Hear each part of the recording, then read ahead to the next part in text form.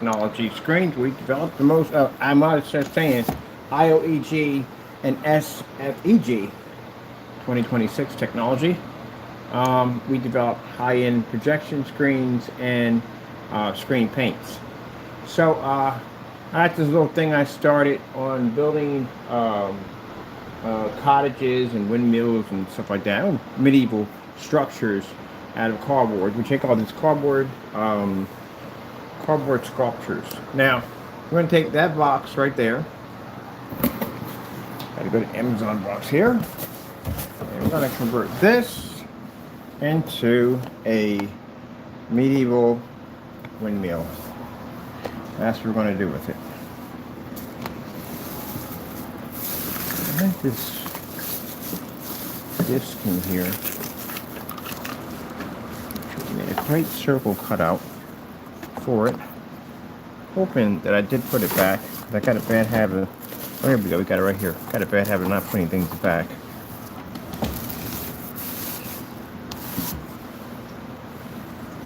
And cut my cord up.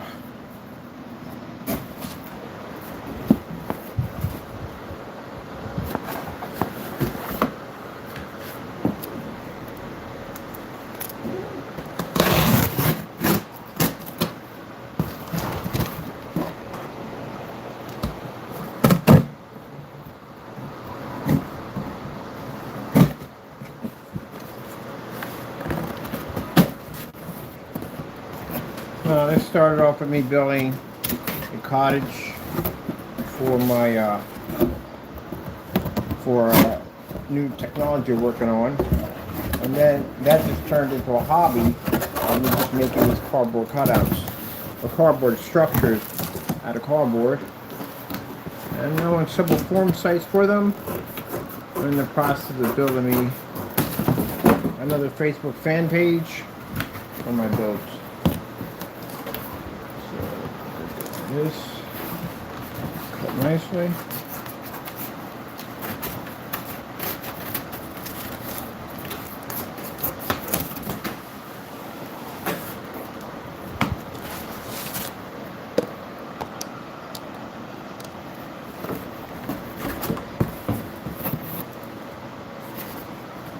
We make these all completely from scratch, which means we don't have any boxes already pre-built. This is all done piece by piece. Put them together. I was thinking about doing a pirate ship. What was giving me the idea on how to put that one together. So I'm going to be working on one of those next. The base of it. Alright, so there's everything all cut up out of the box. And I already got my blueprints in my head on how we're going to put this together. This is going to be an interesting one. I think I have to make it flat on one side for the windmill and bring it around for the side for that one. I need an ink pen to draw this out. Get all this out here. Let me see.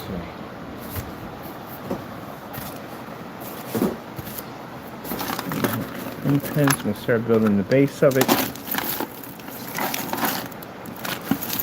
Find an ink pen in our mess here.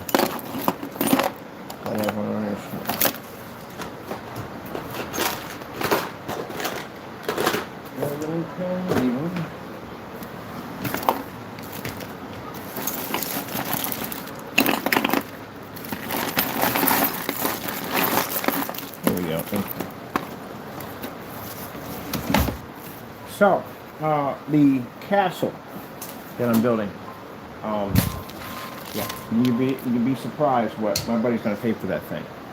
It's going to be interesting. It's going to be big. So he kind of gave me the idea on how big he wants this thing built. So it's going to be pretty big. For what he's asking for, it's going to be pretty big. So, yeah, it's going to be big. So I'm going to have to bring some people to help me out with that one. So he's a big fan about big medieval castles. He saw a couple of the builds and said, if there's any way possible we can build something to that, and yeah, we can. I got a friend coming in, he does that work with the antique cutting stones and all that stuff, so he wants real stone siding on it. It's going to be interesting. As I told you before, it's real interesting. Alright, get our glue gun plugged in. It's funny because we got several business ventures here. We can build those cardboard structures, and I got people want to pay me for those. And then we got this whole PC thing where we do with the plants and flowers that glow in the dark. I got a new huge fan base for those right there, but we can't even get to that yet.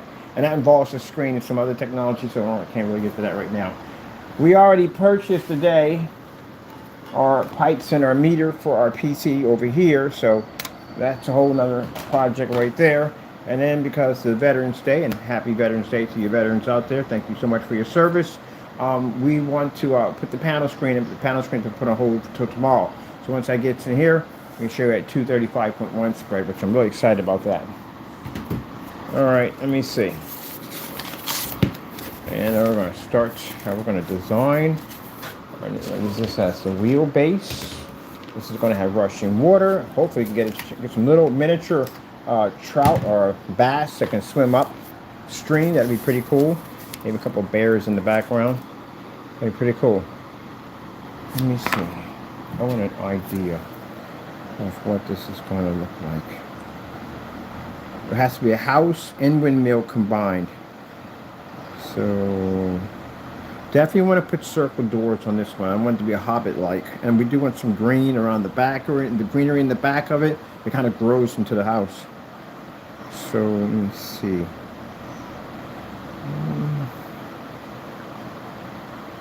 Medieval Hobbit windmill.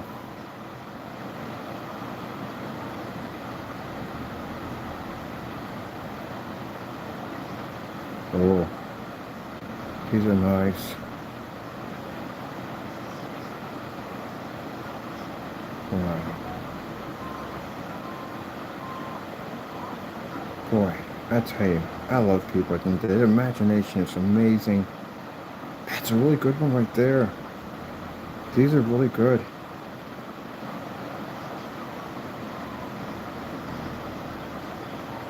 Wow, that's pretty cool. All right, so I guess the base of it is going to be a thinner build. We can square it off if we want. We can square it off. Ooh, we can square it off and put an octagon base around it, which would be much easier to do. But I want a water mill. I want the one that actually runs with the water. Okay. Just getting an idea of what I'm putting, how I want to do it. And then I get the idea of how I want to structure it, and then the Lord adds in the rest. And that's pretty much it. How we're going to put it together. Let me see on how wide we're going to make it. Got 3 pieces here. We can build it from these 3 pieces here. So let me see. Let's start the bottom base first. We're drawing our bottom base first.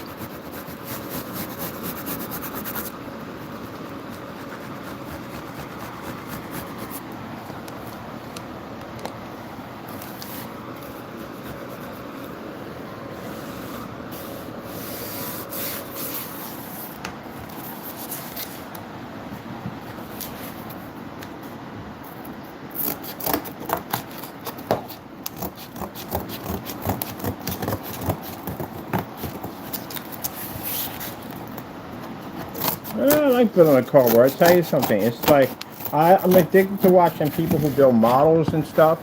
And I see some people go beyond that. They make their own parts and put their models together, which I think is actually pretty cool. I like the fact that we can just take a cardboard box and get turned into something crazy.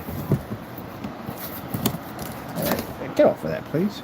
All right, so that's the first piece we have right there. First structure that starts the whole thing. As a matter of fact, I should start doing this. First piece. So that way we know that. I'll just make a little plaque and put it right there. And that's the first piece we started from. We start building these together.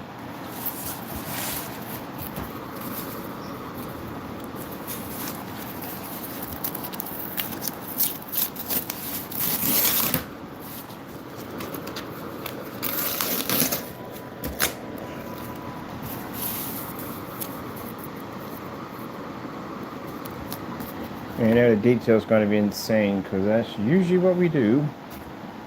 Alright, ink pen. We literally just had this ink pen around here. Just not start losing stuff on the door.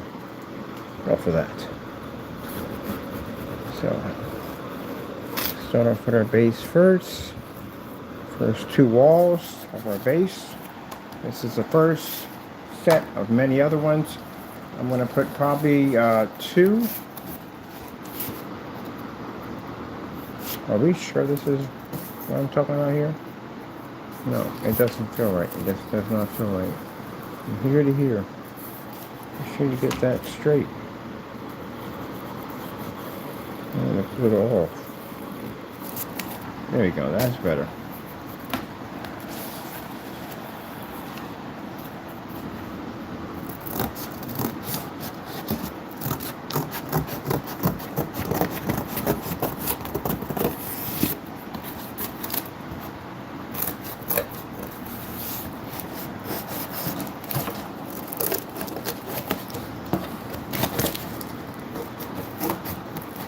So, as I said before, next week we're going to be showing off the black version of this technology.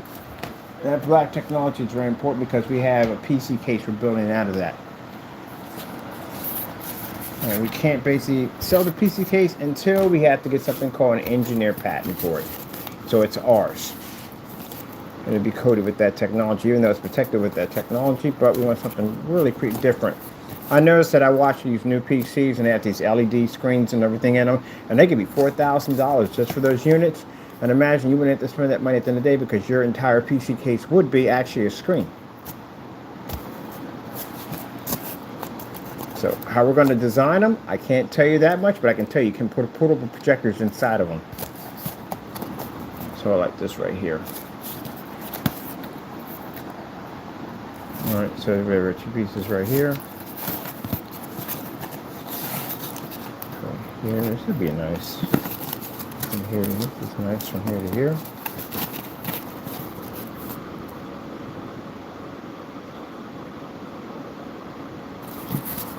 Okay. Our side pieces. I'm doing enough for a door in there, for a working plumber there. I'll do my side pieces. I'm going to be doing the same thing. I take all 4 pieces and we'll cut it the way we want to.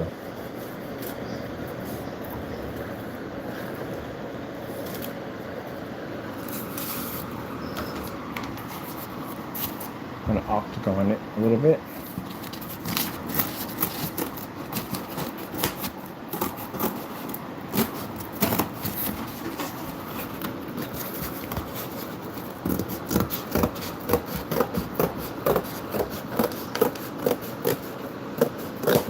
And then we have time. We should make a cardboard dragon that actually breathes fire. Yep. Cardboard dragon that breathes fire.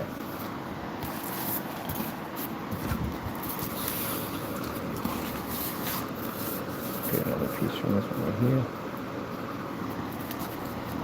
My buddy has a bag of old cell phones. They work. They're just old phones. And I'm looking at them like, oh my goodness. We can build ourselves a cyberpunk apartment and use those old cell phones, make them into multiple little monitors and displays inside the cyberpunk home. Configure them so they all run on the network. Run it through Wi-Fi. Doesn't need a phone. You don't need a cell phone service to use Wi-Fi on your phone. You can run the entire thing through Wi-Fi. Have each one of them running something different, like a little TV display on his old cell phones that he has sitting around. So yeah, I'll take them off your hands. I can use them for something. To do something pretty cool with them. Alright, we got our sides here. Right there and there.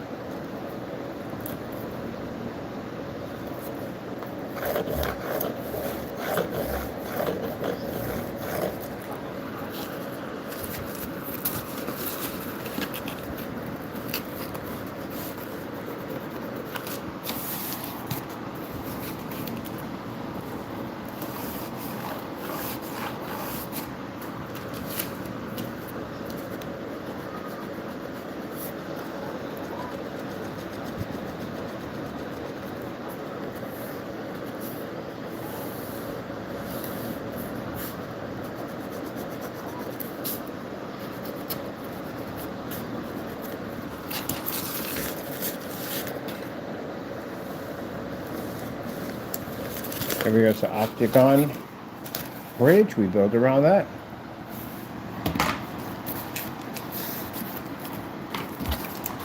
This is going to have some very beautiful flowers, different type of flowers, and we're going to be using a neon system, a chaser system, to be able to make the water move.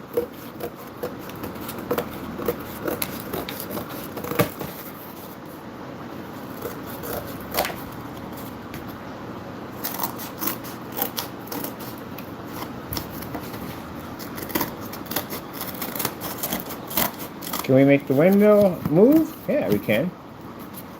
And you ever work with remote control cars, with batteries and gears and then motors and all that stuff, making objects move?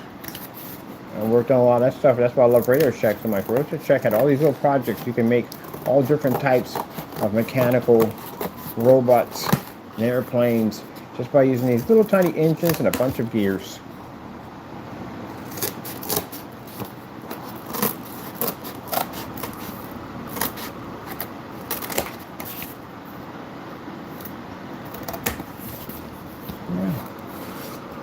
Crooked design. Perfect.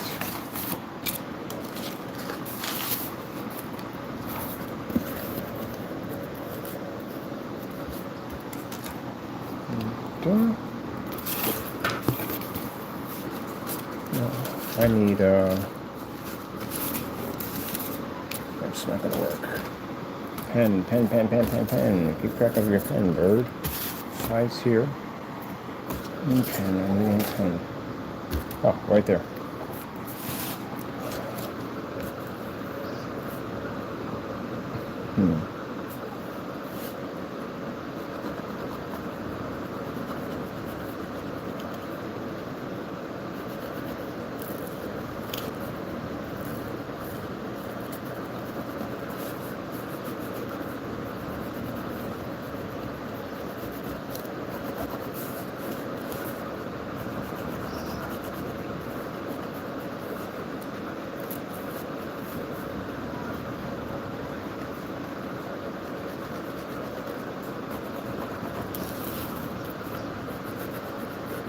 Yeah, now we make them even on both sides. We have the same thing. We cut this, we put it over top of the other one, and we trace through. That's how you get them even, so you can look right through the windows and right to the other side. And then this time we're going to do a brick pillar on this one. So we're going to build the bricks piece by piece. So we have the brick pillars 1, 2, 3. Have another piece here. Then have them come up, put a wedge there, come back down.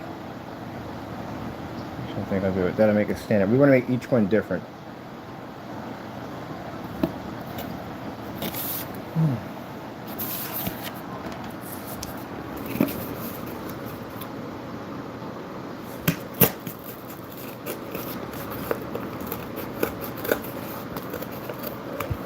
Every time I see a box now, I see a village or something we can build out of it. I saw this store, a furniture store that has some pretty interesting stuff in there, and I'm thinking I gotta stay away from that store for a while so I can finish building everything else, because I'll find something in there like, oh, we're gonna definitely build something out of this. But that desk that fellow had sitting on his porch, I bought that thing. It was $120 he went for it.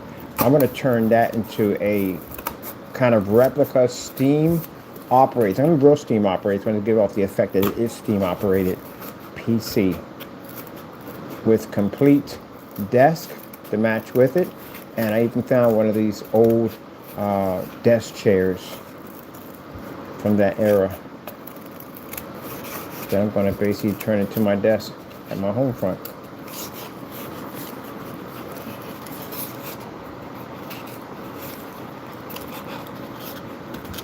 I've seen people do this with these old desks. I'm blessed to get one. Sitting right up there waiting for me.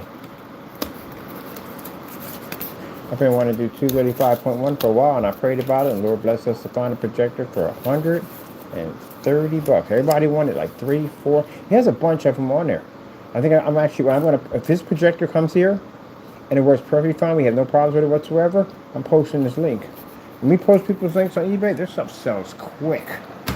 And on top of that, it boosts our sales on our technology, because again, people see they use that projector, they see how it works with our product. We show the difference between that projector has a 20,000 to 1 contrast. I do know that because I've had them before.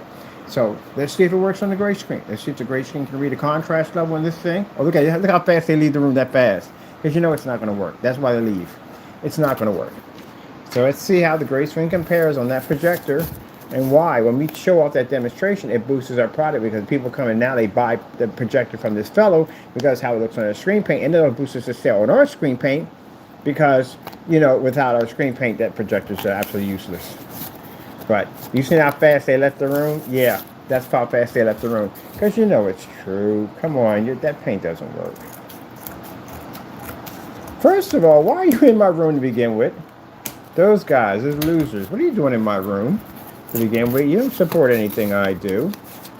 See, that's what I mean. They got nothing going on their channels. Go watch TV or something. This channel is for people who want to think outside the box and do things creative and build things. They don't have time for none of that dumb shenanigan nonsense. You got nothing going on in your life, you know what I mean? Think of a hobby. Join the military. Do something at the end of the day. Do something productive. That's what you do. Being bitter all day.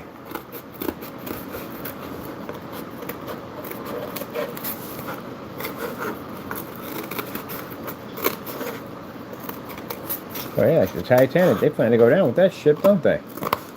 Any means necessary. It's just kind of sad, though.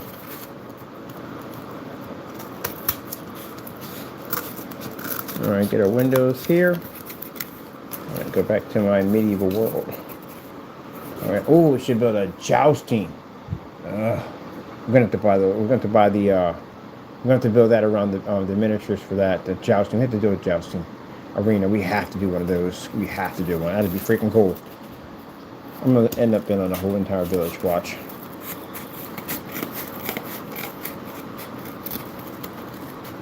When we do a village, I want a bridge just like Fable. When you cross that bridge into that town, I want a bridge just like that.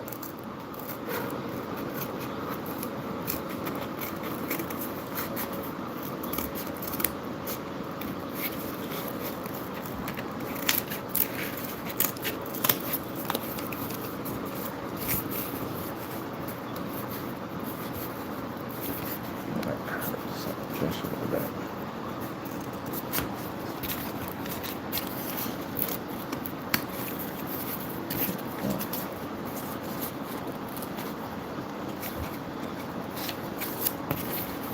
Perfect. Okay.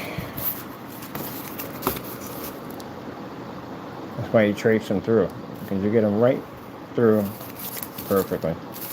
All right, that's done. Your little windows. You know what you can do with these? Cut these in half, turn them into shutters. Base here. Floor here. Now we have this one here, which is not really much thinner than that right there. So we'll take our pen and get that right there.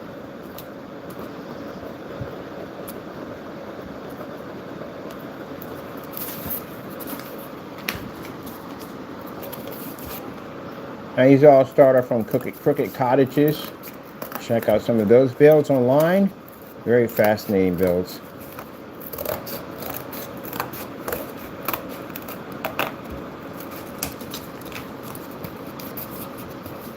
Gives the cardboard some texture to it. They don't want it looking too perfect. And I'm watching all this stuff on medieval castles, and I actually watched a documentary on how they made rope back then. That was actually quite fascinating too. How they made spoons and silverware, how they cooked, all that stuff. So quite fascinating. I find all that stuff very, very fascinating. So when you're watching a documentary on spoons, like really? Like, yeah, this is freaking crazy. All right, so this one's done for this side. So this is a B side. Go. This will be B. Okay. This will be A. A. Take your own model pieces. Let me see right here. That's A versus A. Right there.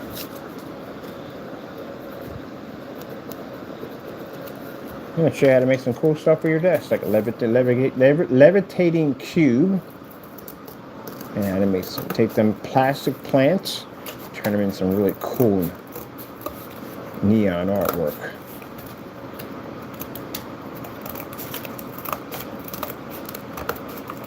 I don't go out and buy decorations for my place. I make them myself. There we go. And it's done.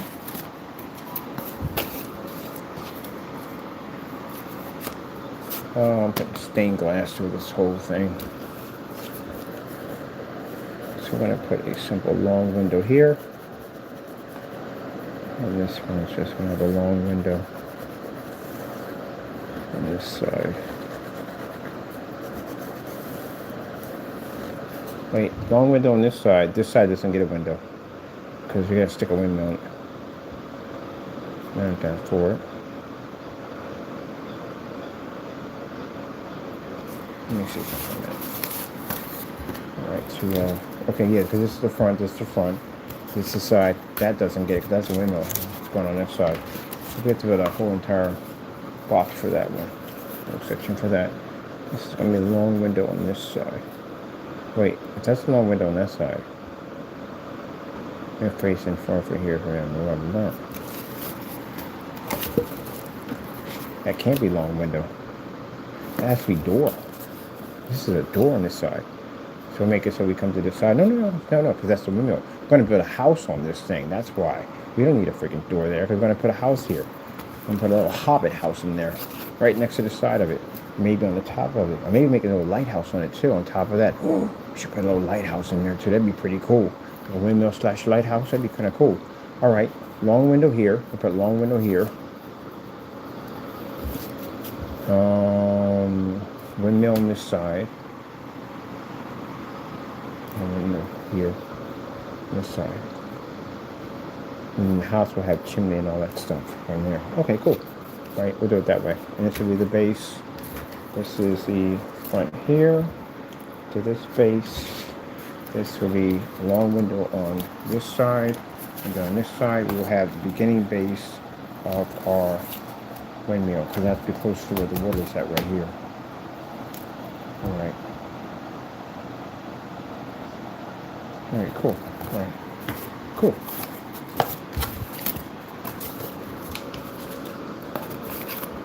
Rawr. Cat over there making noises like rawr.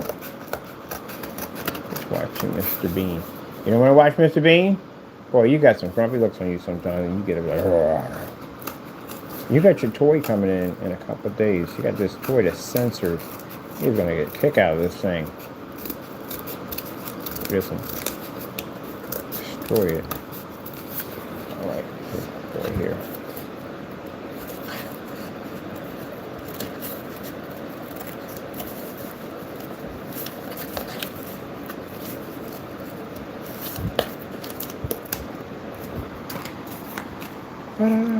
Alright, this is done right here. That's done right there. Alright, that's base right there. And this is going to be side base for the windmill right here. Alright. Another piece for top.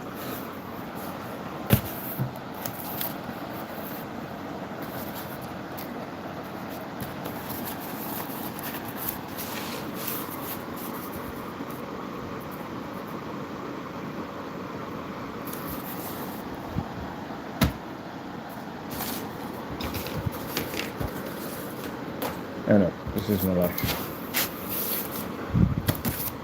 I just had, oh, right there. Right here.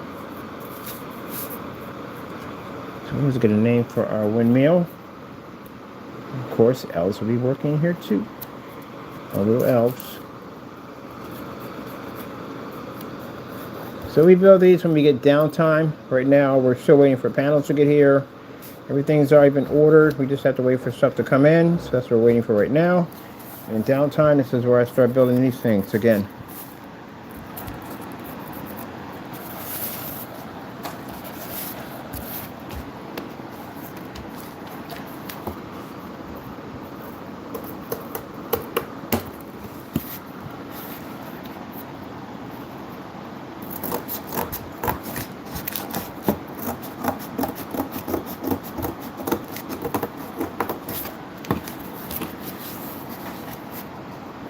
Now we're not going to put the bottom half on because we have to install lights in, that's why.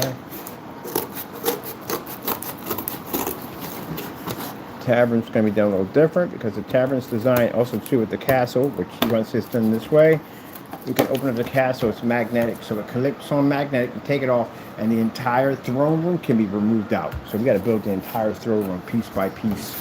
That's going to be fun. All the tapestry is all real fabric, all that stuff. So it's going to be freaking cool when we get done with that one.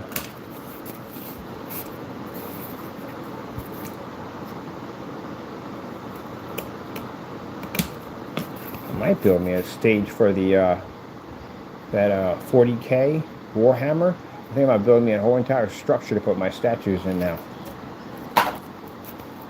You can actually make the ground look like it's actually, oh, it's really easy to do. On top of that, to make the ground like it's breaking up on fire. Oh, yeah, it's an easy one to do. So I'm going to build my entire structure for my Warhammer collection, which I'm going to be putting my fortress and guns and cannons and all that stuff. Yep. All right, let me see. This is one here.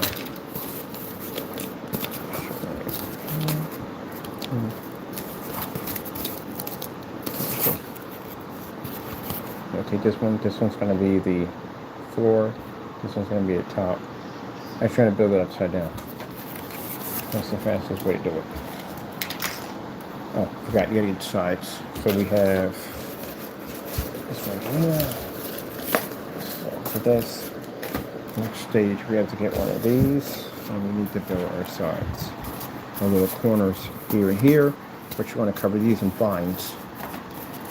So we just need something that's going to fit that. So it's going to have to be, let me see. Alright, this is what we'll do. Best way and fastest way to do it. We'll make our strips from this.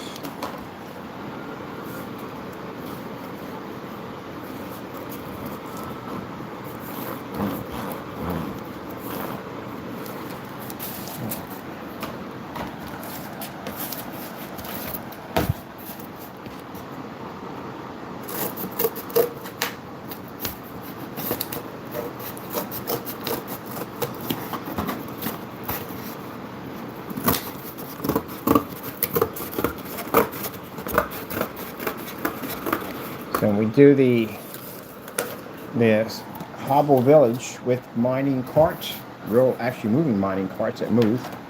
We're going to show you we're going to make gold and diamonds. They're going to be clustered all into the inside of the mining shaft where they're going to be digging.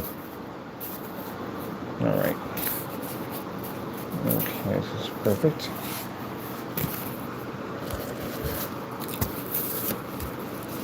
So now we take it this way, and we measure it out from there.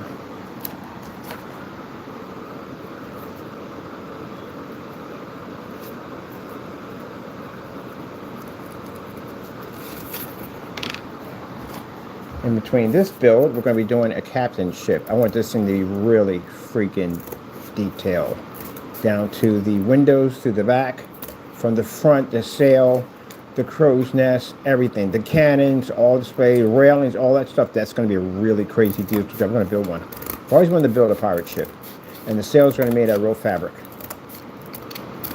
So we're going to do some sewing. So we're going to do some hand sewing by hand.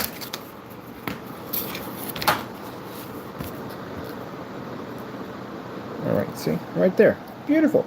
It's beautiful. Now we need 4 of those to complete the task. Did I cut my whatchamacallit? I'll make sure I didn't cut that. Okay, it's over there. I actually did cut one. I was like, wait a minute, we're short one. I actually cut it. So that's why there's a fellow who does these little Facebook, I think does with AI. And man, the most beautiful enchanted sceneries I've ever seen. And I thought, man, I want to build my own little enchanted world.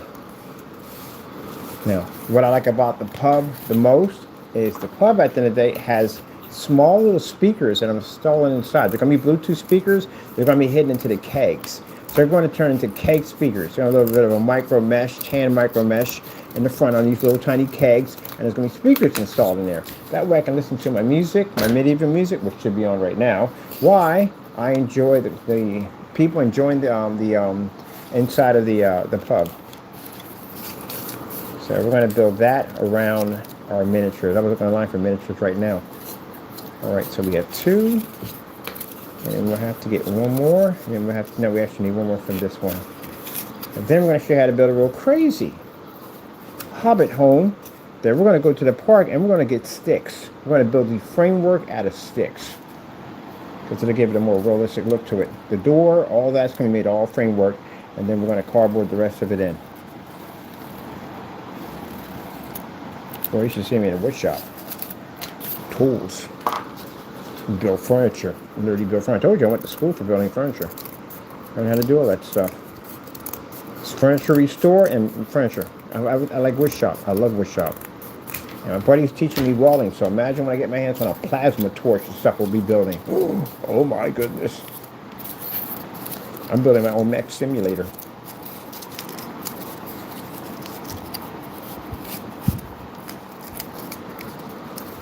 Wish I hung around more with these guys who work on cars at the end of the day.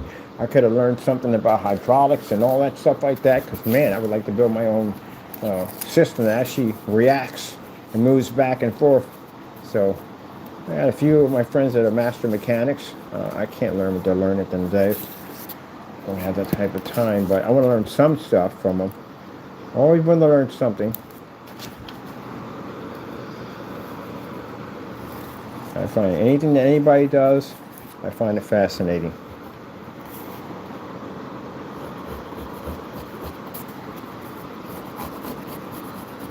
There we go.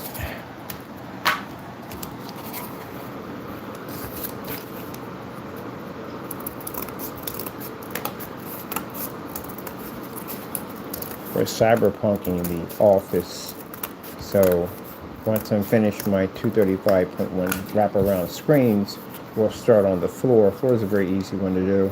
I'm using my projector over there, get a new lamp for that. Get that thing fired up.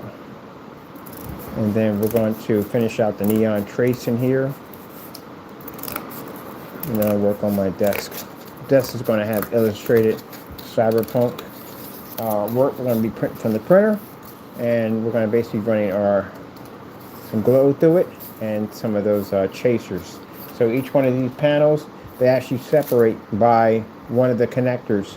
That way, if I don't want to put it on my desk, I can actually connect the entire theme to the wall.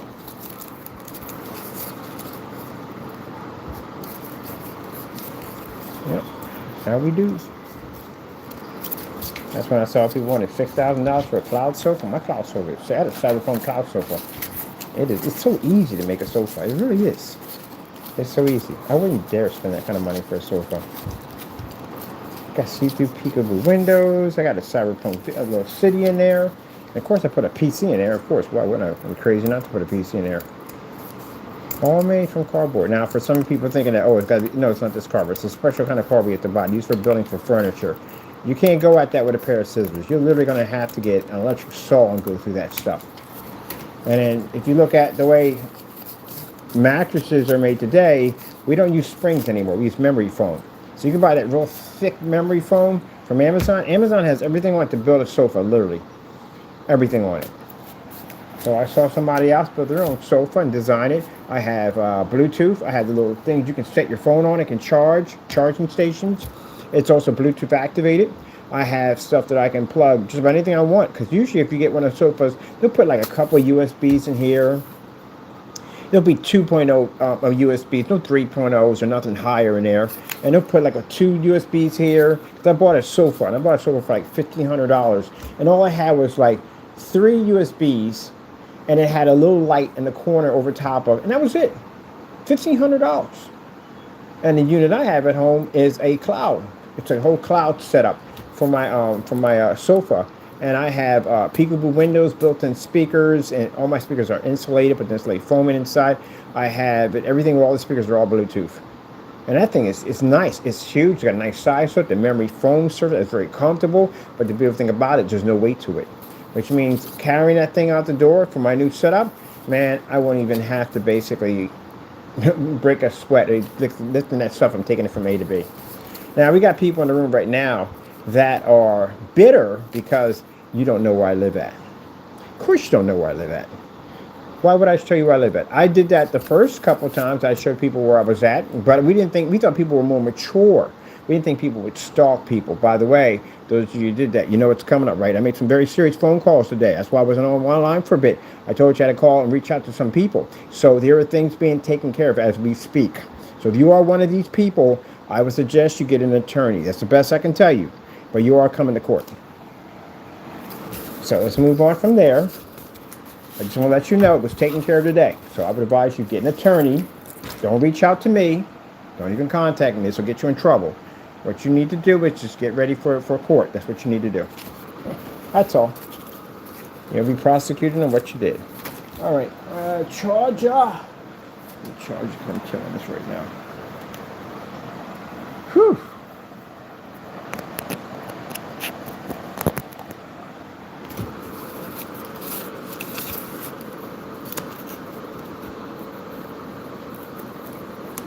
Yeah, some of you said, but it's a federal holiday, and not online. It's not. You can fill out all documents, forms. That's what I did. I want to fill out a lot of forms online, and then tomorrow we'll go in and activate all forms. All that stuff was filled out online. Set up an appointment with the FBIZ. You make a phone call, call in, they set up a date for you to come in. Since we already have stuff down there already, whatever. Easy to do. All right, let's get this assembled. I want to talk about that nonsense because that's already been taken care of today, and I'm moving on to new things. All right, let me see. We're building this upside down.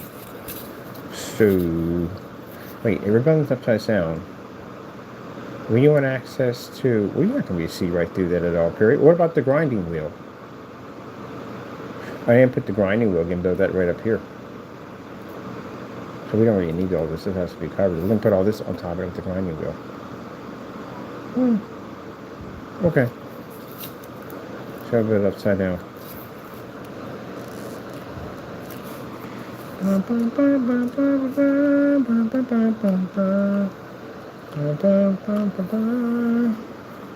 And for customers who place orders, yeah, because, post office was closed today. Ow, mother, it's Georgia ghost. So, you will be taken care of tomorrow. Got all my containers, everything ready to go. So I went up to the shop and filled the canisters, which is much easier now because now we have it inside of a tank unit. All you have to do is just squeeze on the trigger and it just fills up the containers. Much better. So it's good to have good friends. I have very good friends. If I need something, I can go to them and say, hey buddy, I need to use your facility for something. Like, oh, I got you. Always good to have nice friends in your corner. All right, putting this in right now. Ooh, man. I haven't burned so many times, you get kind of used to it after a while. Like, oh, we just got burned. Burn, baby, burn. Disco, burn, oh, burn, baby, burn. Burn, burn, burn, burn. Wrong music for this time, bird. All right. Let me see. I need glue sticks. We just threw a whole bunch of glue sticks over here. Let's see. But I think I want to do side to side on this. So I'm going to do this right here.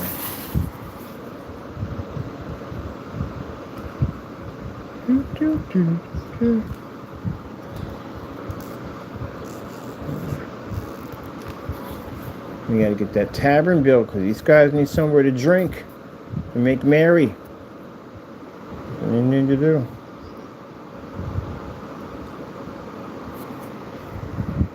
You're like, when is he going to put in the tavern? We'll put the tavern in soon. Oops, oops, oops, sliding off the side. You don't want to do that. There we go. Get that one to dry. Did it lift up by too much? Hopefully not. I don't want that fan cooling too much, but just enough. We can get some air in there. I think I'm going to do this one with roses. So I want to do roses for this one. For this display, I definitely want to do roses. Alright, so that's done right there. We'll get our corner piece here. Now we can work on our corner piece here. Or basically, you know what? I'm going to do...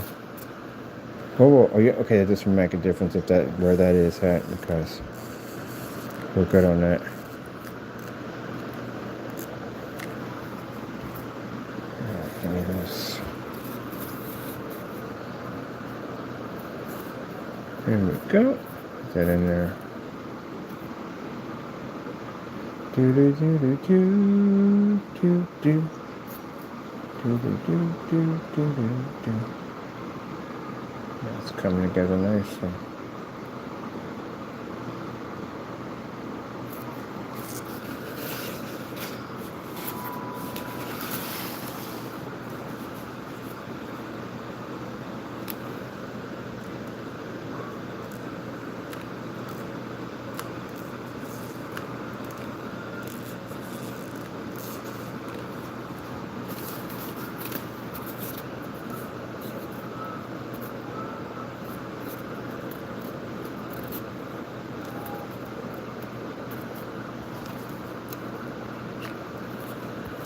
We don't go tapping you.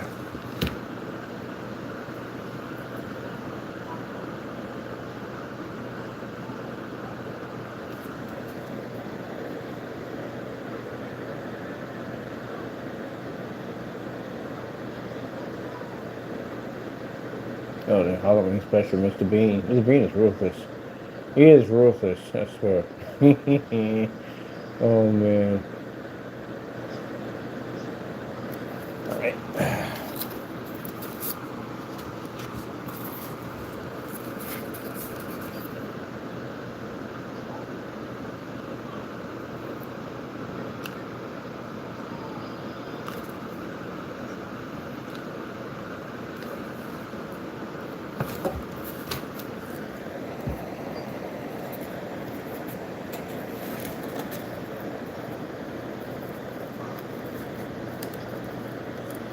Right, so just stay in there. Just marry in there.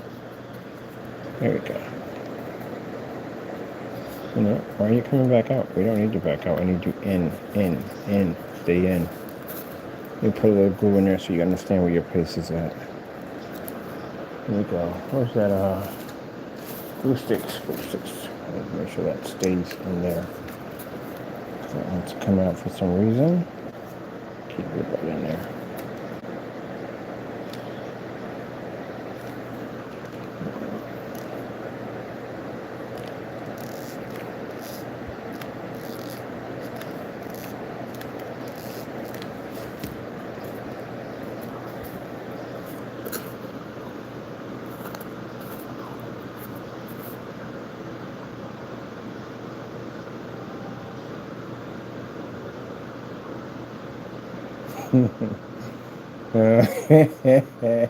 Hey, Jason Bean.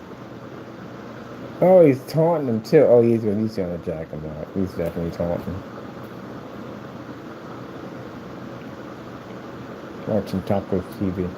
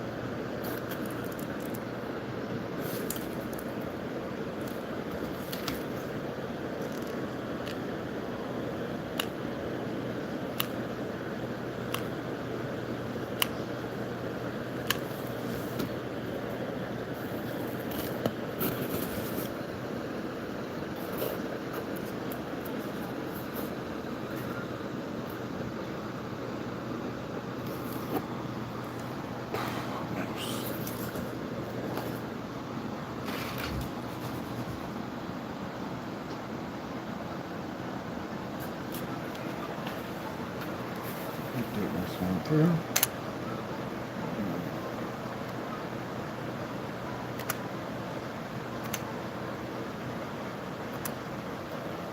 Oh, come on, man. You gotta start asking for this hardware server. You're not doing hardware server.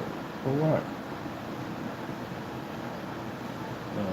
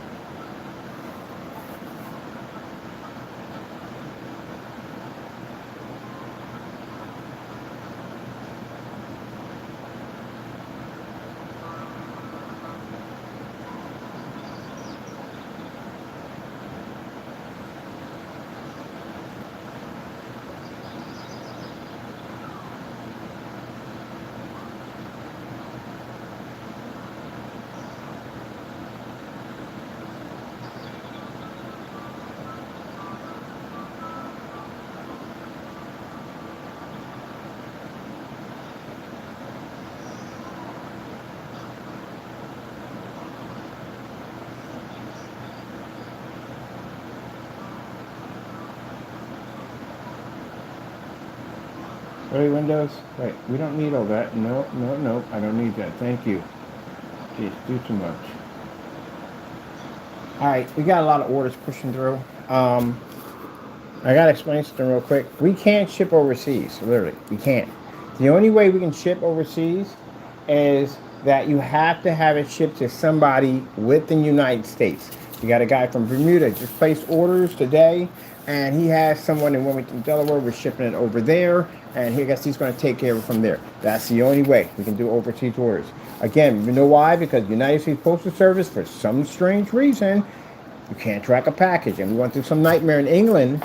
Thank God that this guy, when he basically filed this false complaint against us, that basically he filed like, I think like 7 months after he had the product, and the product already showed delivered. So we were able to get confirmation back from whenever the post office delivered it. They put confirmation it was delivered. So it was a complete, absolute nightmare because PayPal wasn't going to honor it due to the fact that there was no ship. It was no showing where it was at. We was at the mercy of the customer. If the customer decides that he wants to keep both our money in our product, and we're screwed. So we can't do it. It's too much of a high risk. So if you have someone in the States that can pick it up for you, I mean, we can ship it to, I got no problem.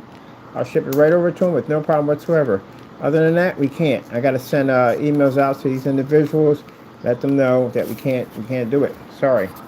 Really would like to ship to Canada. I enjoy shipping to Canada. I ship a lot of stuff over to Canada.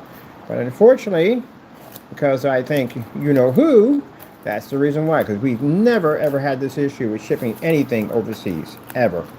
Until you know who.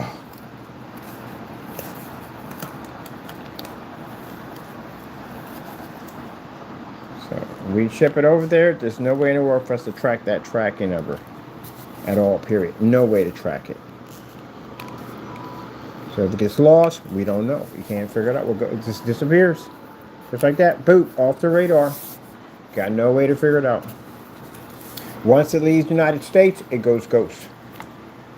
They can't find anything on it. Now, the only person that will be to see anything on it is the person that's overseas. They'll be to see where the package is at. We won't.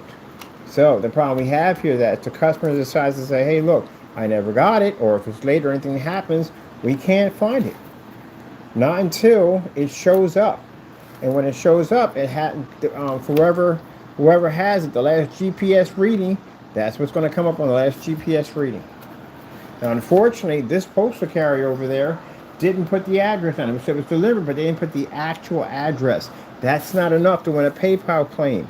PayPal will come in and say that even though you have no responsibility over the post office, whether they mark it as delivered or they mark it as it was delivered, but they don't put the actual address, you're responsible for that.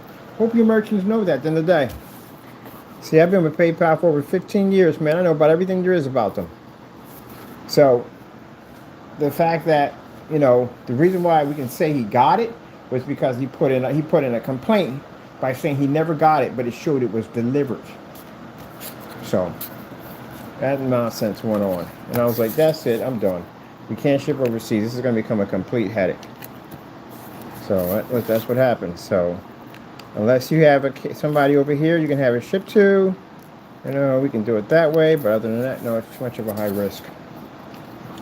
It's a shame because we used to do all this shipping overseas, and I really enjoyed it. You know, I mean, a lot of cool people overseas, but you know, people want to go in and change policies. Everything's working perfectly fine the way it has been. Then jerks want to come in and change policies and do all that dumb nonsense, and you have that complete chaos to deal with. You already know what we're talking about. And I'll say this 100 times over. If you're a Trump supporter and you're on my channel, you don't like what I just said at the end of the day, then do me a favor. First of all, what are you doing on my channel to begin with? Unsubscribe and get off my channel. We don't support that guy at the end of the day. No way in the world we don't support Trump. So, if you don't like what I said and it offends you, you're a Trump supporter, what the frick are you doing on my channel to begin with? You're not welcome here. Get off my channel and unsubscribe. Don't ever order our products, ever. Don't order jack from us. We would appreciate that. Thank you. So if you get all butthurt at the end of the day for what I said, get off my channel. What are you doing here to begin with?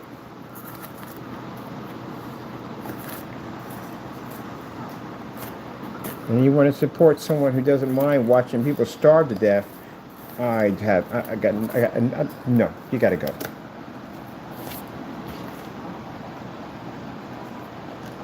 All right, get my palm here put together here. So we got our walls we're putting in nicely. I want to tighten these up a little bit more in here because we did an octagon design for this one. I did an octagon design for the other one, but this is more octagon than the other one.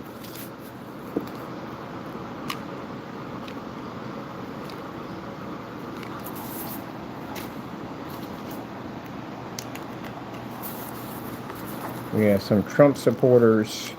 People got offended and upset because I don't want them on my channel, and they got offended. Well, that's you. I don't want you on my channel. I don't want you on my channel. These are the main people now complaining right now about how Trump did them dirty. Hey, we don't have no mercy. We don't. I don't feel sorry for your kids. I do. I feel sorry for your kids. I got kids, and I feel sorry for your little ones. I don't feel sorry for you because you voted for it. I'll be on YouTube. Another guy I was just listening to another guy. I was in there talking about how they're on YouTube complaining and crying at the end of the day. He was supposed to be for us, So bottom line, and he's supposed to be for us. Screw everybody else. Watch them suffer. But as long as you're taking care, that's all that matters. Yeah, right. You got to taste of your own medicine. Good.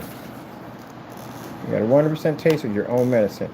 Remember how they were out there all proud and everything, and wearing the t-shirts and screaming and yelling at other people, and they were threatening other people, and now the very person that you basically had back for stabbed you clean in the back. He put a spear right through you. And you're just sitting on the battlefield on your knees with a spear stuck right in you. He did y'all dirty. And I remember these guys. I wonder where you should have. Where are they now? Dig up these supporters. Where are they now? The only people that are benefiting from this guy at the end of the day are people who have money. That's it. They're the only ones that are benefiting. You supporters, he just used you as a stepping stone to get where he needed to get to. You don't have the money to even be in his circle at all, period. You don't make that kind of money. You know? He just used you. That's all. And when he got what he wanted, he discarded you. That's what he did. There we go. And the sad thing about it is, he was already elected already. He was president at one point again. He was president at one point. You didn't learn anything in that whole fiasco, but yet I told you the day that they had the election, I must have seen about 1,000 of them out there. Bandanas, jackets, hood. They bought all his merch. You're out there, you know what I mean? Yeah, Trump, Trump. There are even Mexicans out there. Yeah, there are Mexicans for Trump. There are Spanish for Trump. There are all types of people out there for Trump. Yeah. We don't see any of those people now. You don't see one of those hats ever in Allentown. Not one. Yeah. Those farmers out there who voted for him out there, look what he did to them. Gave him, what, it was like 30 billion? I think it was 30 billion, something like that. Yeah. That's a shame. Well, you know, you reap what you sow. That's how it works in the end of the day. All right, got our base done right here. Boy, is this actually wider than the other one? I think this thing is actually wider than the other one. The windmill is huge. It's going to be huge. is we make it short and stocky. We make it short and stocky. Make it short and stocky. We got another piece we have to put here. I want the wheel here. Wheels of fortune.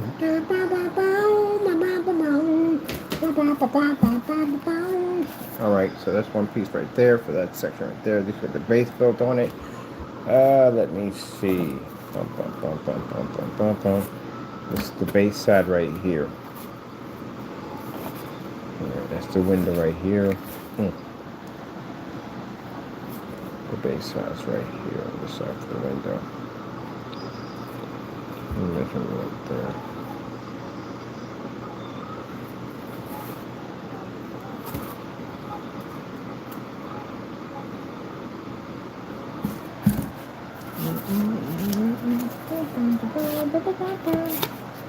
I feel sorry for the kids. That's what I feel sorry for. The kids in there. Kids don't know anything. No, kids are just kids. That's all. Their parents are awful mistakes. They ruin their college education. They ruin it all. Destroy their future and everything.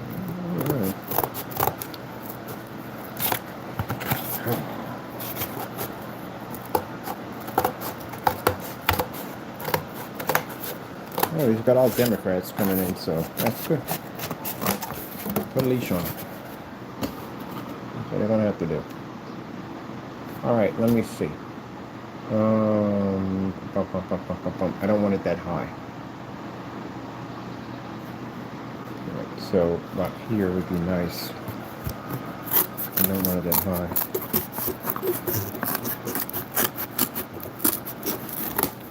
Okay, so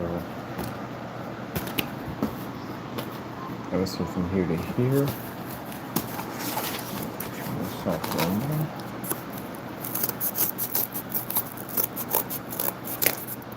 There, that would be nice right there. All right.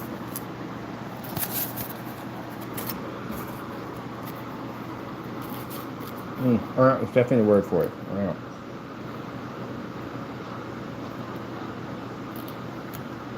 And let's go on this side over here.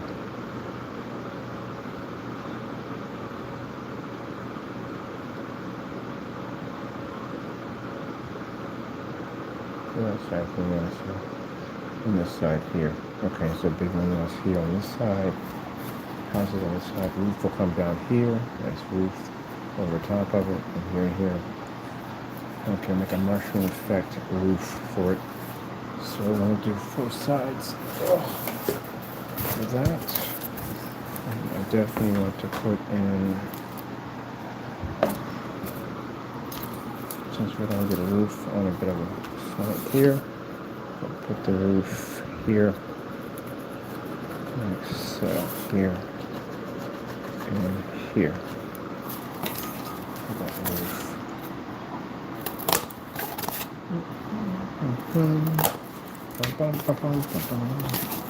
Oh, okay, let's see.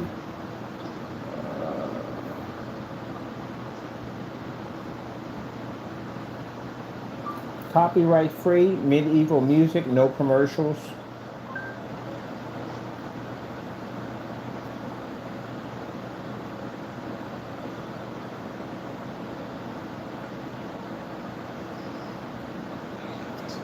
Start off with a plan.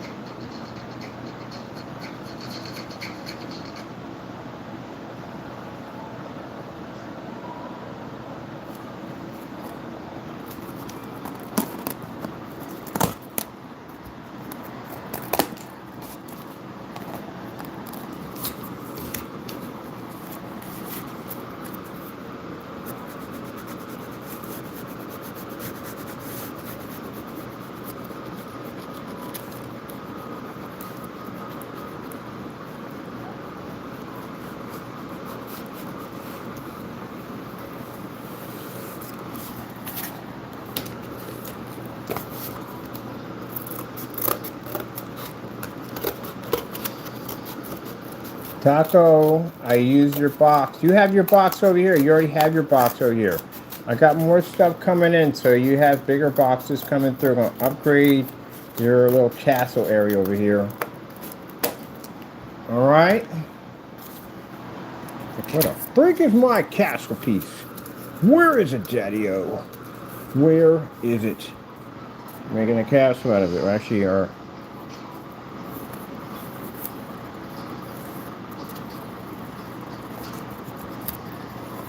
cool.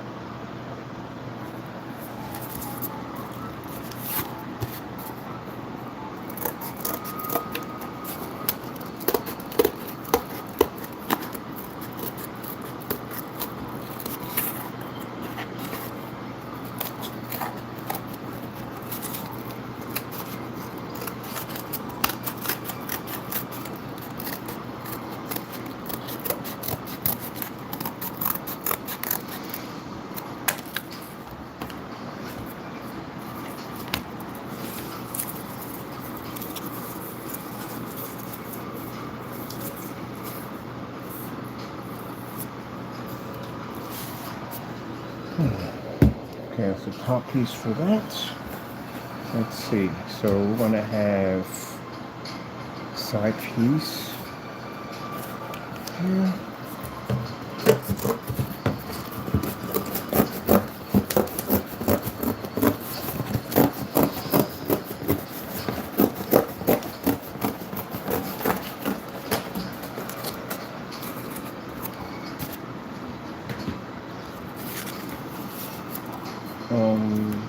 Pen. So it should be here. Should be a square piece here.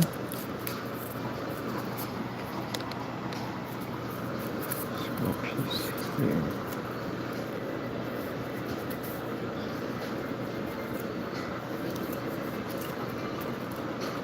No. Oh yeah, because the angle size comes off that way.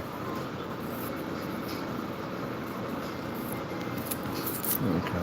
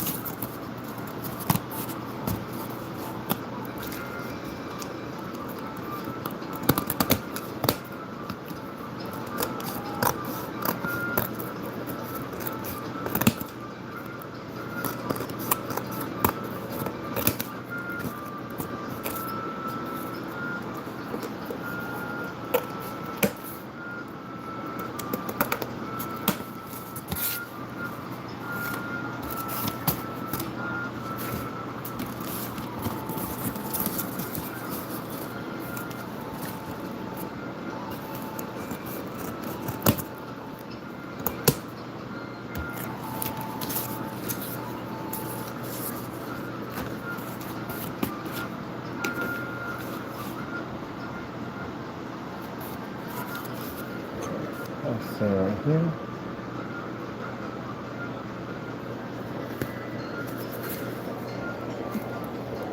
So from here, here. Ooh, that's a big wheel. From here, when we inside here, here. That is going to be a big wheel. If we put it from here, we have a better chance of designing it from here.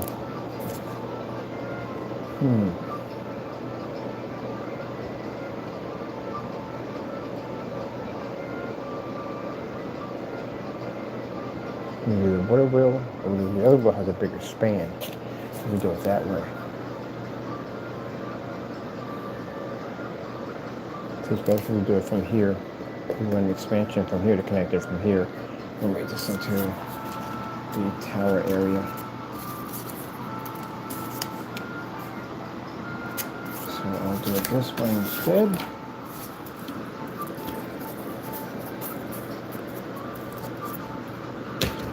Ink pen, ink pen, ink pen.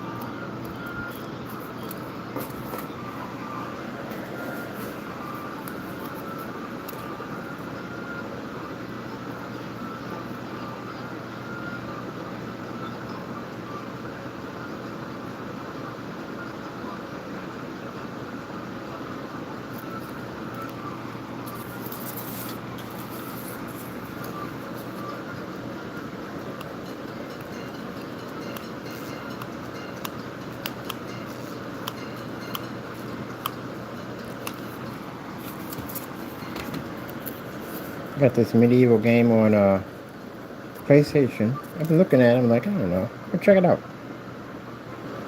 Feeling medieval.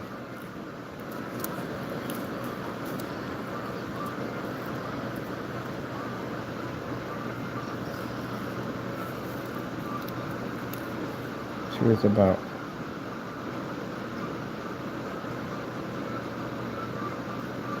I'm doing that Star Wars, I think Squadron, if I'm saying it correctly.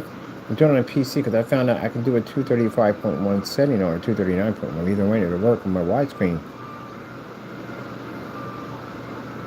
So it's time to dust off the flight stick and check it out. Alright, put a nice arch in there. I want to strengthen the sides of the arches. There we go.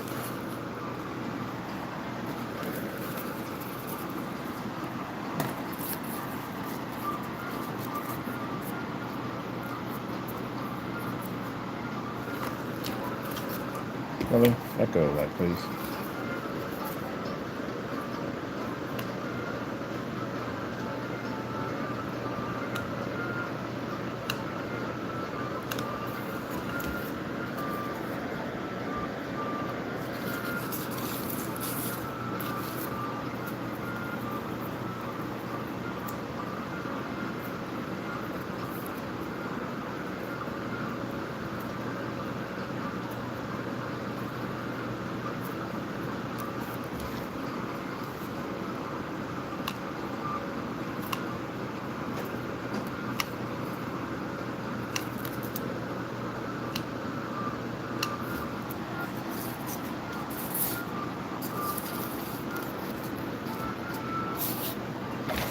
See what we got here.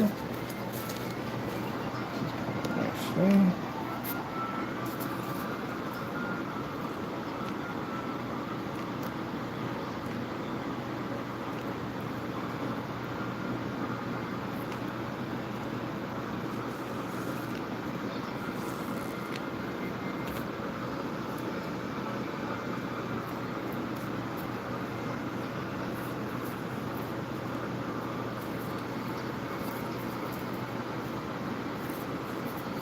I just thought about something. When we get the cube done, the piece of cube done, how we're going to set up our projectors in there, I'm definitely going to be doing something for animation. Probably like fully cool clips and stuff like that in there. I can watch fully cool off the inside of that thing.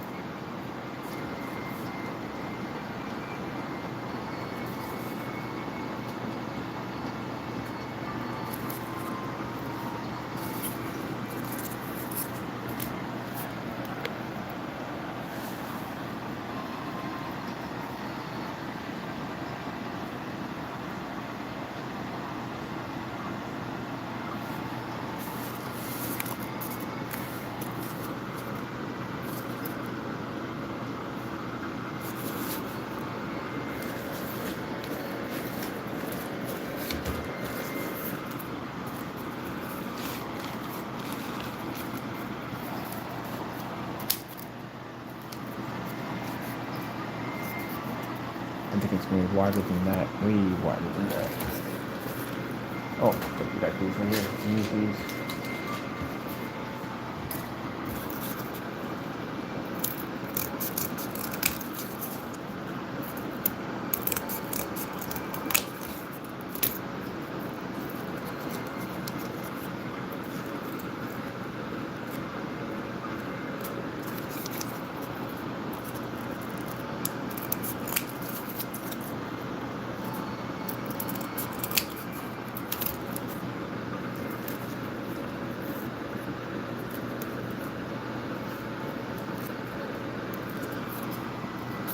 Where do we get this slab from?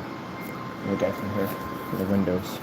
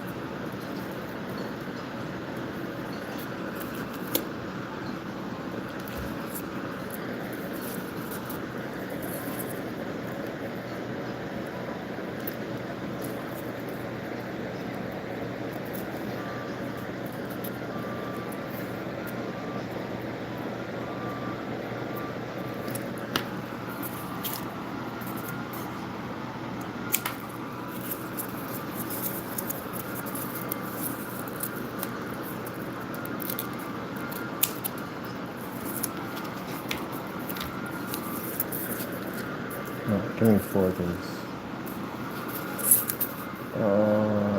Let's see. Let me take some stats right here. Let me get spool.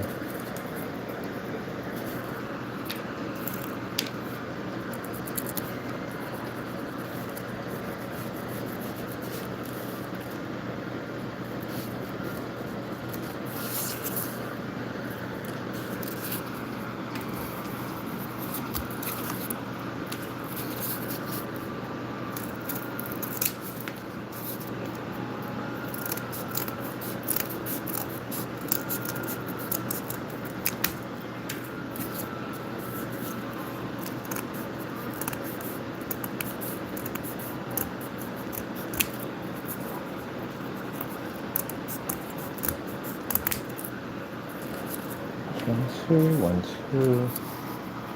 Let's see. I got one over here. Oh, shoot. One of these.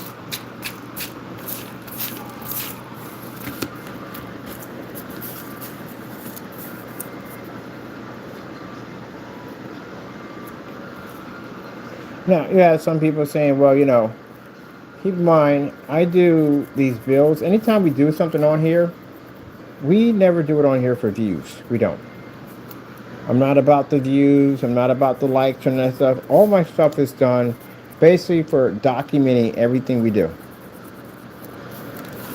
I have other forum sites that I'm attached to that these builds go on. I'm actually building me websites. Oh, shoot. Did that thing just snap off? Oh, it did just snap off. Oh, I just sliced into that one too much. But yeah, our stuff's not done for views and likes. We don't do all that. My stuff is just strictly done for basically documenting everything we build. I can really go back in my archives and find stuff to put stuff together that I forgot about because we document everything. So, I do this. I sit here. My Lord talks to me. This is time that I get a chance to have my Lord speak to me. My Lord speaks to me every day, but it's time I can come here and build things with Him. And it doesn't make a difference if we have 1 or 20 or 30 people watching. It doesn't make a difference. The fact that I can be in here with my Lord building this stuff as He's telling me how to put it all together. And I'm in my own little world right now listening to my music.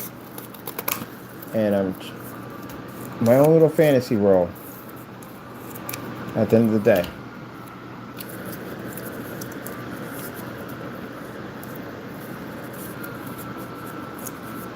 Now, interesting thing about it is once we get our warehouse and everything set up, we can't really show you anything that goes on in that facility because everything in there is kept secret. You wouldn't see any of the things we're building or designing or making because chances are it's got all kinds of crazy formulas attached to it. So you would never see that stuff. And I don't know how long I'm probably going to do the medieval builds. Honestly, don't put it near my chair so I don't step on you. Because I want to build my village once I'm done and I get my workshop on what I want to do. That's all going to be off camera. We're just going to have people on site, off site of me to see it.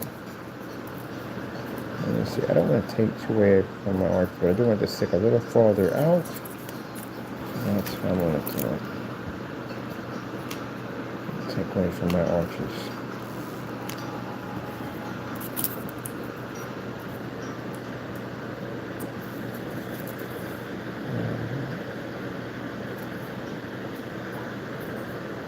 Right now I've got an email count of 60. I haven't had time to get to it. I really haven't. But I will, I promise. I'll get to y'all. Orders for that. I told you, Gamma Paint's a beast. It is a beast. That stuff is gorgeous. Absolutely gorgeous. So now I got a bunch of orders in there for that.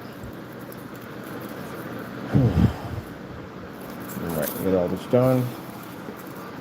I figure by next year I'm going to have to hire some people. I'm going to have to bring somebody online to help me out. That's why we have an EIN number and documents and everything done so we can bring people on to help us out. Oops, stay away from that. I'm going to get burned by that thing. We need people to help us out in what we're doing. I got a few people already in mind that I'm bringing on board to help me out with some few things. But I am going to be hiring people.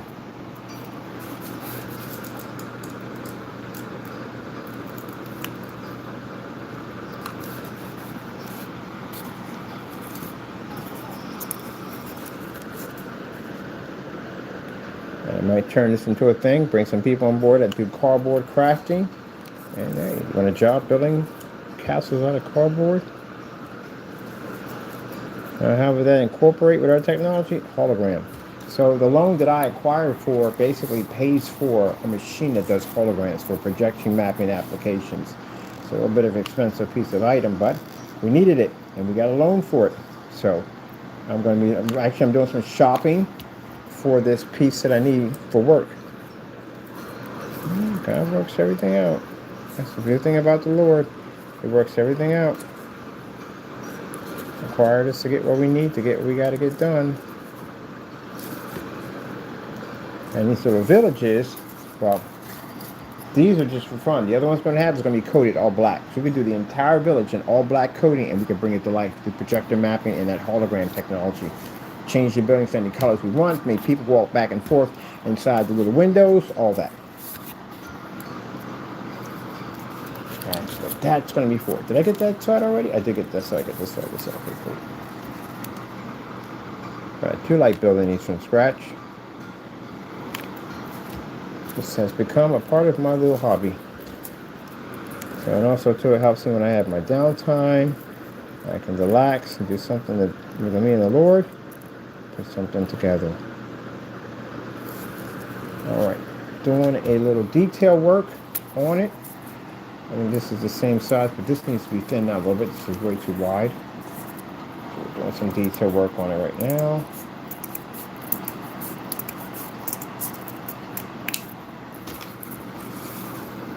Oh, wait. You're missing. You got this side. This side's done. This side's done. You're missing two more. What are you? You're from that side. You're from that side. Where's the other one at? We're missing one. Two here.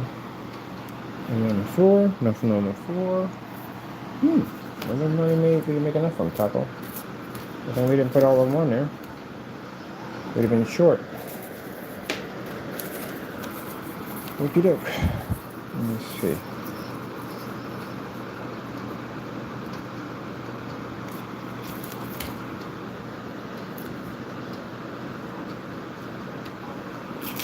I'll move that thing out of the way. Keep burning myself with that. Alright, cool, we got it. Everything here.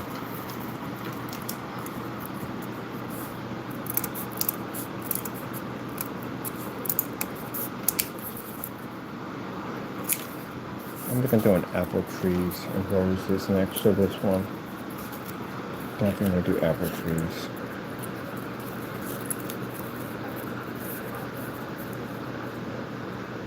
That cottage, the one I keep talking about, I want to build that cottage. I like the way that cottage looks. I'm gonna build it.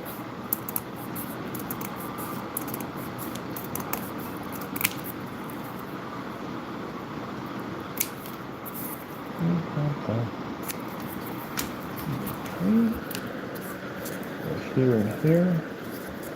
Just gonna get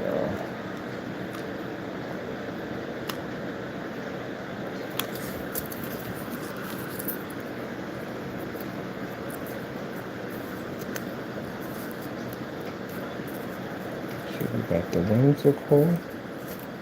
whimsical cottage and the lucky lake. Gotta get our clock tower name.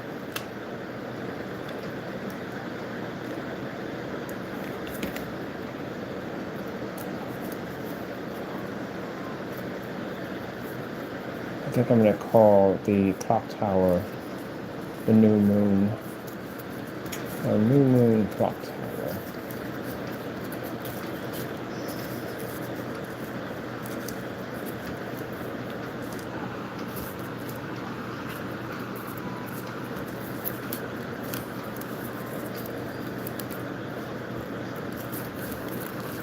Got it with some tavern names too for my bar. Pub. Let me see. Wait, any more? Got plenty of these. Let me see. Got all these used up. Okay.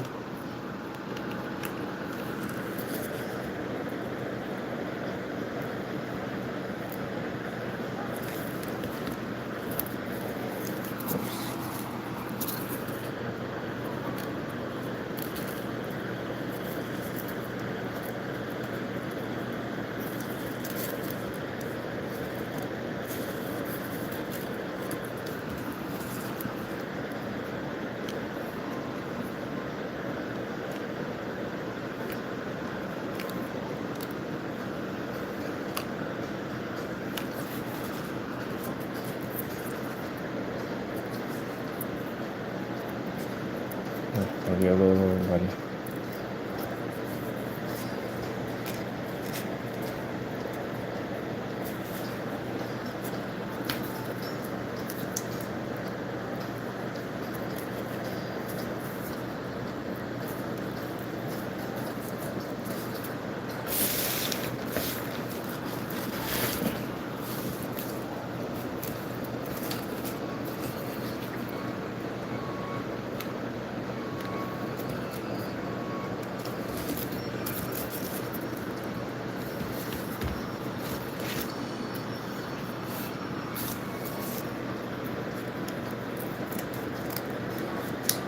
Mm-hmm.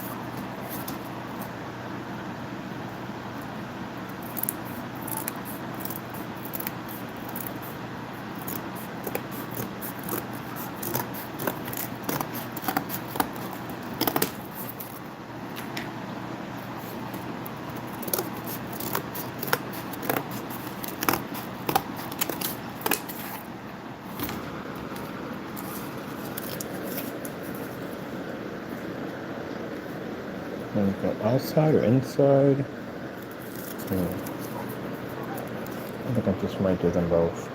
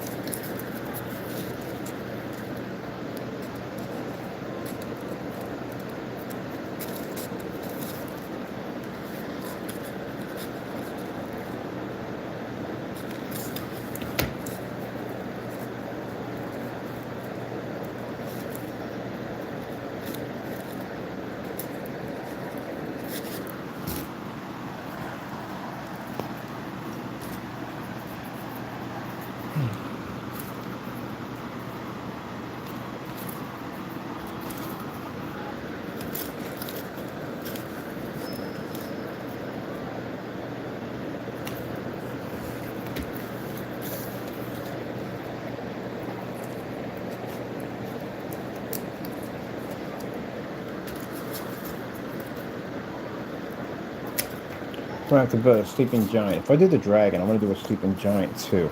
Oh, that would be sick. We're gonna have to build that.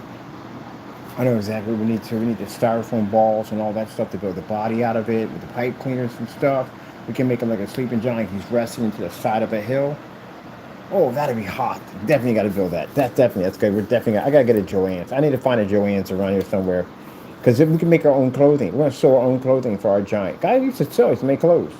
So we're gonna make our own clothing for our giant. That'll be sleeping in the countryside. That'd be hot. I didn't think about that. That'd be pretty cool. Giant. We're gonna do a scenery like that next. All right, we got so much stuff. I gotta write this stuff down, because I'm going to build a lot of crazy stuff. I definitely want to do my flying saucer. I was supposed to do a flying saucer, picking up cows and stuff, and part of the picket fence pulling up with it. So I definitely want to build that. We can make that out of Tupperware. That's not hard to do. Oh, man. See, this is the reason why I don't buy decorations for my place. I basically build my own stuff. There's just so much stuff doing arts and crafts. Oh, my goodness. I had a Joann right next to me. My goodness, man. That's paradise for me. Living next to a Joann is paradise, because there's just so much cool stuff in there. We're gonna make a little giant, a big giant, sitting up in the country, sleeping on the countryside. The sleeping giant, and he's a friendly giant too. He's not a mean giant. He's a friendly giant. He's very careful about how he lays and sleeps, because he doesn't want to hurt anybody. So we're gonna name him George the Giant. George is a very nice giant. He's not a bad giant. Every once in a while, George takes a nap in the countryside.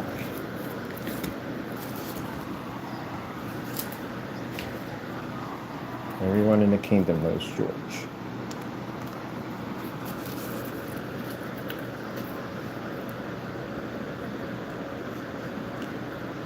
But the ogres and the trolls, they fear George. They don't know where George is at. George is the protector of the kingdom.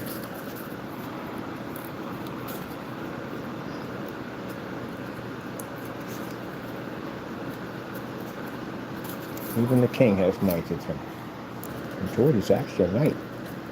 So yeah, we're going to make an interesting giant using the styrofoam balls and some fabric to make our own clothing for George. We'll build George in all time. We'll build George by himself before we put his scenery in. So now George has a storyline behind George.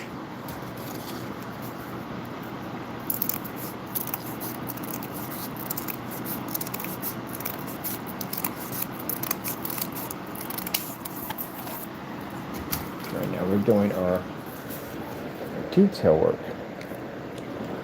We first build these structures. These are just the outline builds of them.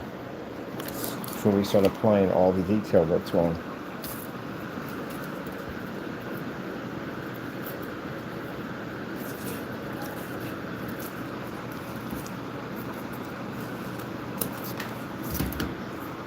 That one finished, that one, and oh, one more there. We'll be done.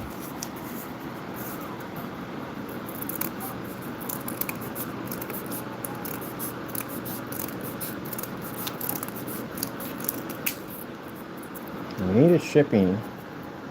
I definitely am dying. That's why I'm going to build that ship, because I want to basically put in a shipping dock. Found little micro barrels. So I was like, oh man, I'm going to do something with those things. That's why we're going to do the tavern.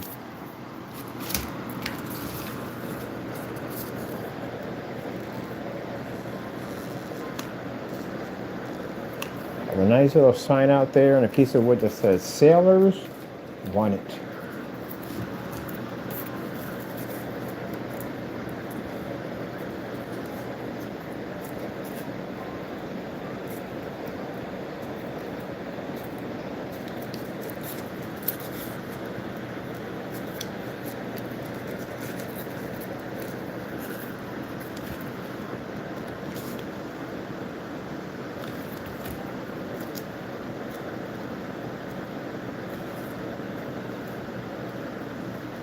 Yeah. castle, we do need individual stones to make it stand out. So this is where a flex stone comes in. If you've ever seen this stuff before, it's like having stone in a can. It's fantastic for making all kinds of cool stuff with it.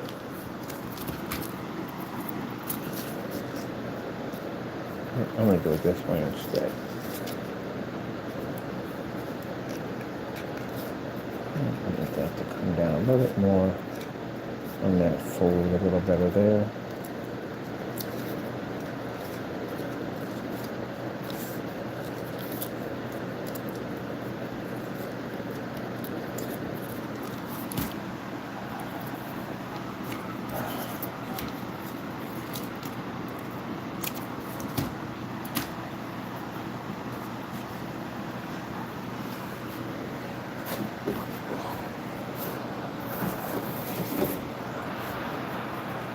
Over there.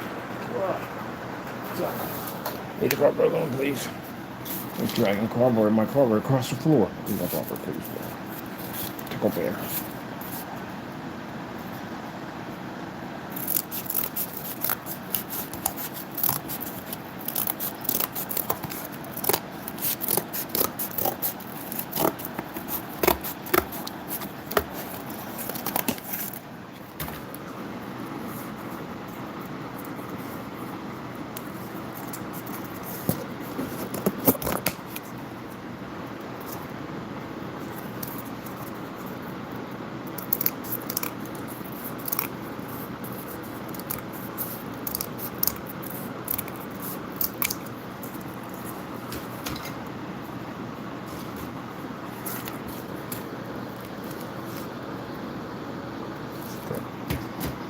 It's nice and sturdy.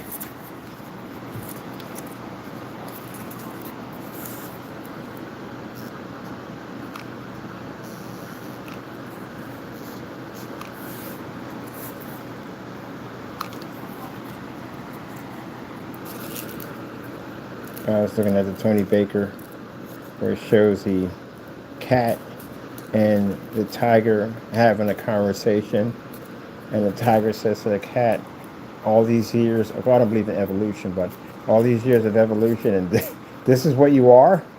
Like, really? This is it? And the cat says, at least I'm not stuck in a cage. I'm taking a cat is stuck in a cage.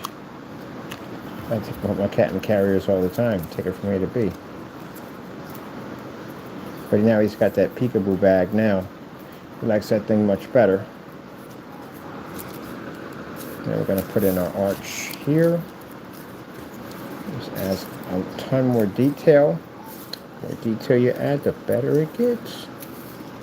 So put a nice detail in there, all the way around.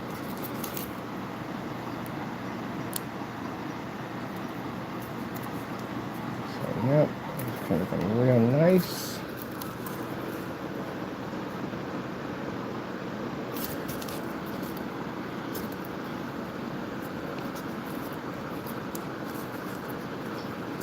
Like I said, all that from an Amazon box. All that from an Amazon box. Gotta use your imagination. Imagination. Yep. All that from an Amazon box.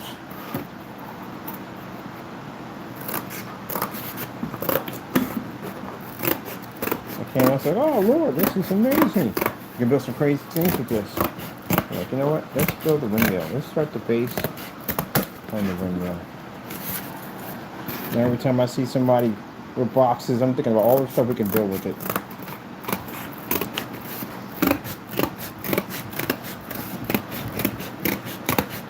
Also with plastic too. So much I can build with plastic. Like how to design your own Death Star, which is actually at a Tupperware. You can build a lot of cool stuff out of Tupperware. Plastic bottles over there. We use that to make a liquid nitrogen tank, which we're still working on that.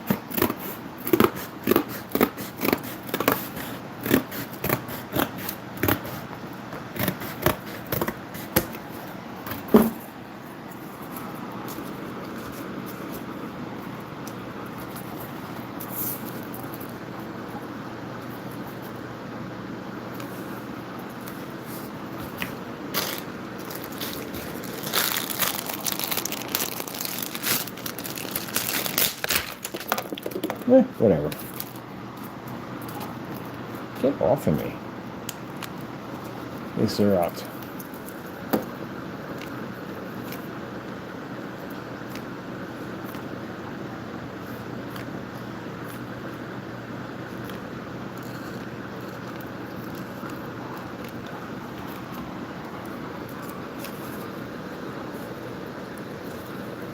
Building a Death Star out of it. Yeah, you can actually build a Death Star right out of freaking Tupperware. It's funny because I sat there when I was building the cardboard builds, and I was like, people were like, well, you have to use boxes. No, I don't. I can build things literally from scratch.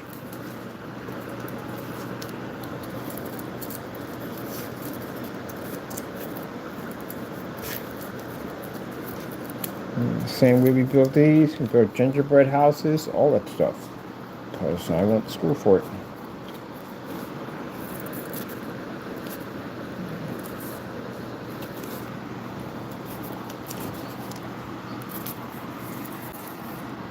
You are alive.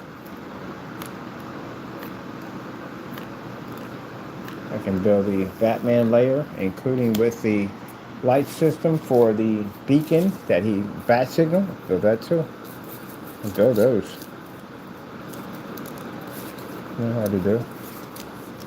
Very easy to do. In all doorways.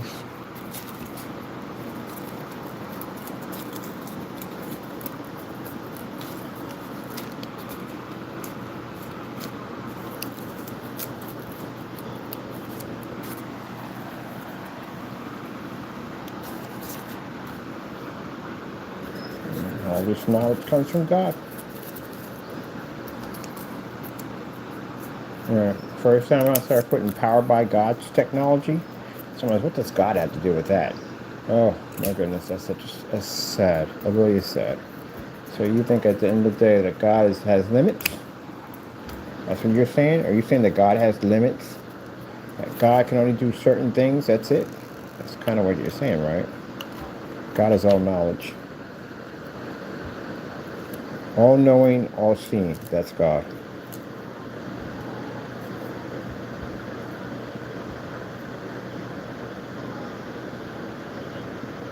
A lot of the inventors were Christians.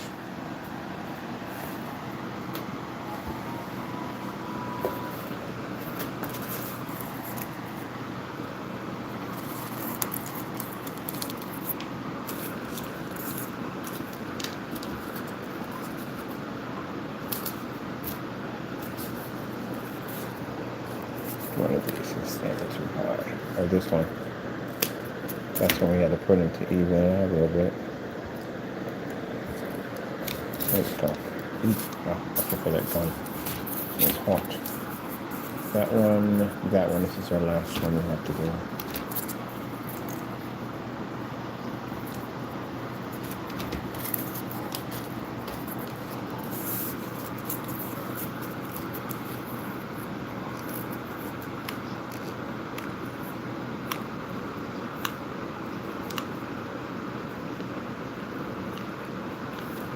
Cardboard structures and wooden pieces.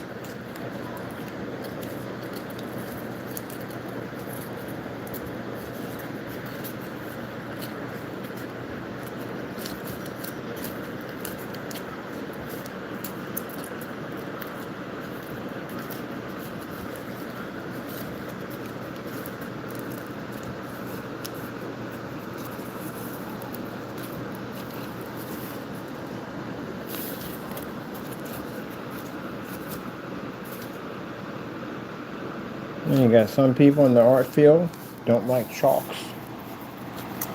Some don't like to deal with charcoal. Some don't like to deal with paints. Each artist has his reason why he doesn't like to deal with those things. I find 3D printing fascinating, but I don't look at it as, in my world, I don't see it as, it's too easy. You print out a whole entire piece. I'd rather build something piece by piece by piece by piece by piece. That's just where I am. Now, I've seen people, that my buddy has a 3D printing business at the end of the day. I've seen some of the stuff he builds on the side. He literally prints stuff piece by piece by piece. He builds some crazy stuff he puts together. So that's him at the end of the day. But the stuff he designs is his stuff. It's his work, which is all copyrighted, patent, trademark. When I showed him those videos, he was ticked off. He was very ticked off. So man, that's a spit in the face of anyone who owns one of these machines, because people like that, when you do stuff like that, you're going to bring out laws. They're going to make it restricting that you can't have it for personal use. It'll be for company use only, to cut down on counterfeiting. He's going to ruin it for a lot of people. People who do that stuff, I seen a guy over there, beautiful machine, printing out in giant hawk statues. You guys keep doing this stuff, when they're going to do it, they're going to pass a law. These companies are going to get together. They got the money, they got the power. They're going to get together and they're going to get a law passed. And the law is going to be passed that you can't operate one of these machines. There's already a law being passed that they're going to ban drones. I told you this one was coming. They're going to ban drones, going to make it so only police and only certain form of people can have those things. They're going to put a law up there. You can have them no more. So you keep using these 3D printers for printing out guns and weapons, and you know, these companies are going to get together. And they're going to dump some money in some politician's pocket. And they're going to pass a law on you. You can't touch that machine anymore now. And all you YouTubers who are in business at the end of the day to use those machines to make money, you're going to be cut out. Because it's not your fault at the end of the day. The fault is for people that are using those machines in unlawful acts that could basically, is going to damage you at the end of the day. That's what's going to happen. Something gets to a point where it gets too out of control, they'll ban it. And you got these big companies all coming together. They got money at the end of the day. These companies have a lot of money. And they're going to get these attorneys. They're going to dump some money in some politician's pocket. And they're going to make it a law. And now it's going to be that the only way you can get a 3D printer is you have to be a corporation.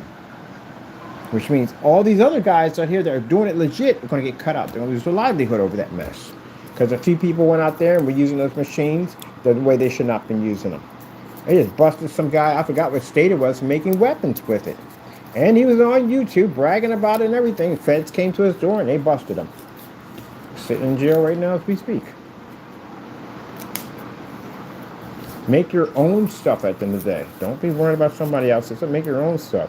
You're going to pass some law. You're going to have a lot of problems on your hands. Because right now, like I said, they do have a task force for counterfeiting. FBI is a task force for counterfeiting. So this thing gets out of control, and then they got no way of basically stopping these individuals. They're going to pass a law that you can't have that machine.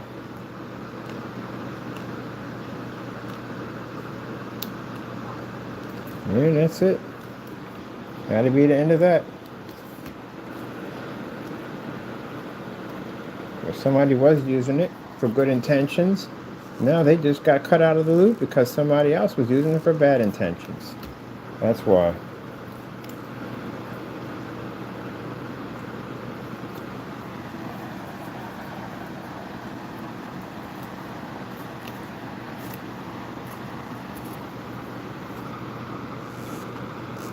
People saying at the end of the day, well, that's not my problem. Yeah, it is your problem. Because you use that machine. Now, my buddy, on the other hand, he's good. He's a corporation. He's a business. He has potential pull to obtain his machines at the end of the day. Because he's a corporation. And that's what we're going to do. They're going to stick it in the hand of professional businesses and make sure it doesn't stay in your hands because they don't trust you guys. And a lot of you guys are doing, I've seen people doing some really legit nice stuff with it. Some really cool stuff with it. But then you got other people that are doing things they should not be doing with them. So they're going to screw it up for everybody.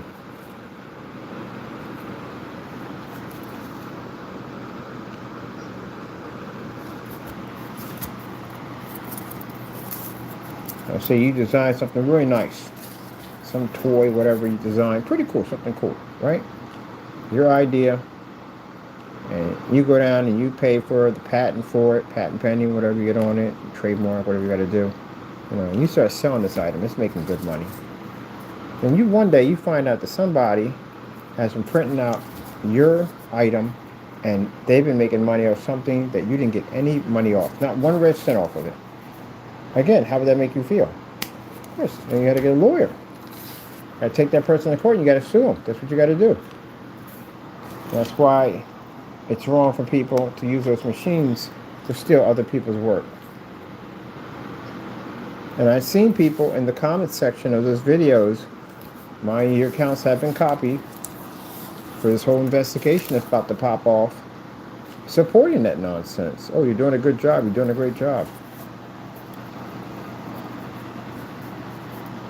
Anyone who actually does legit printing, at the end of the day, is going to tell you from the door, don't print other people's licensed material. They're going to tell you that. Because that's not how you do business at the end of the day.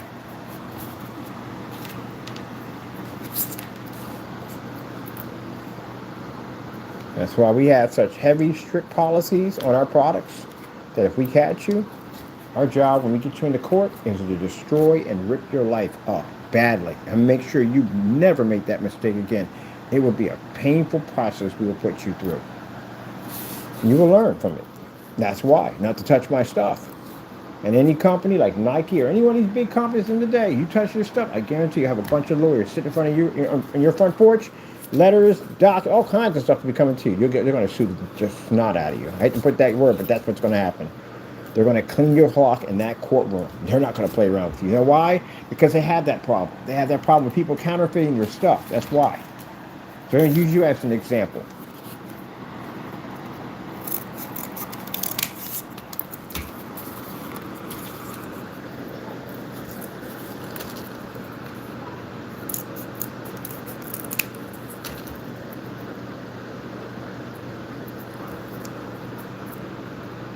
Oh, I forgot we gotta make a church too.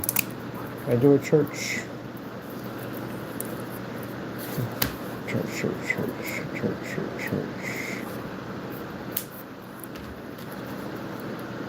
Where was the hospital at in medieval days? I wonder where the hospital was at. I gotta look up that now. Where was the hospital at?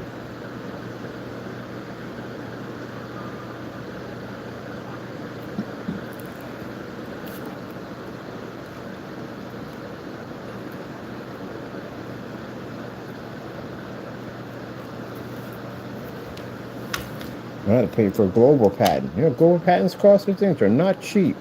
I had to pay for one of them. So if my stuff's overseas and somebody touches my stuff overseas, I can get you expedited down here. It's a global patent. You gotta pay more for those. I mean, your stuff is protected anywhere. That was not a cheap process, but it's done. So when we're all ready, all our testing is done, we can basically launch our screen. It'll be fully protected. I'm hiring a team of individuals that their job is to track, find, seek, destroy, whatever they got to do.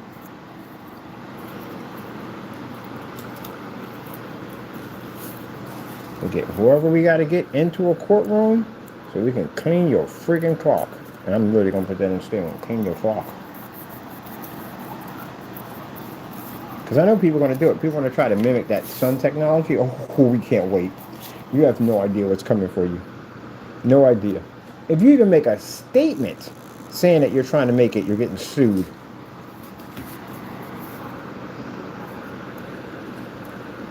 You make a simple statement, you're even trying to make that stuff, yeah, you're getting hit with a lawsuit.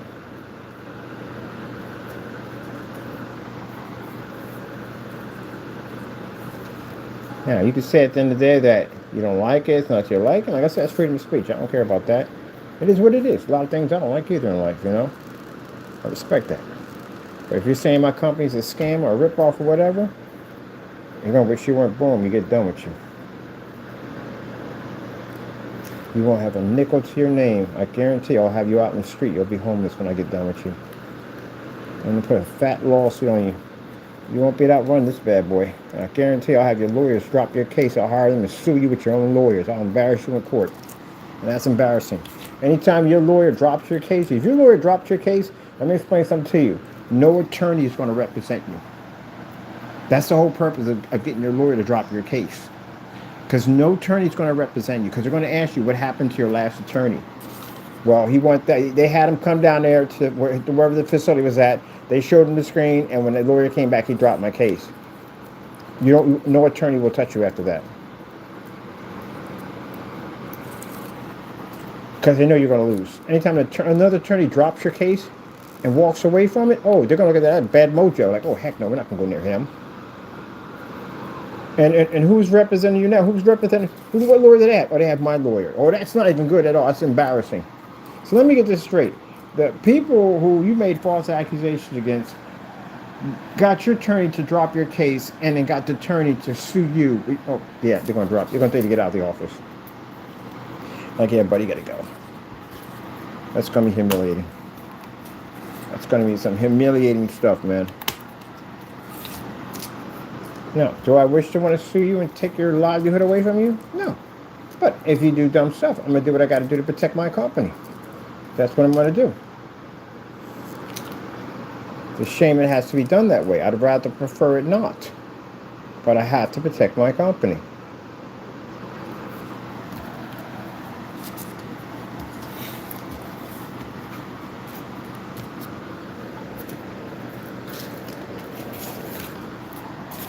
So, all you little individuals out there who feel at the end of the day that we won't figure out where you're at, I got a buddy of mine who is a cyber investigator that he'll guarantee you, bar none, that he can track you down within a couple of days. Because that's what he does for a living. That's his job. His job is to find all deadbeats, people don't pay their debts and all that stuff.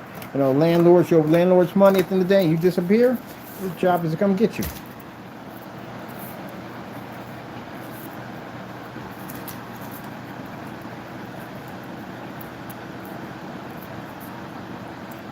Now, we know we got people saying, what about you, Mr. Bird? What about me? Sound like you, Mr. Bird, knows how to basically do paperwork much better than you. And I know the law much better than you, too, also. I know for a fact that, I got to do a video on that, too. I forgot I got to post that. I never forgot to post that stuff. See, when I was in the place that I was in over at Linwood Gardens, I recorded and documented everything for 1 year. Because I document everything, literally everything. And I document so much stuff on that place that literally that place could be shut down because I found a ton of violations and codes on that place that are unfreaking believable. Yeah, some crazy stuff. So, I went both times to court, and neither one of them showed up, which means I had the transcript from court showing that, from the judge, stating that neither one of them showed up for both ones. Now, you're going to basically charge at least show up for court. I won both of those, which means both of the judgments that were put against me were cleared. They never showed up. Matter of fact, the judge was so ticked off because you don't like me, you don't show up in court, that they cleared me on anything that they bring up against me. I could have literally got away with murder in that building, and I wouldn't have been judged for it because the judge was ticked off. And it could have took me to another judge, but keep in mind that information follows you everywhere you go. That you are no-show 2 times in a row, and a judge is going to have that in his files that you didn't show up. So it doesn't look good for you. So with that being said, yeah, we got documents showing that they never showed up. I can post those easy. And then to turn around, I posted just about everything on that building. I recorded from downstairs to the basement, all the way up to the top floor, everywhere. And that building has very serious violations on it right now.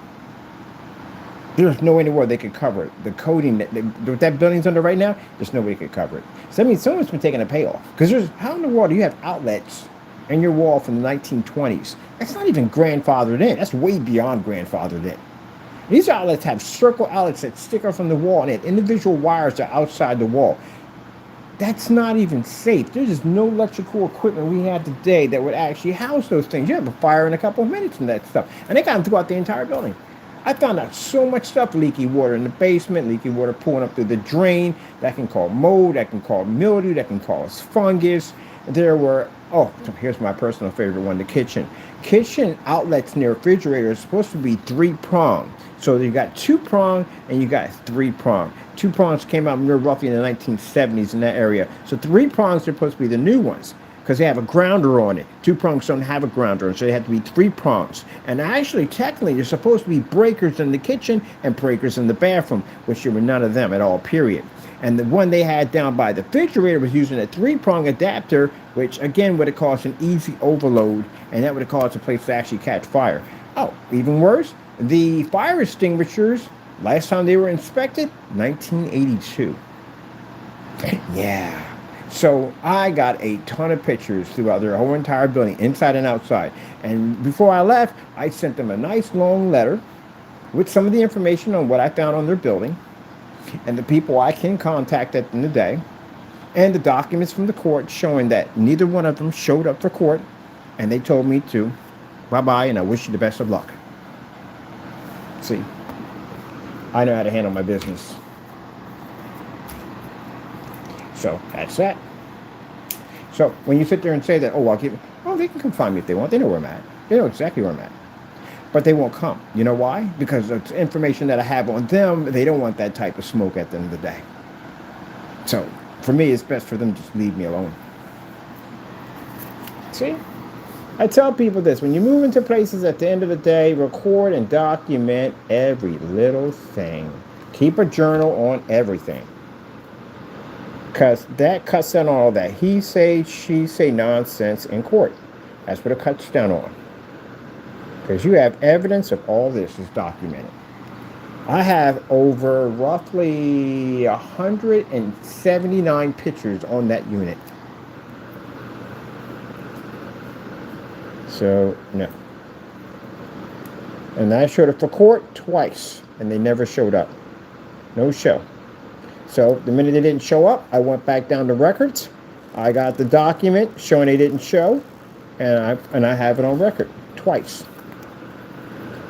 So if it was such an urgent situation, how come you were a no-show in court twice in a row? And one of the times, the building was right down the block, but they weren't even that far. Their office wasn't that far.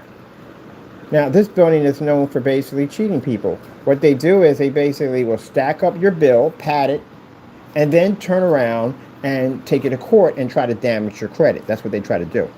But the Lord was looking out for me. So they never showed up. Of course they couldn't show up because God was protecting me. God knew what they were about. So they didn't show up. And you know what's interesting about it? So they try to have me railroad out of that building, right? Which I was leaving anyway because I didn't care. But anyway, the building they were in got hit by a license inspection, their office, and they got kicked out of the building. See, gotta be careful how you treat Christians at the end of the day. So they had to pack up their office and they had to get out. And they changed their name too, because I found them again. I saw a warehouse that I saw, and I contacted the place, and when the woman picked up the phone, I recognized her voice. You know the funny thing about it? They sat there and said, "Oh, hello, Mr. Burt, how you doing today? So-and-so. Well, we got this place over here for rent." They didn't even bring up anything but I went through with Julian's apartment. They tried to rent me another place. And I told them, no, I know who you guys are because I had problems with you in the apartment. There's no way in the world I would ever do business with you guys. You're slumlord, and hung the phone up. See? There you go. Try to rent to me again. I know who you guys are. I know exactly who you guys are. So, yeah. They lost their building they were in. They got kicked out of the building. License inspection came in, shut the building down, and they removed them out of the building. Gotta be careful how you treat people.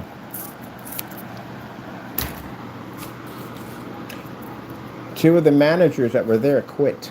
I remember because I knew the first one and I knew the second one, and they quit.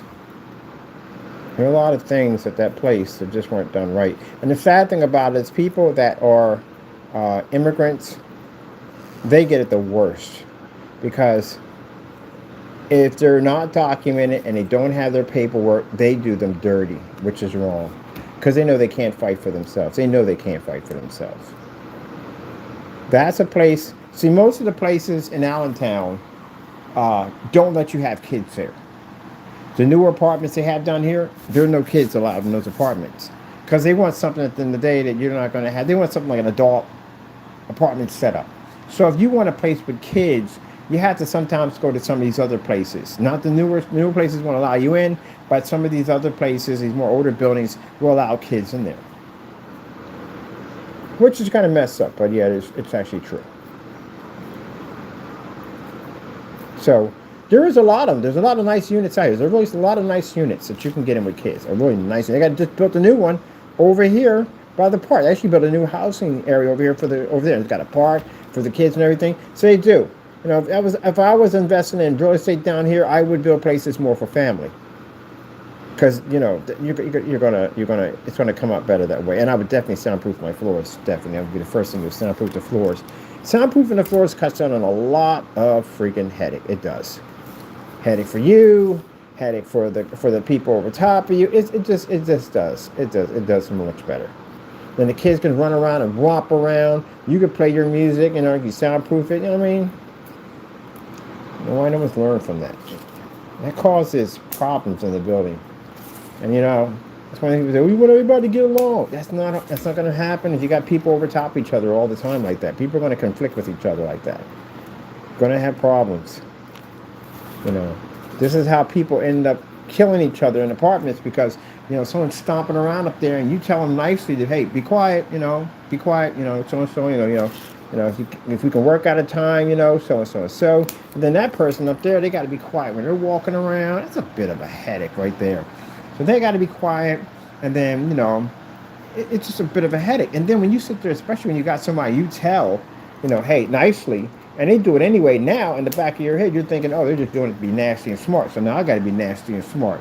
And this is going to start arguments. This is going to start people fighting in hallways, because I've seen it happen. When I was in the apartment, I've seen people fight in hallways. People fight outside because people stopping and making all this noise. But if you soundproof it, guess what? You don't have that problem. You come home, your neighbor can blast this music. You ain't going to hear it.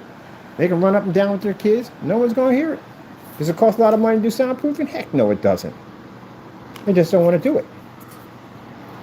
But you're going to bring a whole lot of problems back to yourself because you're going to have people arguing and fighting every single day. Must somebody making too much noise. I seen somebody took them upside down and had them stomp on the ceiling, wherever they're holding them up. Man, you got to go through all that. It's time to go. Not even worth it. It's time to go. That's why I say, after my experience of being in an apartment, I've been in all houses. This is my first apartment I've ever been in. I rented a couple rooms, and after that, when I got my business started, I've been in houses ever since. So that was my first time doing an apartment. I will never, ever do an apartment ever again. I don't care if it's high-rise, luxury. I don't care. I will never do one ever again. Especially if you do it doing houses. I'm used to being in houses. I'm not used to going out the door and just seeing people walk past me. I'm not used to that. I'm used to going out the door and just seeing cars, moving past, got my own sidewalk, got my own spot. And then I got control of that whole building. That was another factor, too, I didn't like. I don't have control. When I have control over my section, and that's it. When I have a house, I got control over that whole unit. I'm not used to hearing people over top me. I'm not used to hearing people underneath. That took a while to process to get used to. But the noise, not used to that. I'm used to having my own personal space at the end of the day. So, no, I'm never doing that again as long as I live. Ever. So that's why when I had the whole incident where these guys tried to cause trouble for me in the garage, Lord blessed me to find a nice little house, little Hubble place I got for like $800 a month, and I'll park it right over there. So that's where I've been at. Yippee-ki-yay. Got me a nice little spot. Landlord's chill. He never shows up. He comes when he comes, but I just wire the money to him, and that's it. I've done some work on this place. He's cool with it. And, yeah. Got 2 senior citizens live next to me. I've never hardly seen them at all. Once in a while, I see them here and there. They're real quiet, real nice people. I don't blast my music. I keep it low. I don't even use my speakers anymore. I gave all that stuff up. I bought those speakers because I was in the apartment. That's the reason why I had those speakers, because I was in an apartment. You know what I mean? But other than that, man, I got my headsets on. I walk through. They don't hear nothing from me. And most of the time, I'm here working. And then you got people in there talking about, oh, but just because I lived in the garage at the end of the day. I moved to the garage because I couldn't take that apartment anymore. It's my way out of getting out of there. I couldn't take it no more. But saying that I live here, yeah, right. I make more money than you. I'm not trying to be rude or anything, but I literally make more money than you. Like, seriously. See these right here? These are $362 a pop. That's $362 a pop. These are 267. 267. So this is what I make a day. This is how many orders. All I got to do is put out 4 of these, and I got the whole day to chill and do absolutely nothing. This is what I like about my life at the end of the day. So I got people right now in my account, 60 messages in my account. I got them on my Facebook account on this screen paint, because everybody's seen the screen paint. They love it. It's blowing up. So yeah, when I was in the house, I was doing 80 orders a day. I can show you on my PayPal account where I was getting 50 grand easily from PayPal, because it was giving me the money because I was making that money. Now I don't want to do all that work anymore. I'm tired. I don't want to do all that work anymore. So I do a certain amount and I'm done for the day. So that means I do this and I'm done. That's it. It's about $1,000 or so, and I'm done. I got the whole day to chill. And my technology is designed that I take 90% back to myself. So I'm done. That's it. Now, once this technology over here hits the plateau, now we're talking about $1 million contracts. So now I got to bring people on board. Got to find people to run it, because I definitely don't want to run it. I don't want to run it. I'm going to have somebody else run the whole entire operation. I'm just going to collect the money. I got to sign off on a few things here and there. Maybe I got to show up for this, that, and the other. And that's it. That's it. So, yeah, I make more than you. You know how much money it takes to basically maintain a house at the end of the day? And that guy over there in the apartment at the end of the day, your expenses ain't jack, man. My freaking electric bill would pay your rent. I'm not trying to brag here, but yeah, my electric bill was $1,800. Because my house was big. I had freaking front, back. I had all these power units. I was running screens all over the place, projectors. Somebody asked me, like, how expensive is your electric bill? My electric bill was $1,800 a month. So what he paid in rent, I paid for electric. My water bill, yeah, it was kind of expensive. Gas bill was definitely expensive because it was a big house. I had to heat that whole place up. So that place cost me around like $6,000 a month to live there. And y'all want to discuss money at the end of the day? Are you kidding me? Please. What you doing down there? What you doing down there? Get out of here. Get out of there. I got a house, and I rent this place, and I'm about to rent me another warehouse when I get done. I got a warehouse I'm looking at right now. I'm about to go rent out.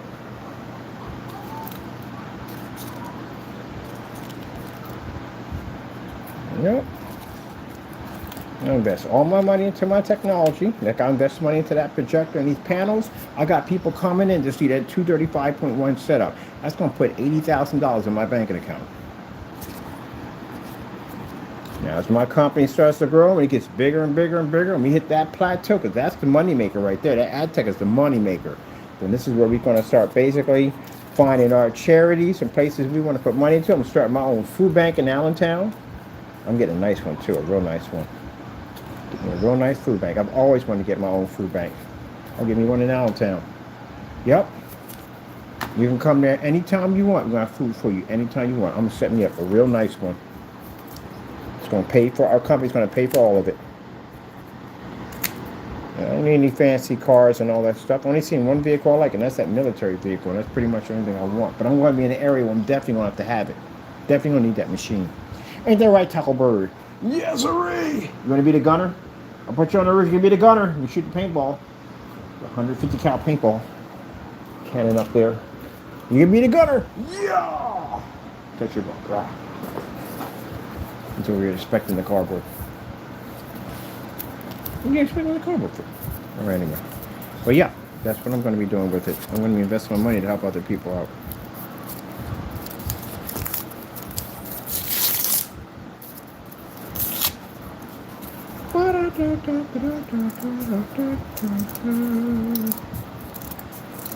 You got people out there that got to show things off to say, hey, I got this and that.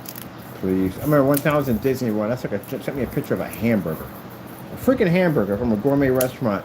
Dude, I'm a freaking chef. I went to school and got certified. I went to restaurant school. I did an internship over in Paris for 1 month. So, yeah.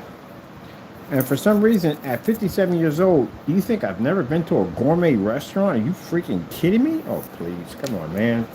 This is why I tell you at the end of the day, when I see people doing stuff like that, these are people who need self-gratification from other people because they're not used to having. It's a term that basically African Americans go through. We all go through it. African Americans are not used to having at all, period. I know, because my mother once struggled and she'd been through a lot, and we grew up poor, and at some point, yeah, we've been through all that stuff. And we'll go out and buy expensive clothes and sneakers and all that stuff at the end of the day because we're not used to having. We never had. From day one, we didn't never have. When you think about it, we're allowed to go to a lot of places, especially when you're black. You can't go to a lot of places because of segregation and stuff like that. We're opted out of a lot of things. So, you know, it's normal for us to go out and spend money and want to show off a little bit because, we're used to not having. A lot of people grew up in neighborhoods where they had next to nothing. So I can understand. I don't look at them like, oh, they're just showboating. I know exactly that when you grow up and you have nothing and you raise your brothers and sisters yourself and you don't have your own, all your stuff is hand-me-downs. Yeah, I understand. But I try to also, too, tell them at the end of the day, don't live for today. Build for tomorrow. Get yourself a nice, you're making some good money, invest it. Get yourself a nice little piece of real estate. Turn it into something. Flip that money. That's what you do at the end of the day. You flip that money, you will continue to make that money. One of the things my mother taught me is about the Asians. When the Asians came here, we had these little stands all over Philadelphia. These little stands, and the Asians sold all kinds of goods on these stands. And Mama said, you see that man over there? This is a smart man. You got to learn how to operate business. Don't worry about what other people think about your appearance at the end of the day. What you need to worry about is how to invest your money. So the Asians came over, and they had these little stands. And this guy would wear the same pair of pants and sneakers and whatever. He just be, he didn't have nothing at all. But he worked that stand every single day. Whether it be cold and rain or whatever, he was out there with that stand. And we make that money at the end of the day, and we give it to them. And we keep giving that money. And guess what? They take that little stand and they make enough money. They bankroll enough money. They don't worry about their hair. They don't worry about their clothing. They don't worry about what they drive. They'll drive a hoopie, but they'll have money in their banking accounts. And they'll take that money and they'll buy a little storefront in the corner. That's what they'll get. And now they'll take that stand and they'll pass it on to one of their family members or their friends. They hook each other up. So they'll pass it on to one of their friends. And now their friends come over. They got a little business. They make a little money now. Now they got a nice little storefront. And with that storefront, they'll bank their money. They'll live right over top of it. They'll bank their money. They'll bank their money. They'll bank their money. Next you know, they got a freaking store up in the suburbs, in the good area. They got a house up there. They got a car up there. The kids are going to good schools because they came here and they took advantage of opportunity, which is nothing wrong with that. It's what they did. But some of us have been living here forever, have never taken advantage of it. And it stands us right in the face. And then you get mad at them because they have nice cars. You get mad at them because they have a nice house. They earned it. They worked for it. They sacrificed. They didn't build for today. They built for the future. So that's what I learned.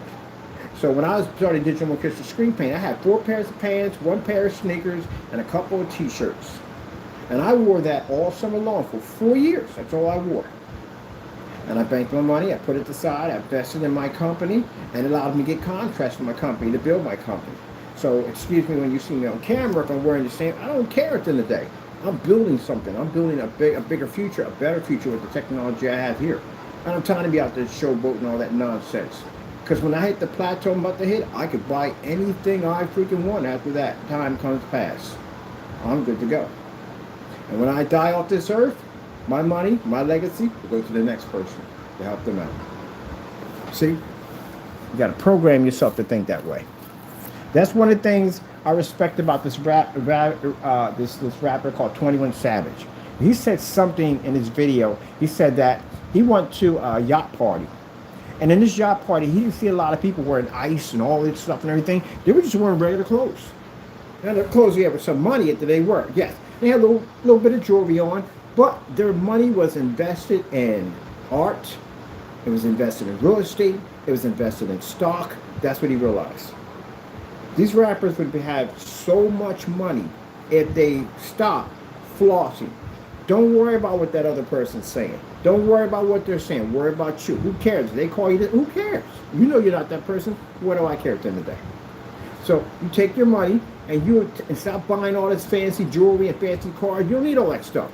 Invested in tomorrow, invested in businesses, invested in art. Remember what that guy said, the difference between butter and cheese when he was explaining that, and Baby Boy, remember that?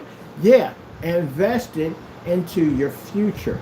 Don't worry about your flaws. Don't worry about none of that. Come on there with regular clothes on, do your rap, make your money, and invest your money into investments. And another thing too, try to go to school for accounting. Try to learn something about accounting, because you need to know who's controlling your money. If you get a record there, someone to sign you on, you're better off just waiting and just take your time and do it yourself. You are. Because you can even get in trouble with that. A lot of people said just take your time and do it yourself. You'll get there. You will get there. But again, invest your money at the end of the day. Don't worry about flight. That's the one thing he learned at the end of the day. When he saw all those people on that boat, guys with yachts, got money, these people are set for life. Invest your money in business. Don't worry about what this guy's flossing and what this guy has. Don't worry about that at all, period. Like I said, a fool and his money are separated. Now, some of these rappers went out, flossed all this money and whatever, and they got nothing to show for it now. They got nothing to show for it. You get an opportunity to have that type of money in your hand, invest it. Could have had a chain of restaurants, could have had a couple of hotels. There you go.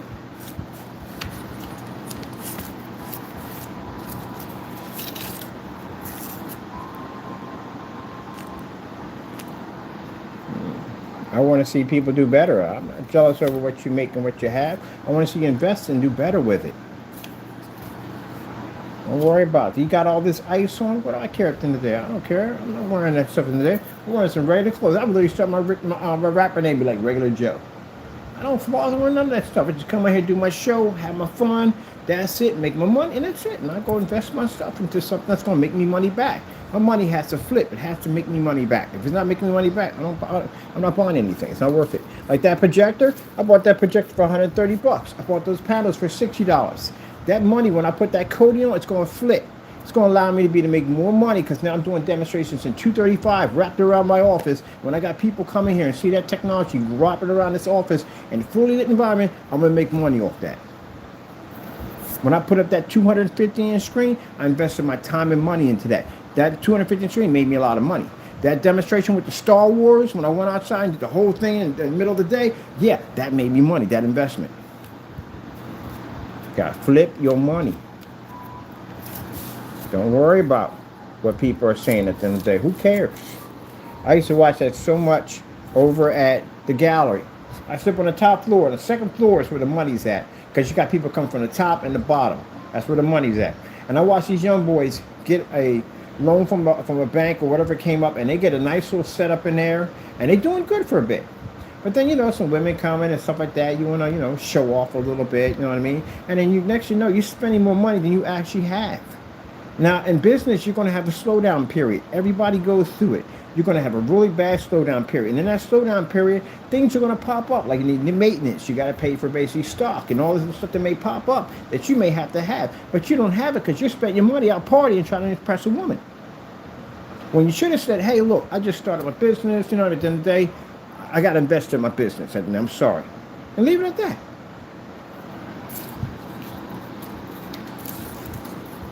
Because that's what happened. A lot of these guys didn't save for a rainy day, and they didn't have the money, and guess what? They lost their business, and guess what? You still got to pay that money back to the bank. So you got to avoid all that and concentrate on your goal, on what you want. Do it right, do it legit, do it by the book.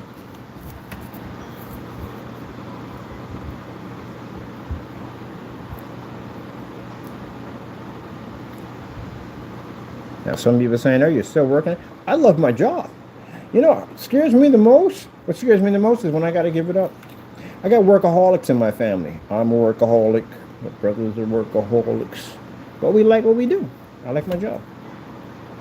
I don't find anything where I can say at the end of the day that I can sit there and go, I hate this job. I know I like what I do for a living. I literally love what I do.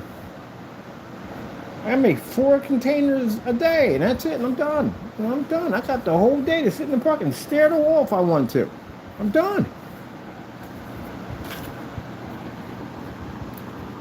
I got not trying to be rude in here, but yeah, my life, I have no kids. I'm not married. I mean, I have all my time to myself at the end of the day and what I want to do. I got some god kids. I send them over some cool stuff for them. That's basically about it. That's it. I ain't got no, I don't want all that. I'm happy with where I am. I just got finished watching some on YouTube about people talking about how they had their woman 6 years old, never had kids, never got married. And people are happy that way. You know what I mean? I mean, if that's what you want a family, that's for you. But those of us, we don't want it. We're happy where we're at. I have no overheads, no expenses, nothing that whatsoever.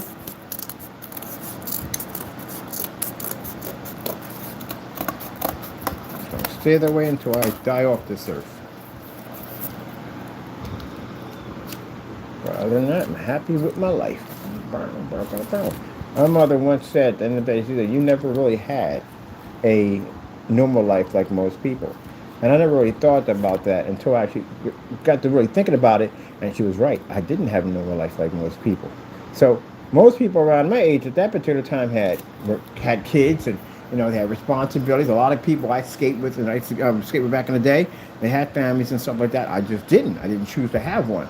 So basically, I had options, and these crazy options, which means that I would basically have a degree in culinary arts. I would basically get jobs, working these restaurant jobs, making some fast money.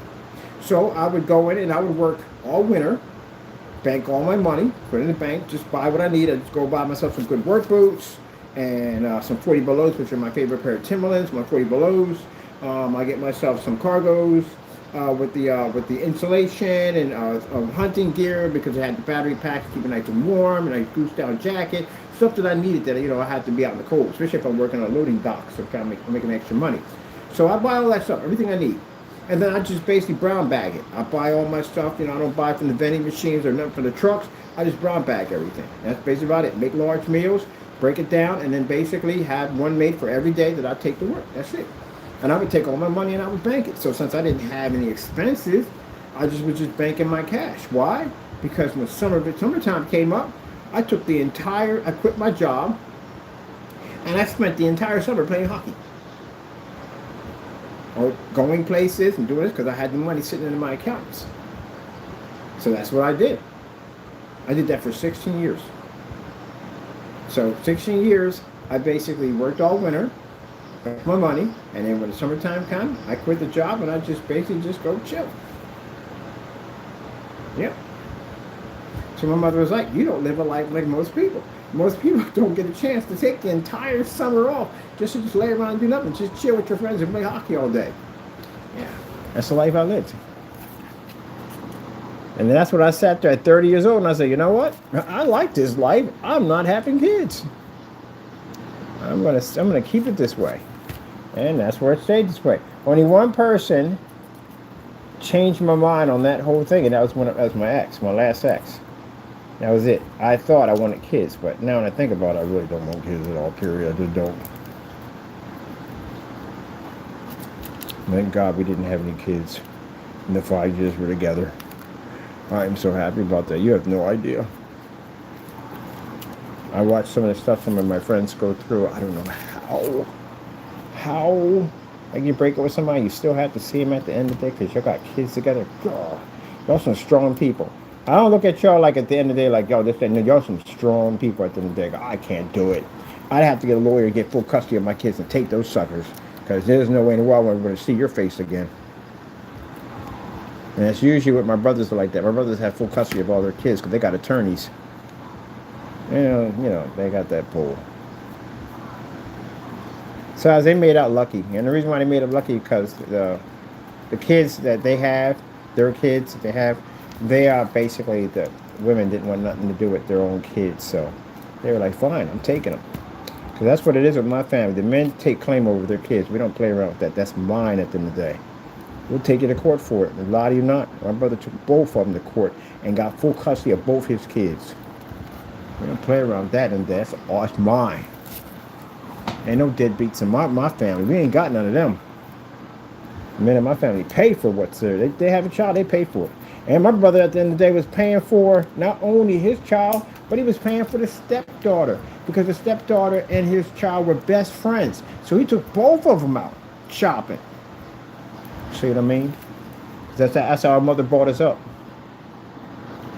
Man, I wish I would have a problem with one of my brothers not paying with this money. I gotta come get you, because you making my family look bad at the end of the day. We ain't having that nonsense. You gotta deal with one of us at the end of the day. We don't play them games. They ain't paying. And I hear women today talking about, complaining about how they're not getting this and not getting that and the other, this, that, and the other. You're not paying for what's yours. You blessed at the end of the day. You got a little guy or a little lady that you can make just like you at the end of the day. That's a blessing. The child is a blessing. People don't want to accept that. You want to run away from that responsibility because you rather just, okay. missed out on some great things in life. I know people already trying to reconnect with their kids and their kids don't want nothing to do with them.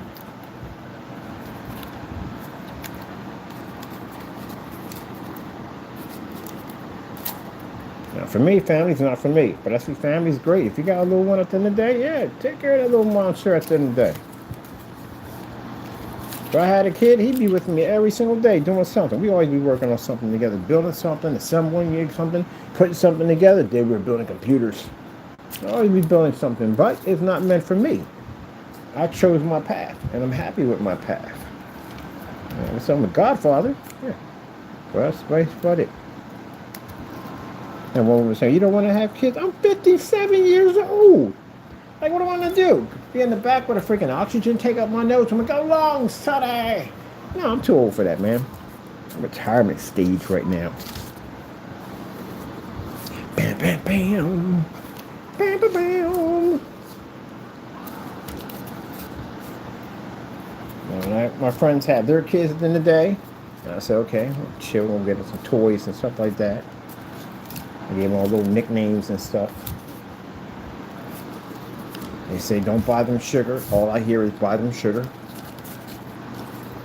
Oh man, that time I got busted with one of my god kids, she precisely told me don't buy her any sugar. And all I heard was we're getting sugar. And man, we was on Walmart moving around and they had this cupcake aisle over there. I mean, come on. Who's going to resist a cupcake about that big? Like a hamburger. That thing was so huge.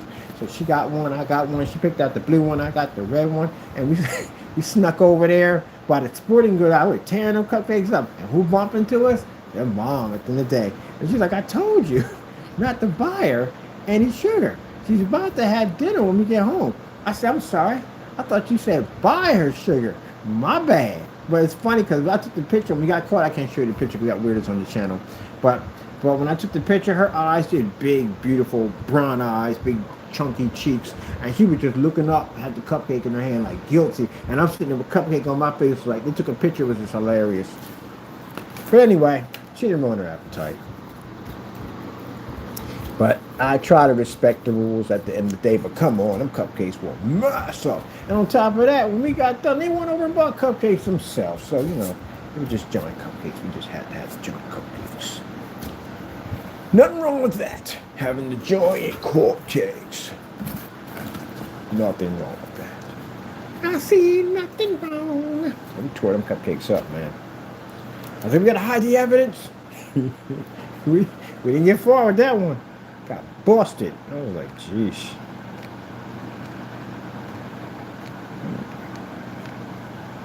Kind of gave him my word I wasn't gonna buy any sweets, but you can't resist giant cupcakes. Remember this giant cupcakes. Like, look, I had to take them back. They asked me where I got them from. Where'd you get those things from? Right over here. Look.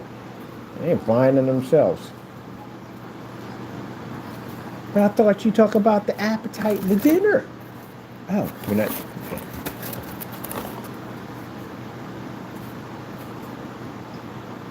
Yeah, that was funny. Every time we go to Toys R Us, they say, okay, don't buy them too many toys. Yeah, buy them toys. We got train sets over there. I'm a big fan on train sets. He was into the Thomas trains. He was buying Thomas trains left and right. We bought the entire freaking rug that you put it on. And you can lay the tracks, everything down. Bought all of them. Bought him this huge monster Bigfoot truck. It was bigger than him.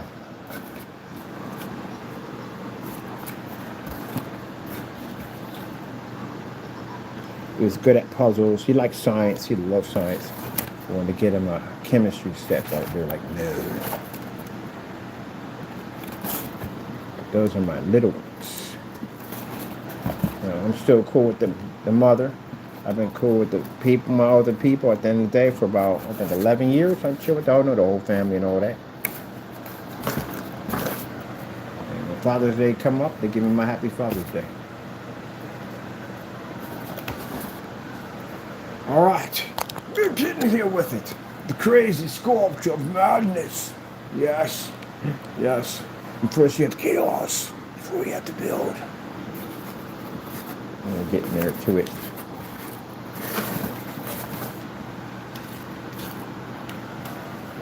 let me see. Let's see. Bum, bum, bum, bum, bum, bum. I am going to start working on myself. As a matter of fact, to tell you the truth, let me see. I gotta put that giant roof in. Yeah, ho, ho. Yeah. Bum, bum, bum, bum, bum,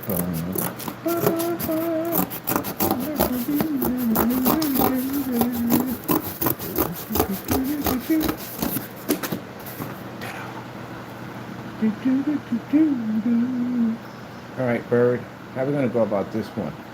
Because I want to do something different than the other day. Let's do something crazy with this one. Do something. Wait. Is that gonna actually fit? Will that even work? It should work. Okay, let's just figure it out.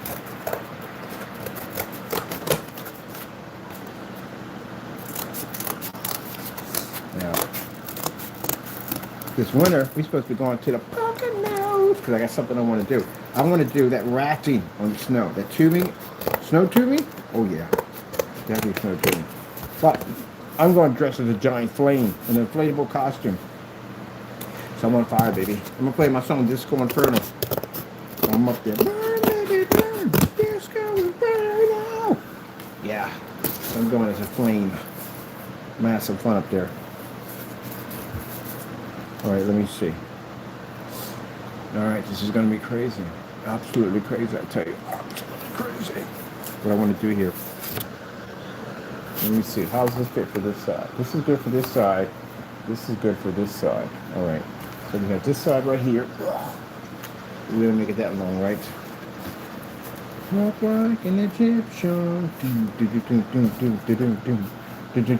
Man, when they did that at Walk Like an Egyptian, they did that whole bell thing. Man, that bell was hot. Bought that. Well, that's way back. I bought it on cassette.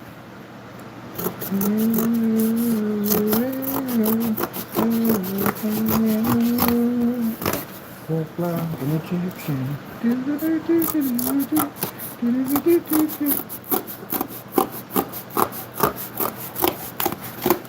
This is where the elves come in. We're going to put it the mighty roof.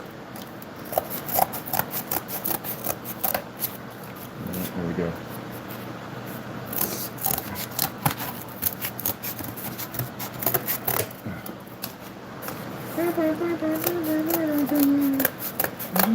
Okay, let me see. All right, from here to here, from here to here. But I want to show some of that off. So let me see. Got this in here and here.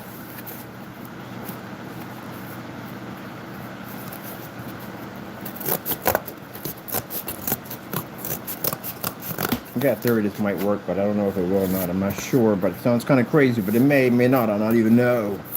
I don't even know where we're going with this. But I do need the roof to be a little different. So I don't know.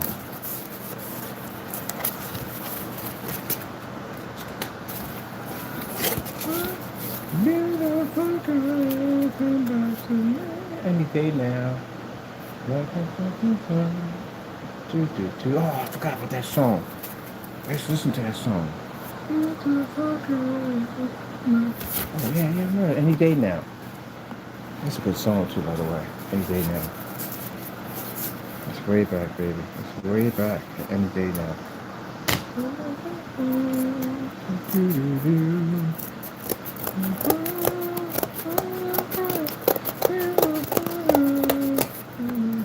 Man, my daddy's listening to all that music, man. Be surprised some of that stuff is programmed into your head. It's your James Brown, which I do love. All right. I want to do a Japanese house, but we're going to do it with real rice paper. And this is where we get creative with popsicle sticks. Yes, the next craft is going to be popsicle sticks, people. Popsicle sticks, baby. We're going to make with cherry blossoms and all that good stuff, man. It's going to be beautiful when we get done with this, man. Some nice decorative art. We're going to be working with popsicle sticks. I can order some popsicle sticks right now. I got the urge for popsicle sticks. So we're going to make real rice paper. I want the old-fashioned kind, old-fashioned Japanese built. Get some stain, wood stain. And yeah, we'll go from there, people. Go from there. Can you feel the love tonight? Do, do, do, do, do, do. I like when I get these weird builds where I don't know exactly how they're going to turn out, but I can see it in my head. And this is where the chaos comes in the madness. So if you don't know, oh, I can't wait. We're gonna get the parts, the Fallout, the PC. We're buying it. So our PC is going to cost us $178. It's a Dell, and it actually has a 6700 i7 on it. So yeah, we made out like a pat rack on that sucker. Then they're gonna convert and modify that whole entire thing. I'm gonna rust the board out to look like it's been in the middle of an apocalypse. You ever seen us do the projector and screen setup? We did a motorized projection screen, custom design, paint job. That was fun to do. That was real fun. We gotta do another one of those. I did a couple of those retro buy, did a couple of those things. Oh, this is gonna look absolutely smashing. I love how the British talk at the end of the day. I can hear them talk all day. I got a friend of mine from England. I can hear that guy talk all day long. I do love their language. I do. I love their language so much. I love the way they talk. It's so freaking proper. I do. I like their clothing too. I don't wear suits, but I do like their suits. The suits, the double-breasted vest with the pocket watch and the wide ties with the derby. Oh my goodness! Yeah, they got some hot clothes. They do. I like that retro side. Old English, that retro. Oh heck yeah! The wide ties with it. Yeah. I want to learn how to do a Windsor knot. I want to learn how to do one of those. I got some friends in the UK.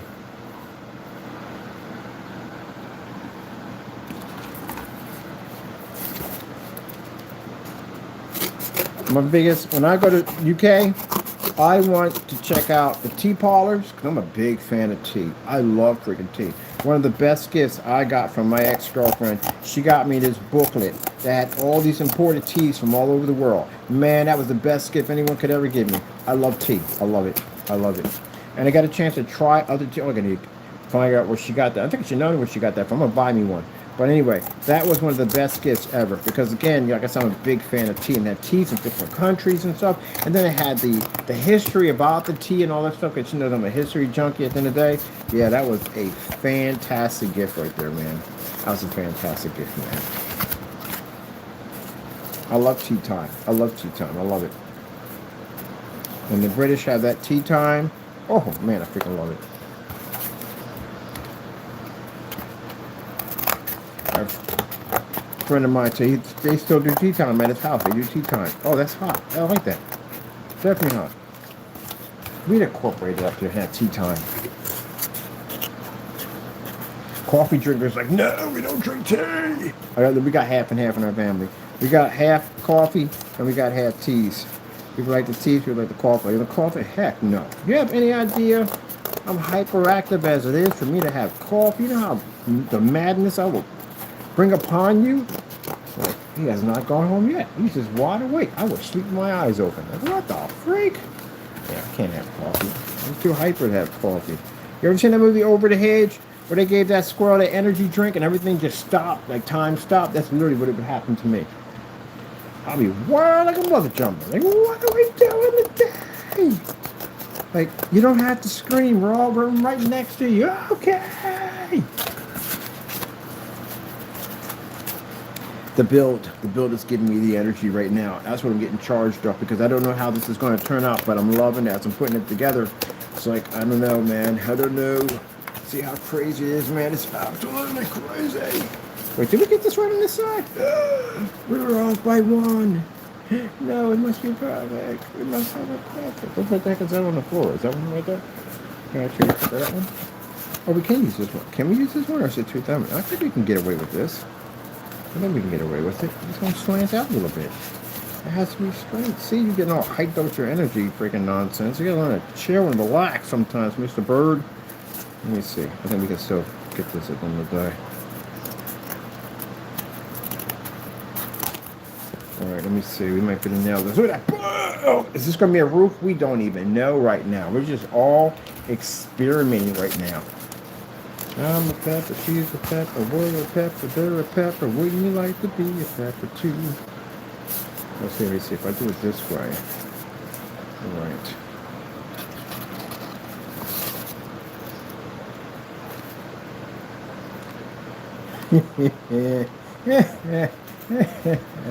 Sorry, people.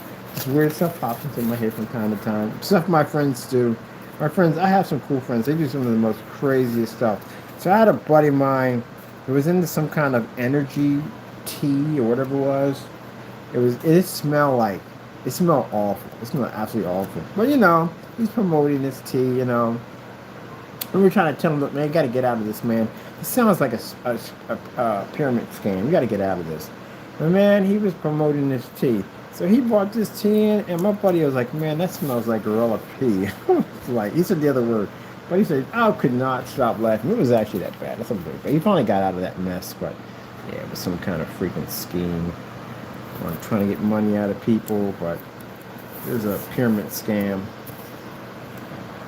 Be careful about that stuff, people. Be careful about that stuff. Hey, get back here. Hey! Get back over here. I should be doing this on the table. Honestly, I should be out of the room.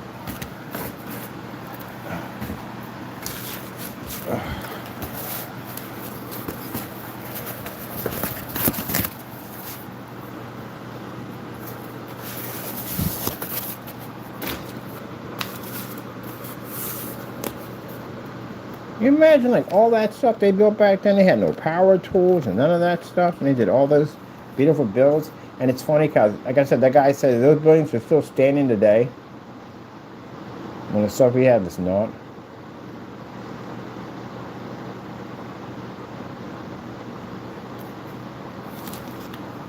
All right, we're building this roof in a different way. I want to try something new. It's crazy. It's exciting. I want to do something new.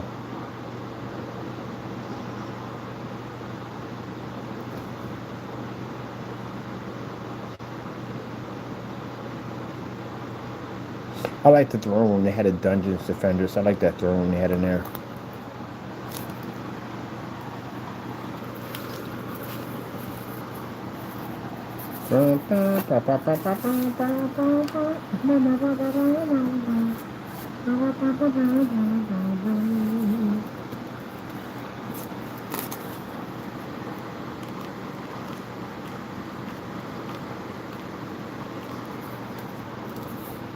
I miss my Dungeons Defenders. I'm about to cave to Sony and pay him $50. Charge my account without my permission. But I need my Dungeon Defenders. I can't go back to doing that all over again, man. You know what stuff I had to grind to get all that stuff to begin with? It was a lot of grinding, man. I paid a lot of money for my stuff. I was paying for those chests they had already opened up, and you get those little prizes in there. Yeah.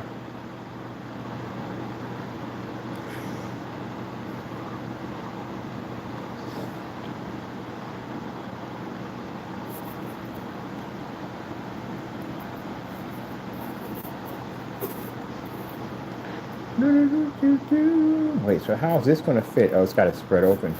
That's why it's got to be like that. Okay, I see. Oh, I see now. I think I see. I'm not sure.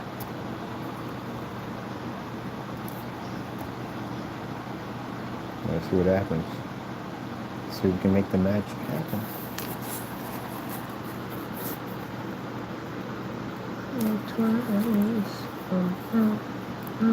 Make the magic last for more than just one night. Do.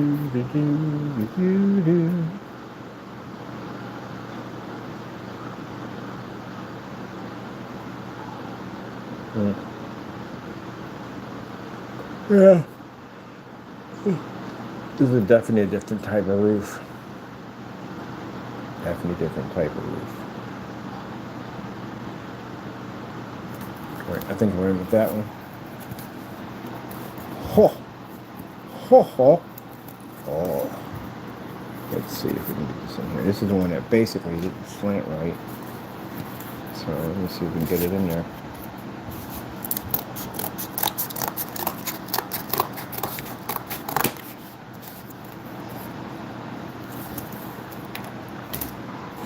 Will it fit? Oh, we can actually trim it here a little bit. I'm a pepper, there a pepper, we're a pepper, there a pepper. Wouldn't you like to be a pepper too? I love Dr. Pepper. I love that soda so much. It's good soda.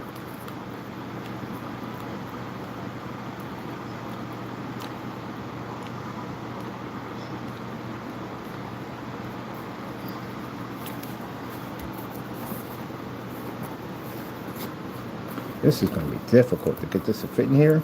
I was just better off doing it this way than doing it on the outside. Definitely would have been better just putting it right there in the middle, just like that.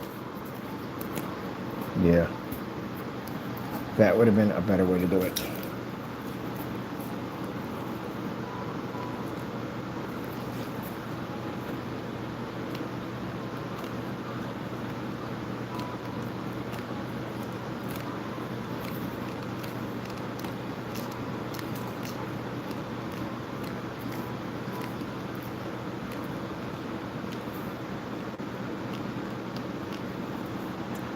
Bam! Look, people, look at it. It worked out fantastic. Reminds me of a circus tent. It does.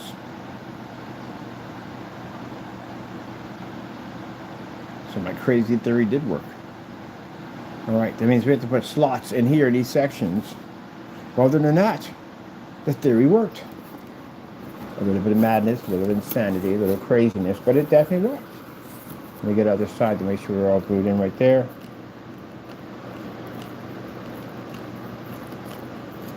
Make sure we're in there nice and tightly. Everything's nice and tightly. Nice and tightly.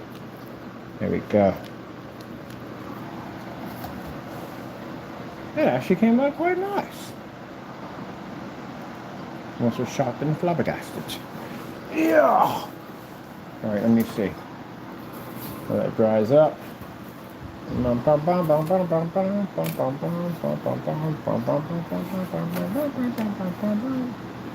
let me see.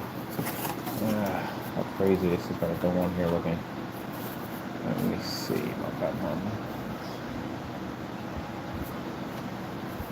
We definitely have to trim it a little bit. We're definitely a little bit way over the top there. So it's definitely going to require some trim.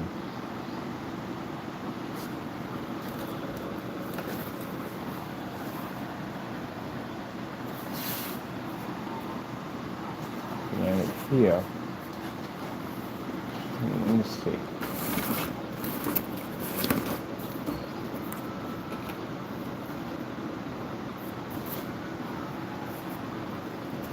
This is what we're gonna do. Whew.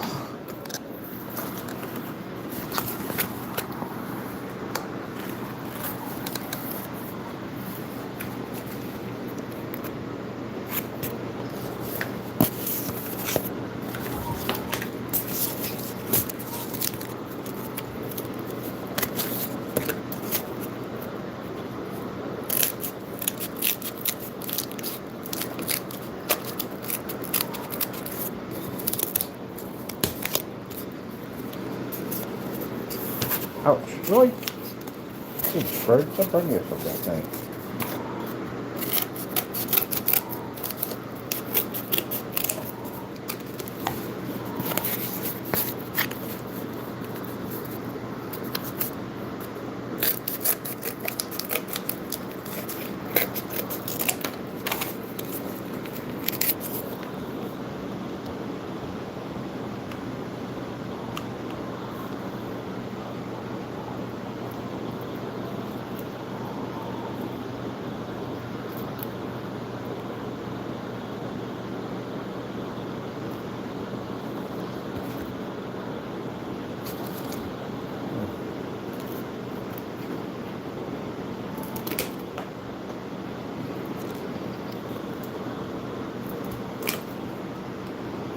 Don't worry about it.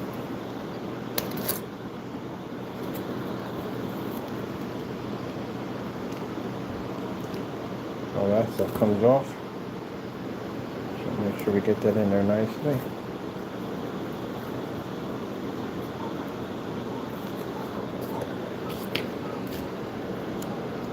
So cut it to size.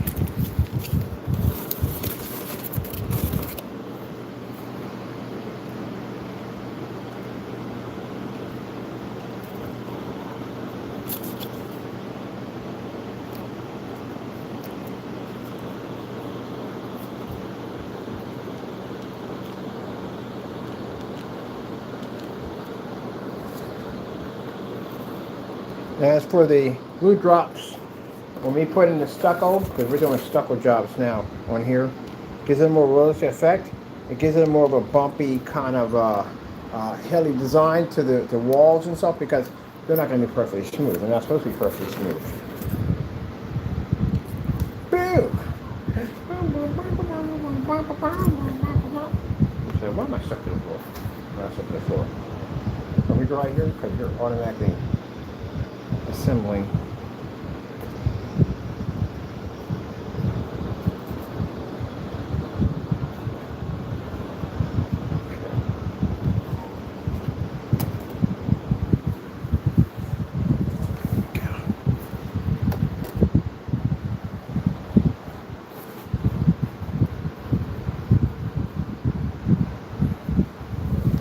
Alright, so we don't want the roof to come down that far, so we're going to have to do some trimming.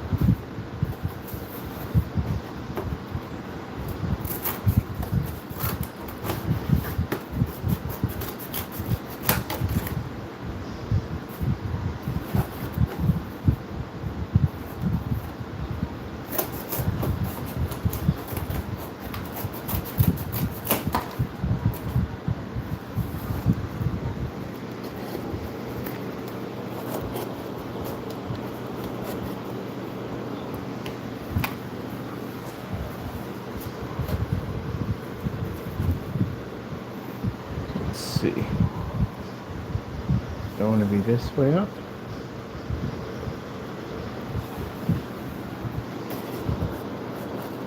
Maybe a little bit crooked. There we go.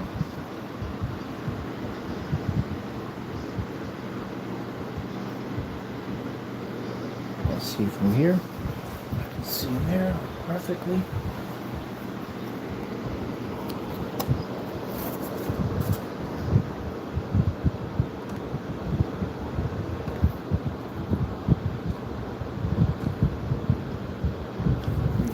Glue. Not the time to run out of glue, and not the time for the glue gun to fight me on putting in the glue.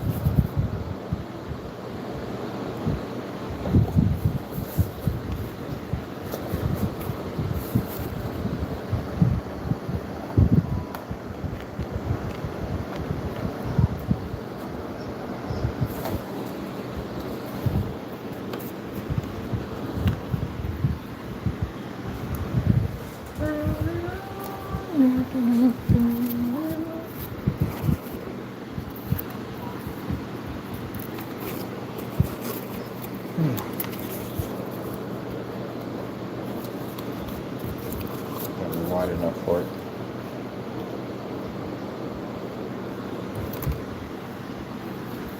Let's see what I got here.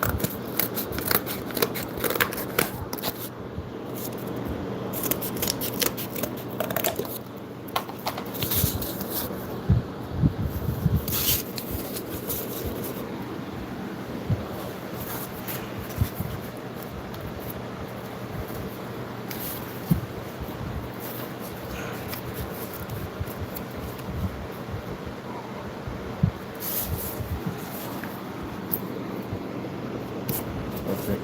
So I'll do it.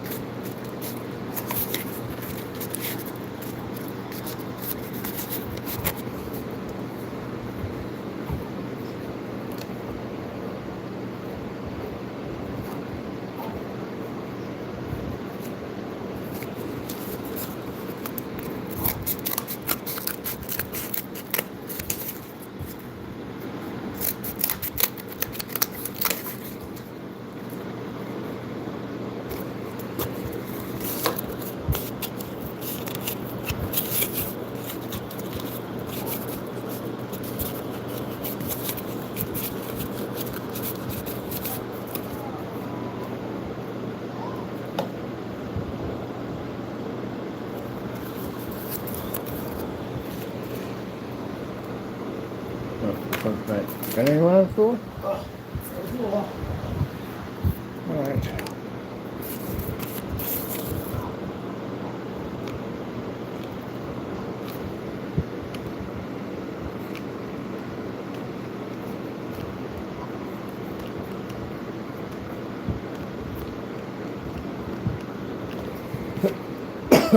Excuse me.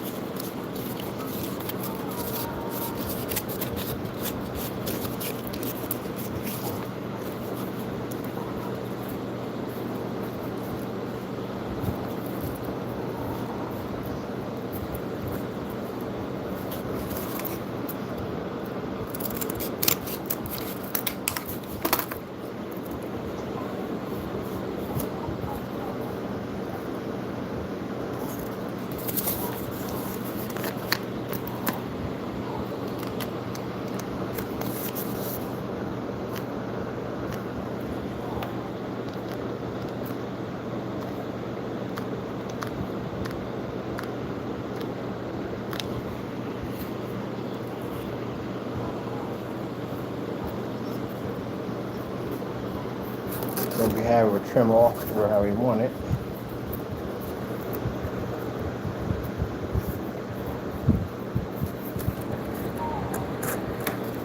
Oh, nice.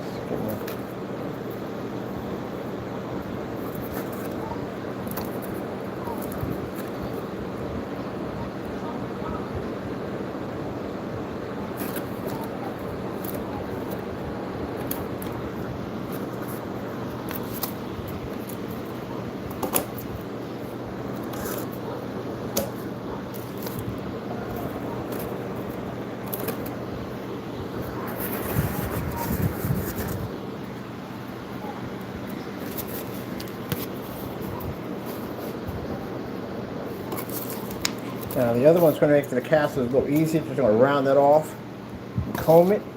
But I'm going to try something different. I like this way. This is going to be a bit of a patchy design. I like what we're going with here. Let's see.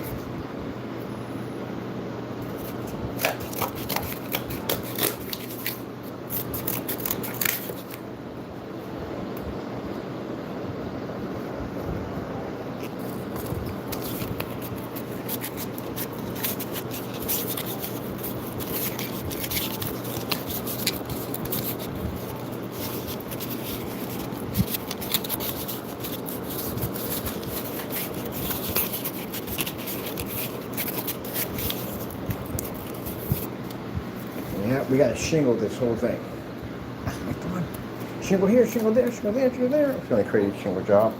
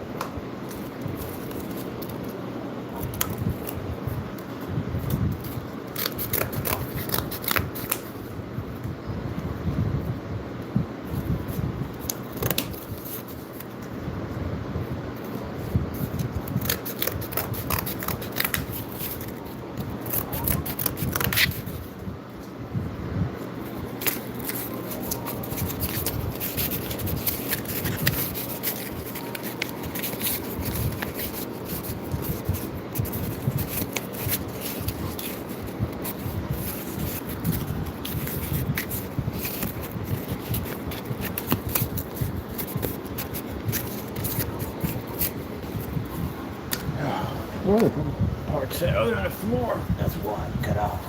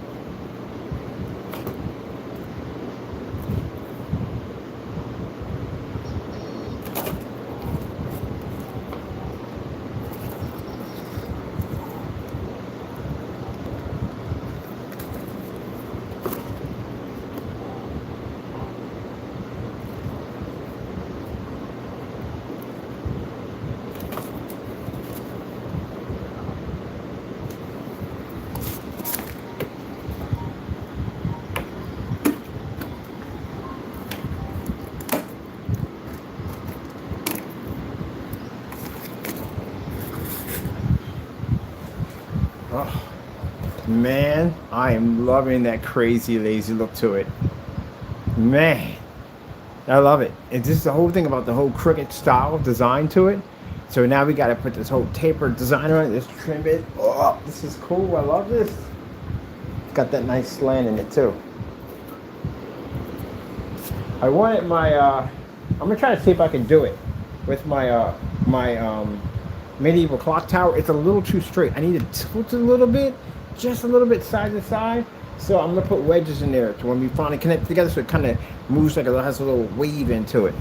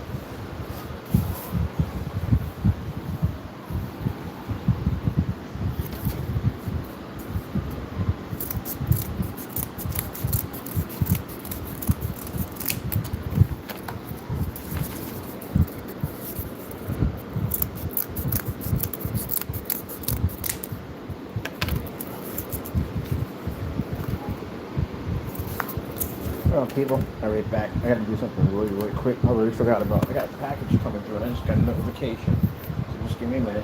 Let me see. Notification just came in. This could be. What do we do? We'll be back. Give me a minute.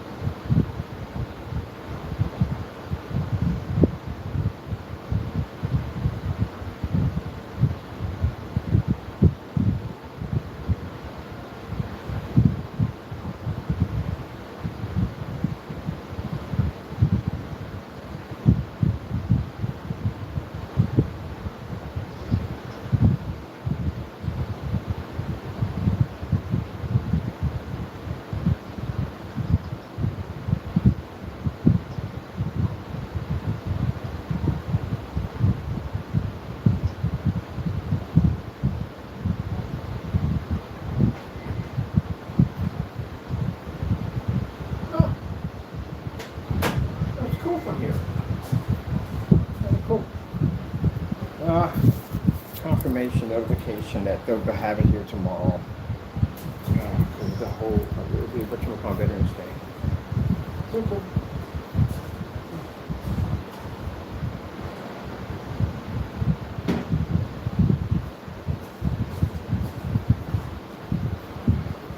Let's get this. Did I just go in a piece right here? No, it's going to be cool. That looks cool, man. This thing looks actually freaking cool. I was on the other side looking at it like this looks pretty cool.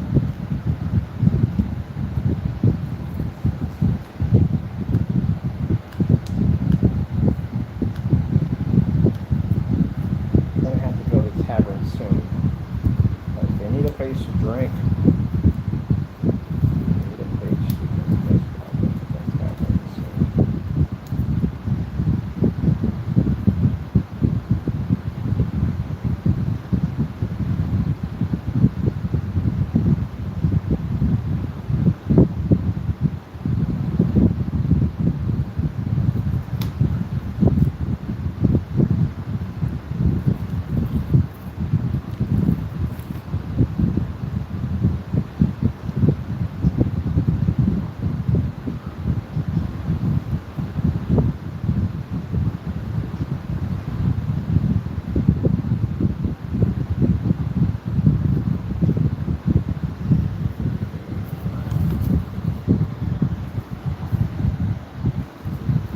So wheels going to be down there.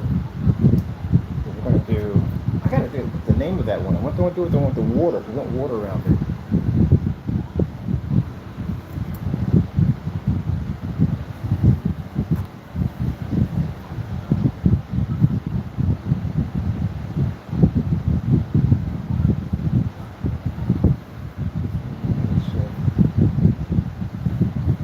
We need some strips to do this.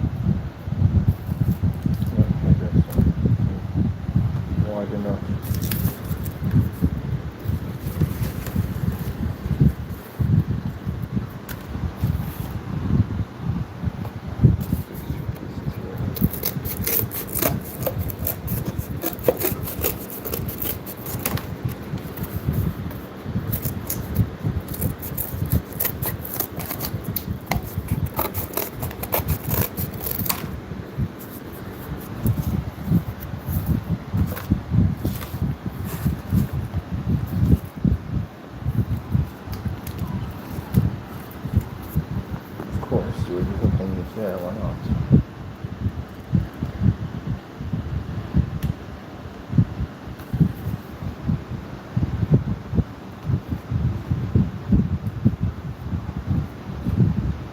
Get that, one of these.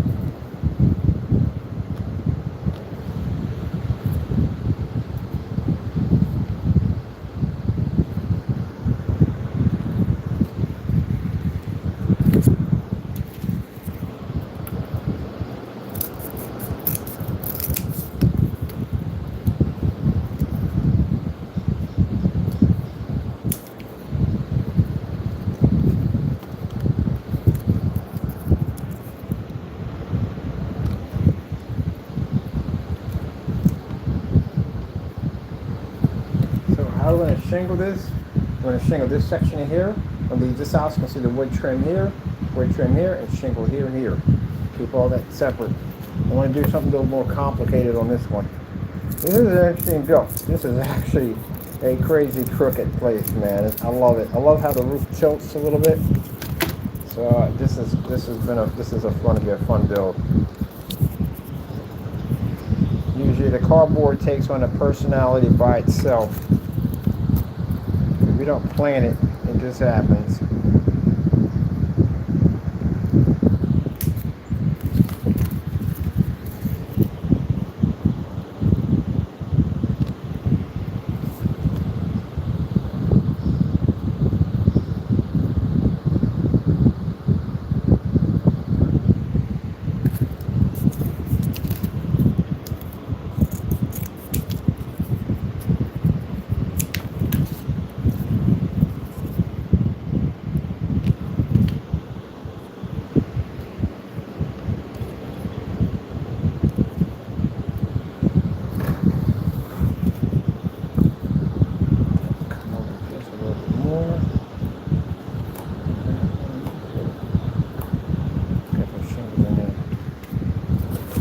Shingle's probably small because we're just run out of glue.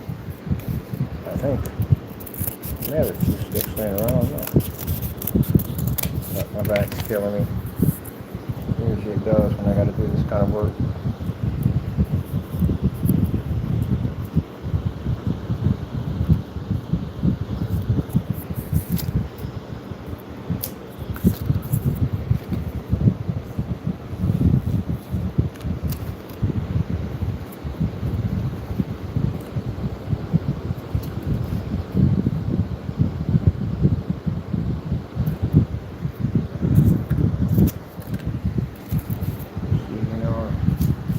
What we got to do on this? 2 more to go. 2 more to go.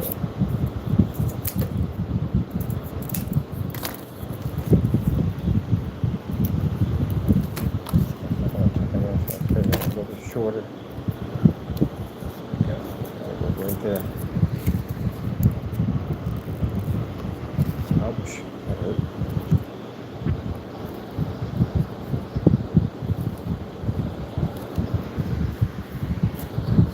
There we missed.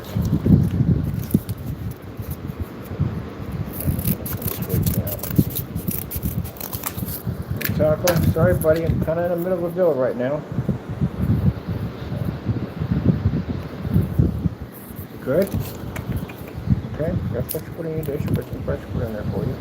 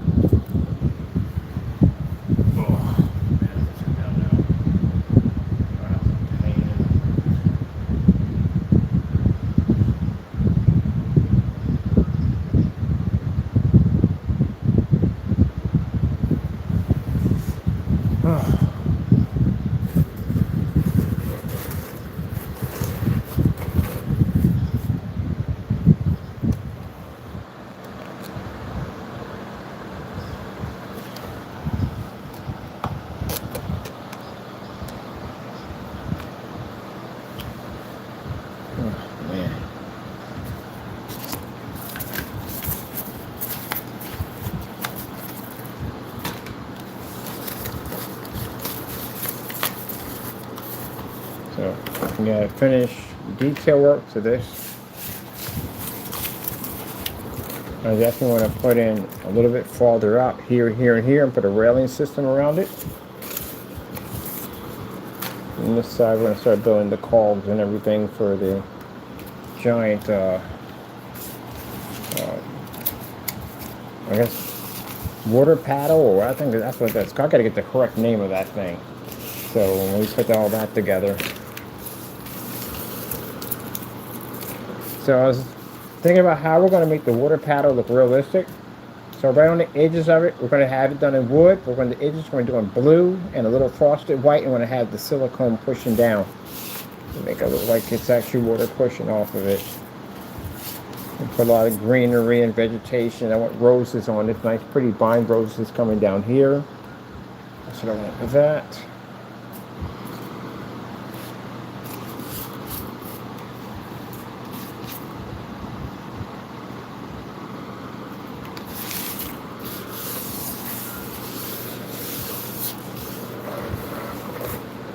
I learned that in this particular century, when they did the walls with a lot of clay and animal dung and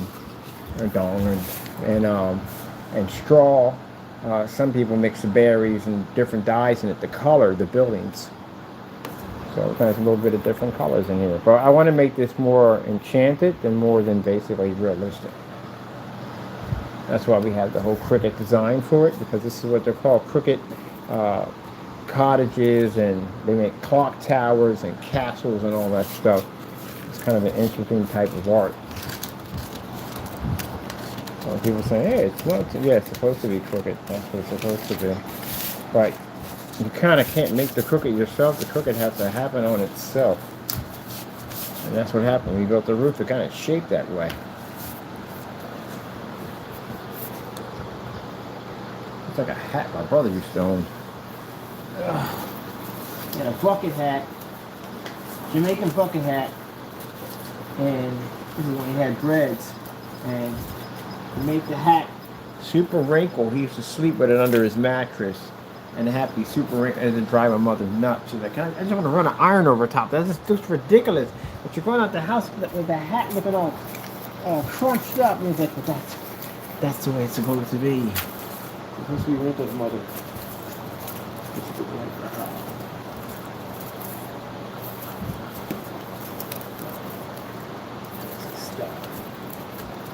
Bag the clothes in the fucking hat.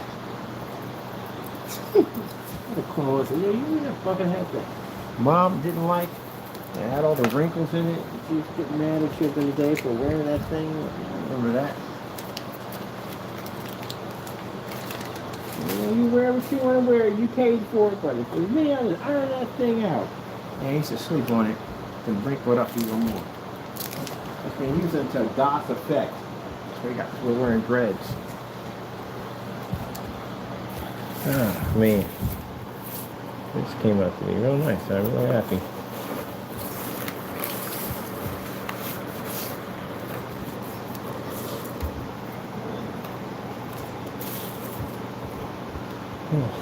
I'll work on your trim tomorrow for down here, get the trim done. I gotta put the box system here with the cogs and everything on it. And the cogs have to be made out of cardboard. And so then we can start working on that. I have to cut a little hole through here, and inside here I have to put a hole in here to make a little cog system that connects to here and out here to the wheel. So this will probably be the base where we'll cut out for the wheel, and then we'll build, we're not going to use this of course, but this will cut out the circle that we need, and then we'll build the wheel a little higher than this, put the paddles in, which will fit right nicely to the side of this. And I'm going to put in a little stair mechanism system they can get access to and stuff like that. So this is going to be another different one we're going to build.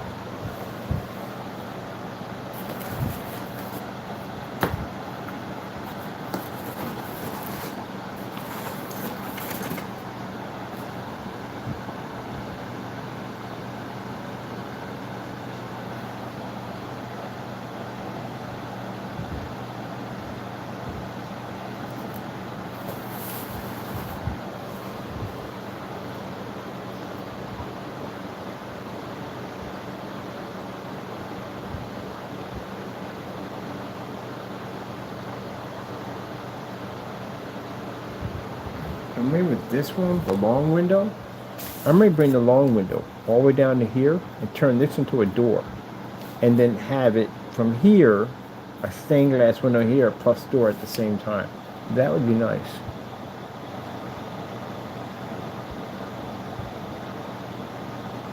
Do a half and half stained glass here, door down there.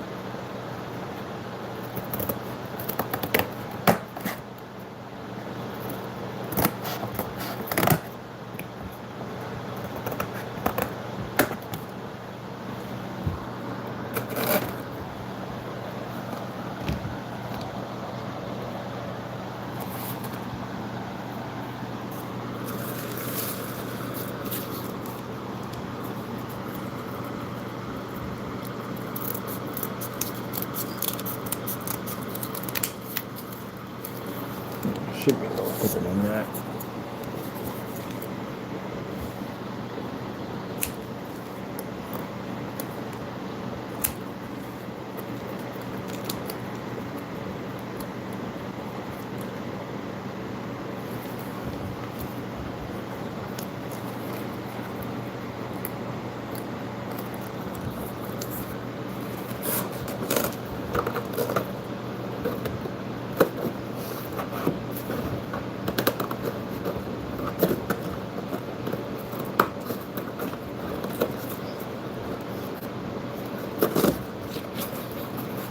Watch it.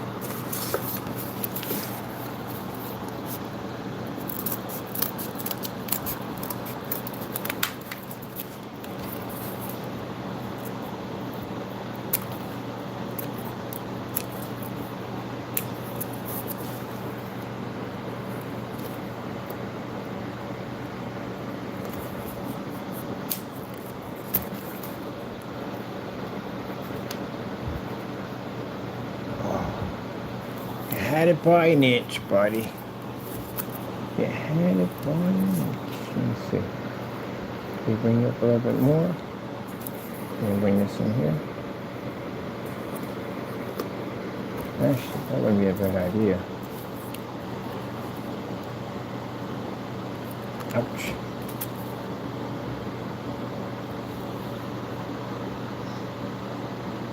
Hey, letter T.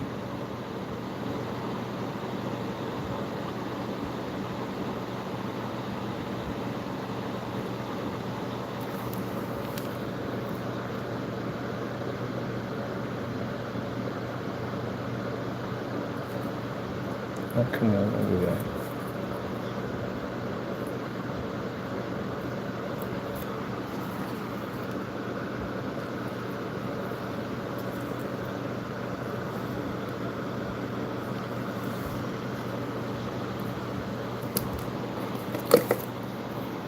Oh, ho, ho, no, no, no, you just stay, stay. We're gonna stay.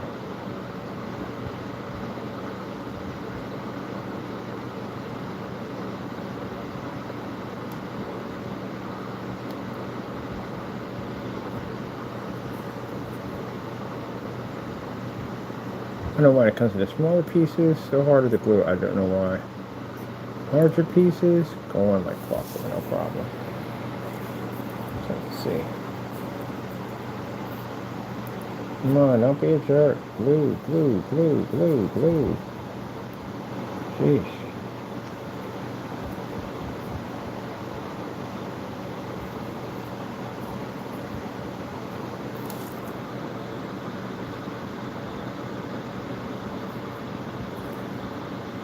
Oh man, I'm telling you, it's not gonna work for me.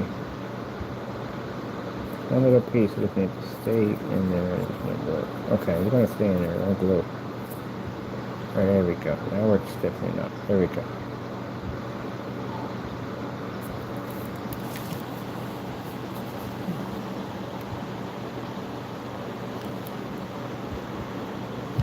Oh, we would run out of glue, wouldn't we? Let me see what we got here. I gotta check my drawer. I know I got more in my drawer.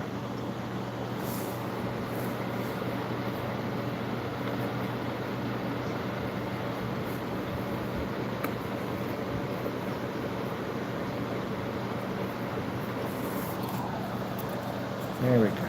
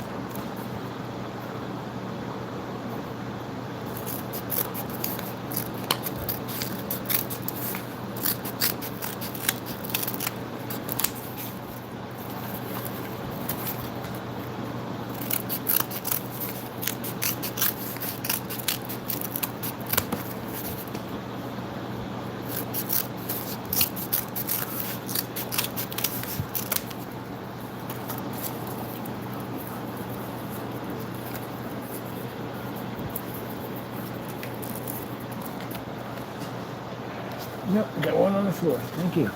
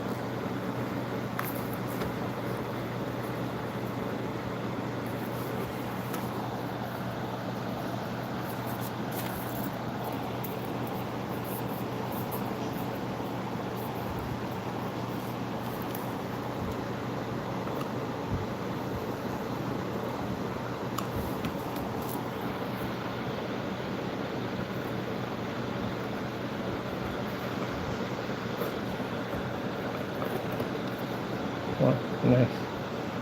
Do not fight me.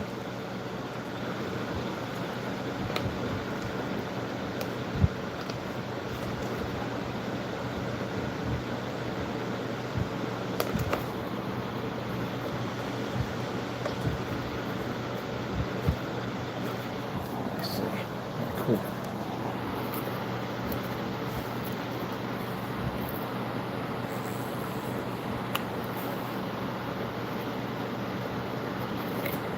Ouch. That smarts.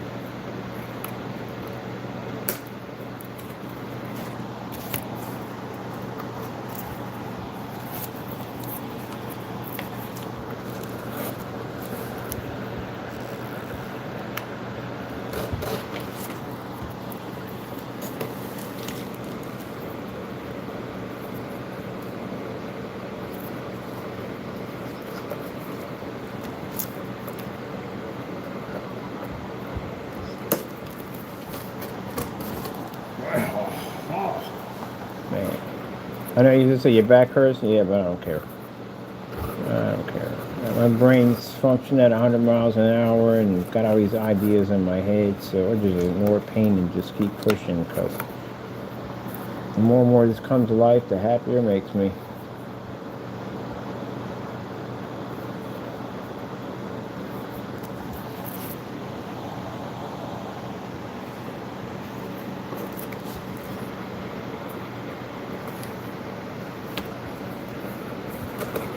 A little skate world at the end of the day. Stained glass set nicely. I'm going to build ourselves a door here.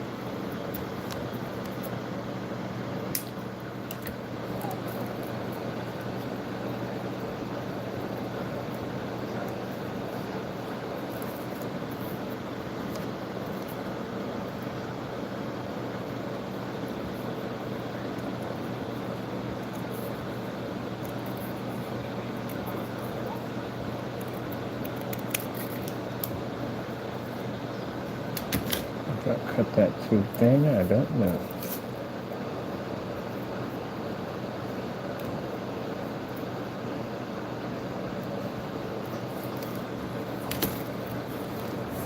This is going to be a hairy one.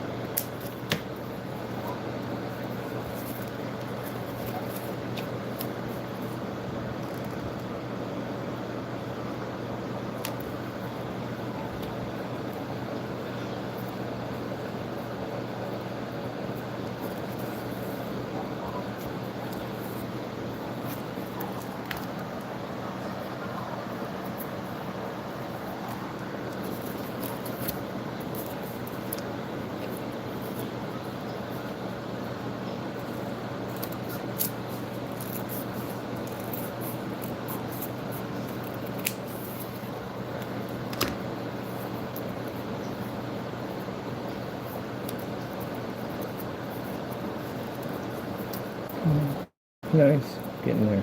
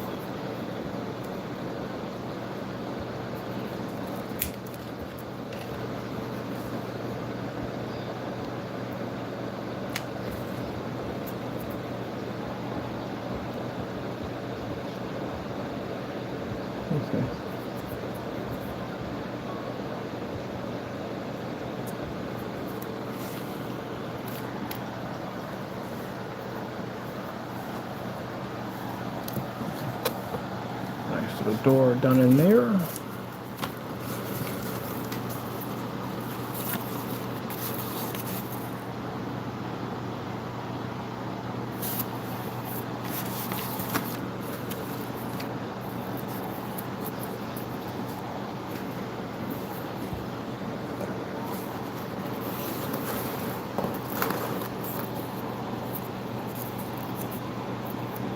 So I had a song on there by Aerosmith called Jaded. I'm sitting there playing this music as I'm walking down the street, and I'm like, what the freak does he mean by he has her mother's eyes or something like that? It was something off about the song. And I'm like, wait a minute, let me go look this up and see what this song actually means. It doesn't mean something very good. It really doesn't. So basically I removed the entire video because it had the song embedded into it. I don't know what's wrong with people sometimes. I love Aerosmith. He's my... Oh, come on, people. Really? Y'all gotta get it together with this stuff, man. I literally sat there and had a conversation with a bunch of people about the guy who wrote the song, talking about if I could fly, something, I'll bring you up into the night, whatever. That's a pedophile song. We literally had a long conversation with people. It's a beautiful song.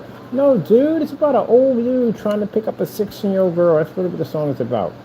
And if you ever watch the music video, you will see the guy come to the father's house and basically request for his daughter. And the guy says she's 16 years old. Leave her alone, they say. Dude, you're a grown freaking man.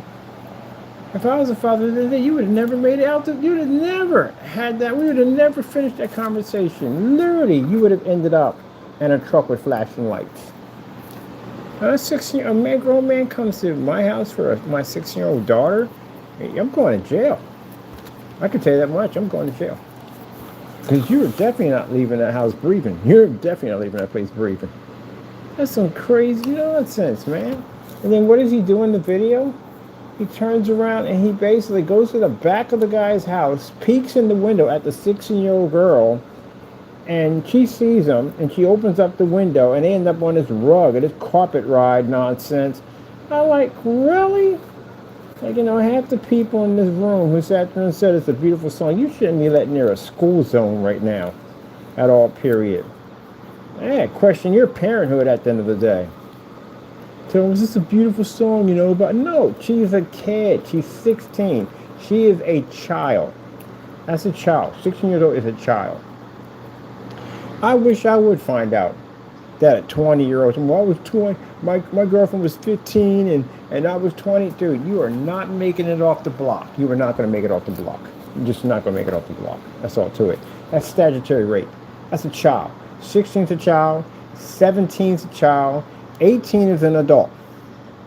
But 17 and 16 are kids. Those are kids. They call them pre-adults, whatever you want to call them, but they are kids. Can't join the military, can you? You can join the military when you're 18 because you're an adult. So that's kids. 16-year-old is a kid. Like freaking Rick James did that song. She was 17 and she was sexy. How the freak did you get away with this freaking nonsense in the day? You remember that song? She was 17. Oh my God, you gotta be kidding me. Dude's freaking singing about statutory rape. But that song he sung at the end of the day, when father gave you 16 years old, leave her alone, they say. Oh my goodness. And then people say, oh, but it's a beautiful song. Yeah, oh yeah, I don't know how your parents were in the day, but guarantee, man, if somebody would have came up freaking in their 30s, even in their 20s, for one of my 16-year-old sisters, you ain't making it off the block. I can guarantee you that much. I'm definitely going to jail. That's some gross nonsense at the end of the day. What are we dating a 16-year-old? That's gross.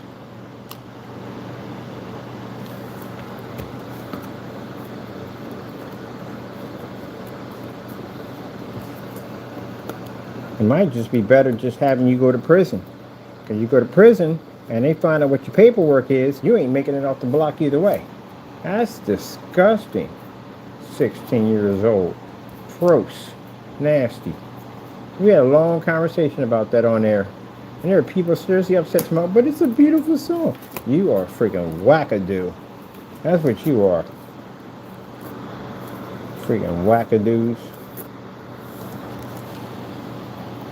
You were sitting about messing around with a 16-year-old. That's a child at the end of the day. 16-year-old's a kid.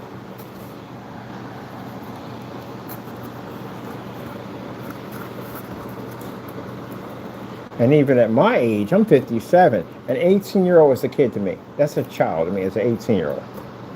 They can sit there and say, I'm an adult all you want. You're a child. 21, you're a child. 24, you're a child. 27, you're a child. You got to be rough. The youngest I would ever date is probably in 30s. That's it. That's as far as I'm going. Other than that, no. I don't care if you're 21, 22, 23, 24. You're a child to me. You're not even on the same wavelength I'm in at the end of the day. There's no way in the world we could ever... No. Time gap is not even there. Possibly there. Now, for some people, they think at the end of the day, oh, she's 18, she's of age, whatever. That's you. Me at the end of the day, no. We're not doing that. And then that whole, yeah, that's gross. That is so gross, it's not even funny. But the video is creepy as I don't know what. The father's the only thing just trying to leave his daughter alone at the end of the day. No, buddy, the minute I step foot out of that door, that's your life right there from the door. Because you're definitely getting jacked up. In fact, you were bold enough to come to that house and request from me, the father? I'm going to mess you up.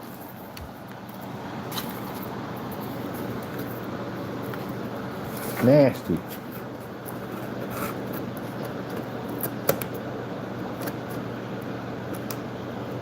There was a bunch of creepos in that room talking about, oh, when I was 17, yeah, where were your parents at? And they bold enough to come to the house? Oh, heck no. Heck no. No.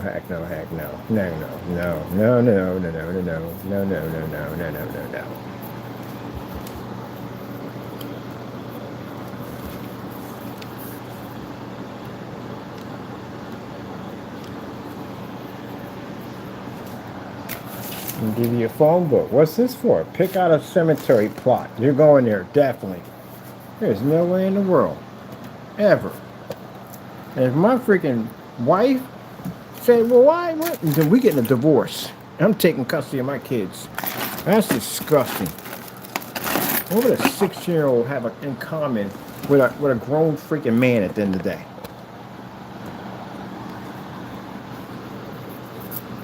Nothing in common. Nothing in common at all whatsoever. Not a thing. I love it when the young ones in our family talking about, I can't wait to be an adult. And then when they become an adult, like, I want to be a child again. Yeah, you just realize that being an adult's a lot of responsibilities, bills, and all this other crap you got to pay for at the end of the day. Ain't as fun as you thought it was going to be, is it? Yeah, the ones actually just hitting adulthood and just got their first place, first apartment, first bills, and they're the ones complaining about, man, everything is so expensive and this, that, and the other, and I'm working all the time, and I'm constantly working, and I don't have a life at the end of the day. Hey, welcome to adulthood. Hey, congratulations. Yeah, you made it in. You wanted to be an adult so bad, right? Yeah, there's tons of responsibility. There you go. And bone-crushing responsibility. Enjoy. Now you don't want to be an adult anymore. Too late. You signed up for the membership. When you sign up for the membership, you're stuck in there. It's non-refundable. You're in. That's it. Enjoy it. Try to make the best of it. That's what you do. You try to make the best of it. That's all you can do.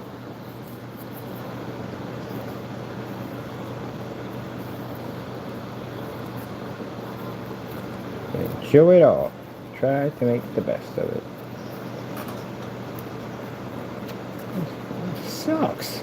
Yeah, there you go. It does. It sucks, doesn't it? Ah, yeah.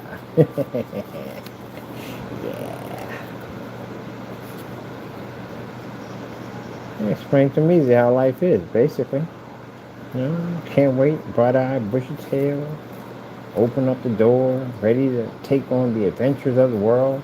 And here comes life, traveling at 100 miles an hour in combat boots just to kick you dead in the face. Oh, you're going to get hit a couple of times. But the important thing is that you keep getting back up.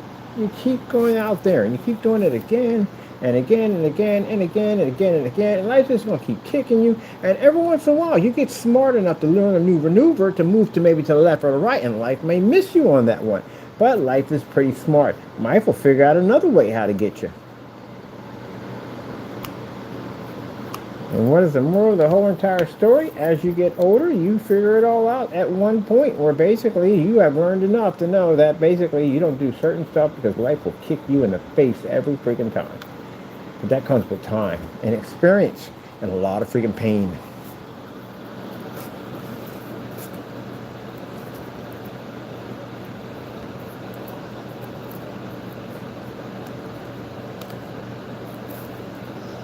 Yeah.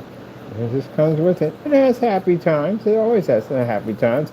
But yeah, there are going to be days where basically you're just going to hate everybody on the face of the planet, and you're going to do this and that, and you got to go through the whole betrayal process. Oh, the betrayal process is fun.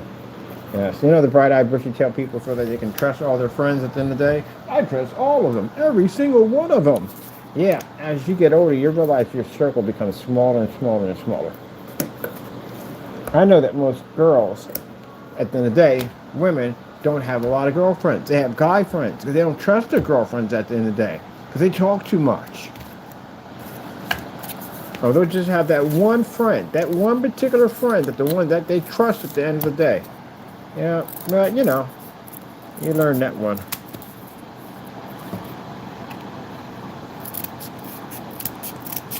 I have one. She's a female. I trust her more than anything in the world. We're friends. Well, you can't be friends with a female. Oh my goodness, who freaking moved the rock on that one? So I'm going to put the rock back. Please, put the rock back on that one, prehistoric.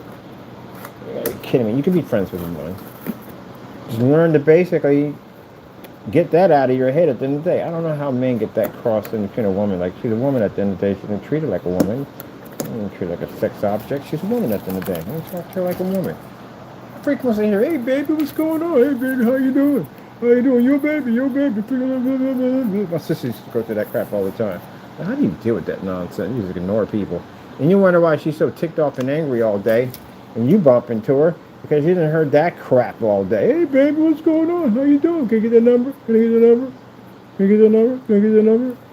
And hear all this lies and stuff. But yeah, I got this movie studio and I got this freaking new blah blah blah blah blah. Everything starts off with a freaking lie. Of course you wouldn't trust people at the end of the day. That's why they'd be angry. I'm sick and tired of hearing that dumb nonsense all day long. I'd be freaking ticked off too. Every time you turn around some joke coming out, hey baby, how you doing? Can I get that number? Can I get that number? Can I get that number? Oh, you don't want to talk to me, right? You don't want to talk to me? Now it sound like that. They don't. How about you talk to them normal? That works. Conversations with women all day long. No problem.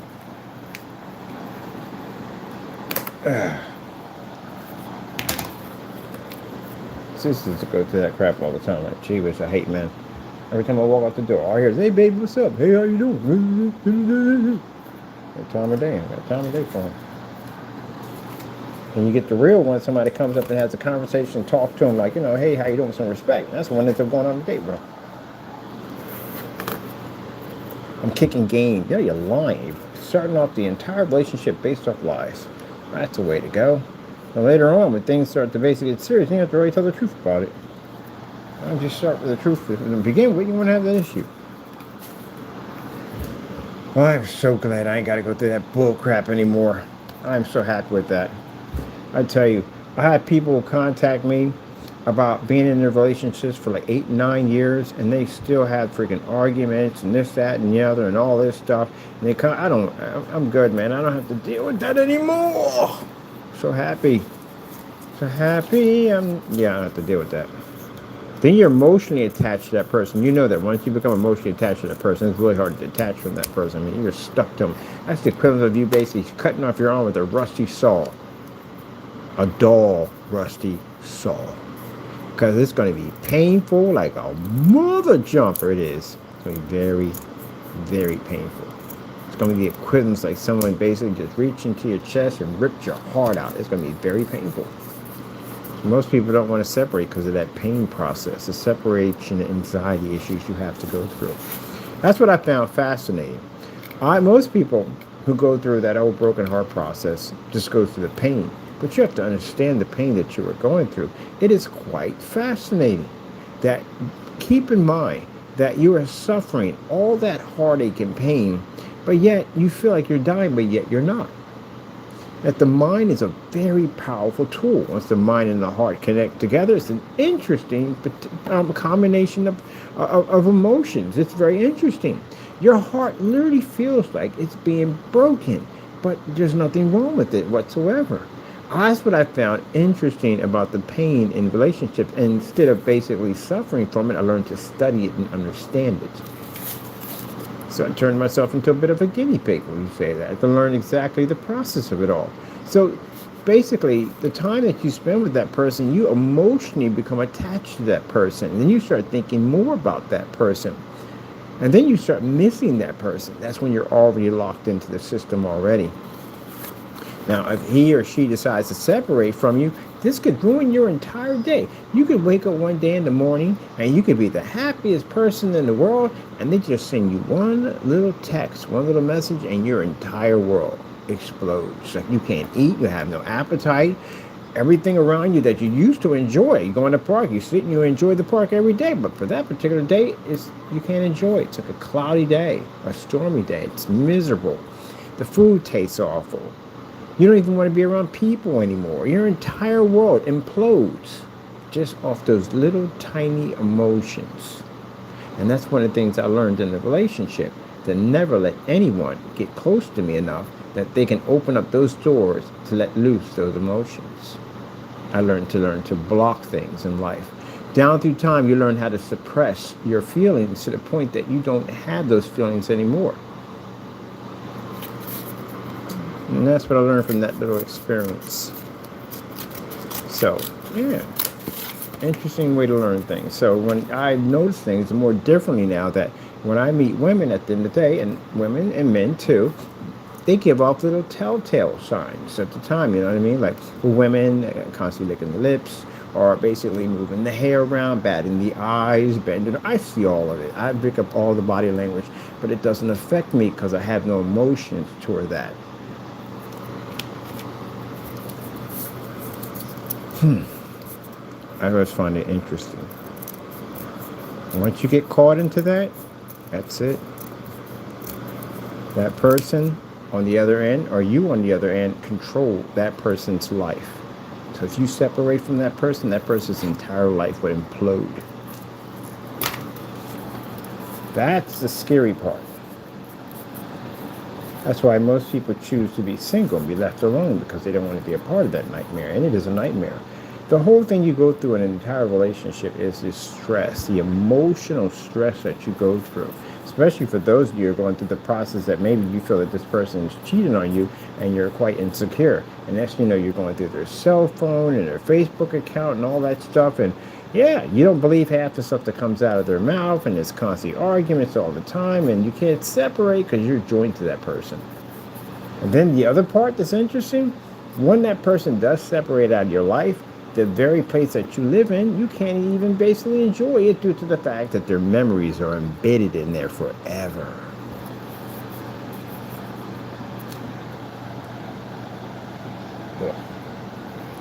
Yep. Now, is there a happy thing into relationships? For me, at the end of the day, I guess there is a happy thing at the end of the day. I mean, most people need that attachment to be close to someone and to basically have someone in their life. For me, on the other hand, I don't have that.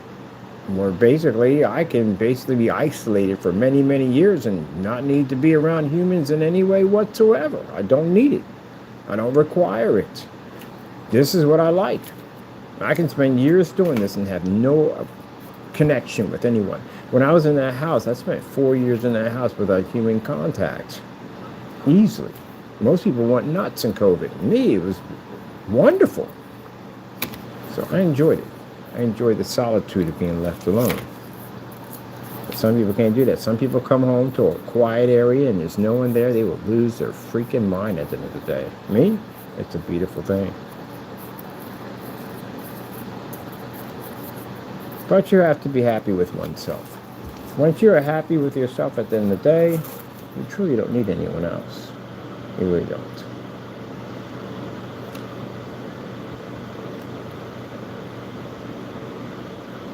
My world right now is too crowded for anyone else. The only person that has my world is God, my family, and my cat. And that's it. I don't have room for anybody else.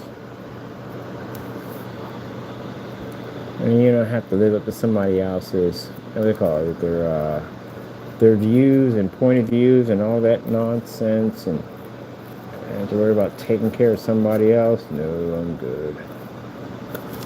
But at least I did it. I did 5 years of it, so I can say I did experience it, but no, Once I got my head back together, I got myself back, I said, never again am I doing that one ever again. Oh, heck no. I don't care how much money you make. I don't care how good looking you are. I don't care about any of that.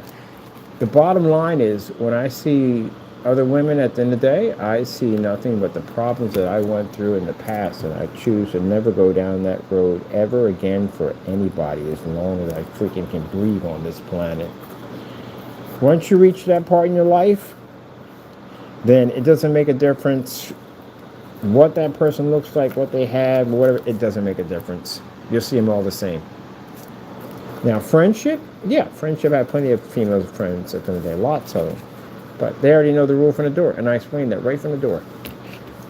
This is how it's going to be. We're going to be friends, and that's the way it's going to be. That's the end of the story. When you try to jump that line, I cut you clean off and burn the bridge. That's it. Not interested. I don't want anything disrupting my life. And I don't invite people to my home because I don't want any memories in my home. The only memories I have in my home is me, God, cat, and family. That's it.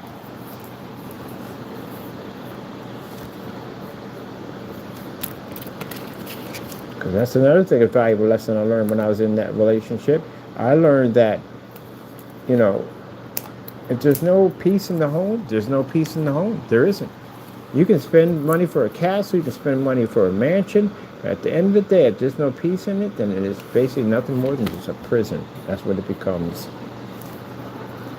A lot of people realize that in COVID. A lot of people got divorced in COVID because they realized they weren't even emotionally attached to that person. All they did was just work so much, they weren't even there anymore.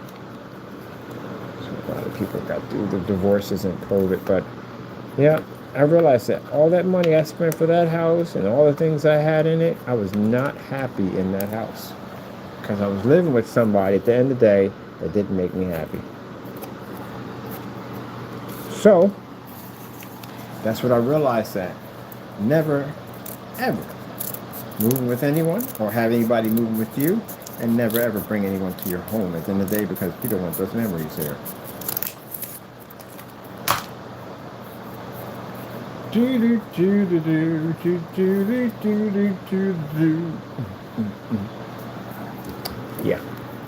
What time we got? We're past the mark? Yeah, we're always past our mark. We're always past our mark. Every time we're past our mark. I'll put these two windows in. I'll go on my lift and get the freak out of here. Because I'm going to the bottom of the ocean in VR. I look forward to that, going to the bottom of the ocean in VR. It's very enjoyable. You know why? Because there's no one in the ocean but me. That's I'm online, and there's other people in there with me. And once in a while I do go scuba diving with some friends under the ocean in VR, which is freaking cool. But other than that, most of the time I'm in the ocean by myself.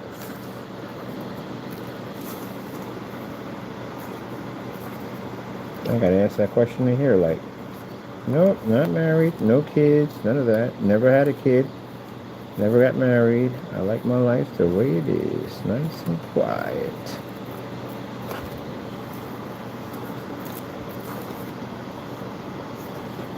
You ever thought about, they're just curious, you ever thought about, when they're married, very beautiful, very married, very respectful ladies. But they're curious, like, have no, no. I decided that when I was 30. I told them I was just sitting on top of the upper zinc with my hockey gear on, watching everybody blade pass, and then chilling with my friends. That's when I asked them, like, you ever want to have kids? Like, nope. I decided that I am not going to do it. And only one person made me change my mind, and that was my ex. But I'm glad we never had kids. Whew. Can you imagine? On top of that, I didn't want to be in Philadelphia. I love Philly, don't get me wrong. I do love Philly, but I wanted to leave Philadelphia.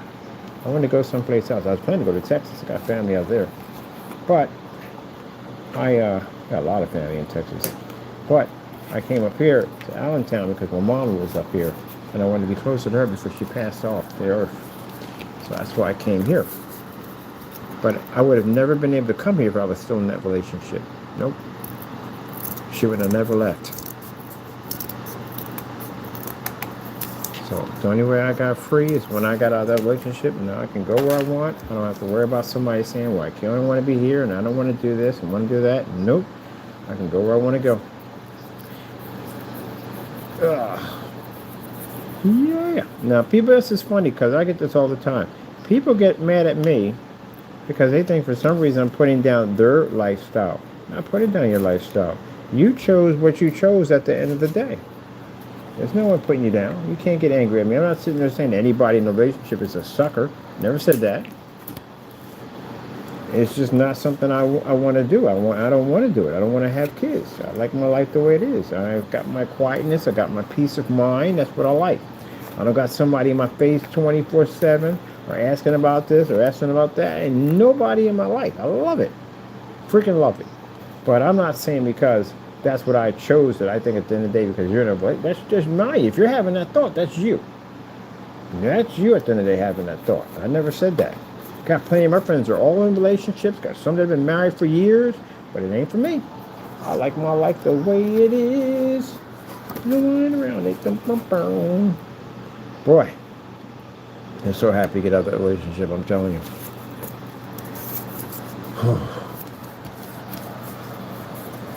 Was it all bad? No, it wasn't all bad. Couldn't have been all bad. If it was all bad when we first met, then I wouldn't have been with her to begin with. Some people say it was a bad relationship. Technically, it ended up to be a bad relationship. But it wasn't a bad relationship to begin with. If it wasn't, you two would have never been together to begin with. Isn't that right?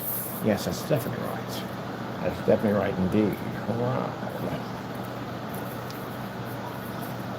So, there's a reason why. That's why. You're shingling this anyway, aren't you? Yeah. We're going to shingle this. I'm going to shingle the daylights out of it. But not now, because I'm tired. I'm just going to get my trim. That's all I'm going to do is get my trim. But other than that, yeah. But I'm going to watch me some more episodes of people that are single and not married. I like watching those episodes and why they did it. I know why I did it. I don't want to know why they did it. And a lot of young people are now choosing not to get in relationships, which is actually pretty good. It's a good idea.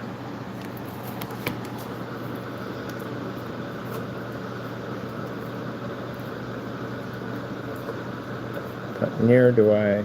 None of my business in there, and I don't care about them. I care about them today. It's one day I'm going to get my cottage in the country.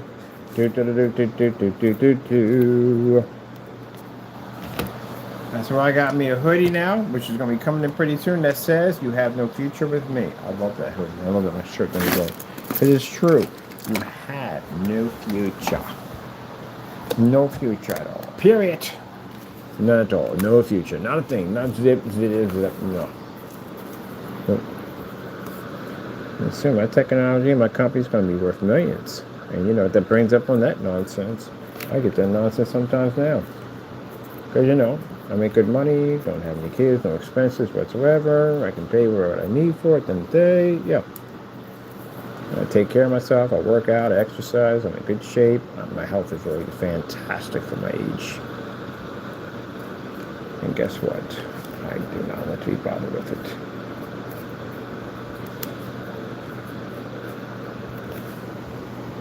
So my friends are sitting up there talking about how wonderful the relationships are. That's fantastic. And the next minute, they're mad, upset, and angry. Telling me, I can't stand that person.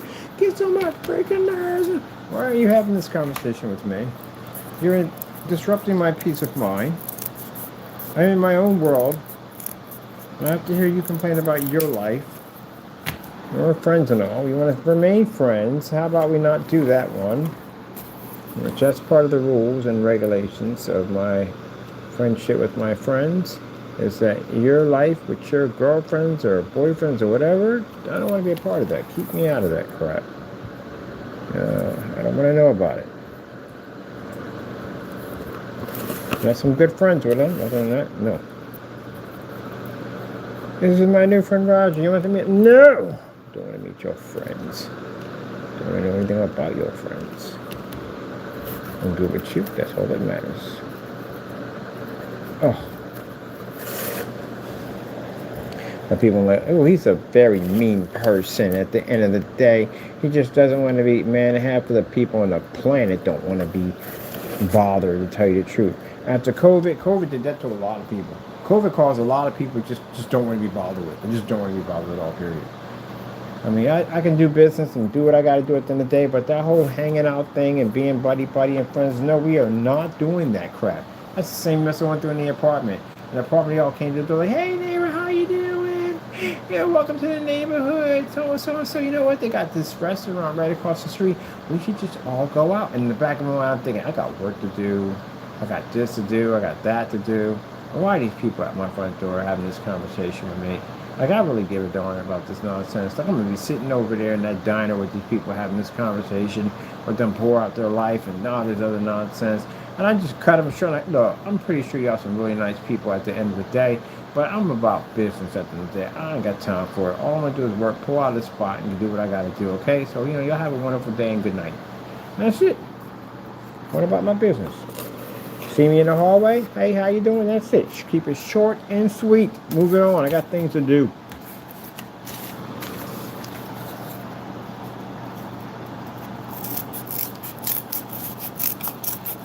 I got people that I know up here I'm cool with. I've known them for years and years and years. We can get out there and we can chat, talk, whatever. We're cool. I'm cool with them. But people I just met at the end of the day, nah, ain't gonna happen. If it's business, I got time to do what I got to do. It's business. It's business. What I do is business. But that everyday chatting, I got things to do. I got things to build, things to make, things to design. That's what I got to do. Now, my friends I know for years, oh, heck yeah, I game with these guys. I mean, they know me. It's my people at the end of the day. But if you don't know me, you're on what you call friendship probation, which means you can be canceled at any given time.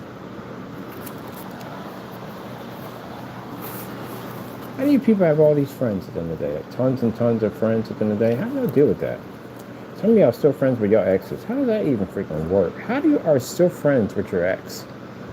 Because I can see, I can see if you had kids together and all that stuff like that. I mean, I can understand that point right there. But how are you still friends with your person? Basically, you're not even friends with that. You're not still friends. You don't even have any kids with that person yet. You're still friends with them. I can never understand that concept. But we're still friends. Yeah, okay. And we couldn't work out in a relationship. There's no way in the world we're working out as friendship. I don't trust you in a freaking relationship. What the freak am I going to trust you for in a friendship for? That's so backwards, I swear.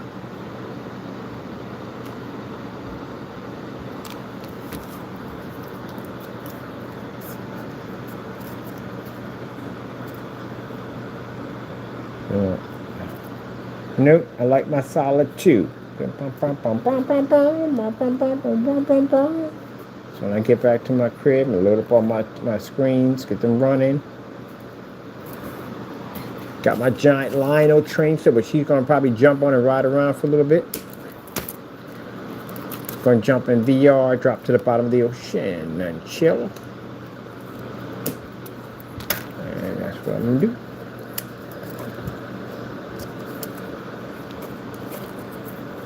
You hear my phone ringing? It'll ring, right? You know why? I got rules. That's why. Rules, people.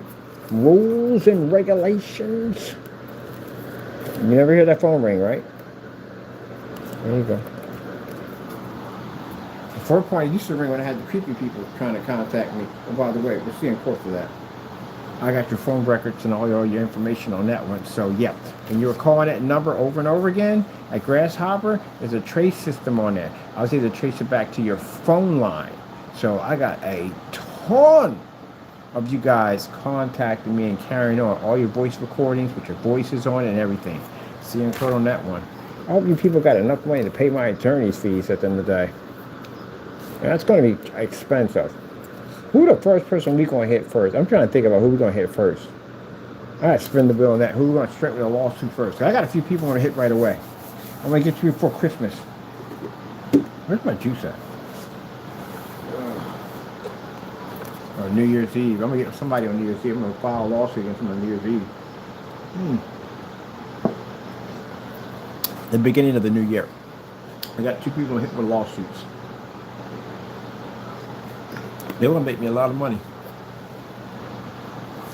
Williams is going to hit one after New Year's Eve. We got plans for Williams, big plans. We're going to get 30 to 50 years. Oh, that man we got back there on him. Oh my goodness. A judge is going to see that mess at the end of the day. My attorney looked through that. So he said, yo, dude's going to spend the rest of his life in prison. He's going to spend the rest of his life in prison. We're going to get Williams down here in Pennsylvania. We're getting what's it called? Man, can't think of the name of it now. Whatever. We're going to bring him to expedite him. We're going to expedite him here. We're going to bring him here. Mr. Williams is going to get a chance to meet me pretty soon. You're going to get a chance to meet me. It ain't going to be like on your terms, buddy. We're going to bring you here. And I'm going to guarantee you one thing. You're not going back home to Baltimore. You're not going back to Baltimore. You're going to stay here. In that prison system right over there in Allentown is where you're going to be sent to. We got half-naked pictures of this guy. We filed multiple complaints with the United States Postal Service. They're doing an investigation on him. That's softcore porn. Can't do that. Man, it's going to suck to be you in the next couple of, well, actually, next couple of months. Ugh, man.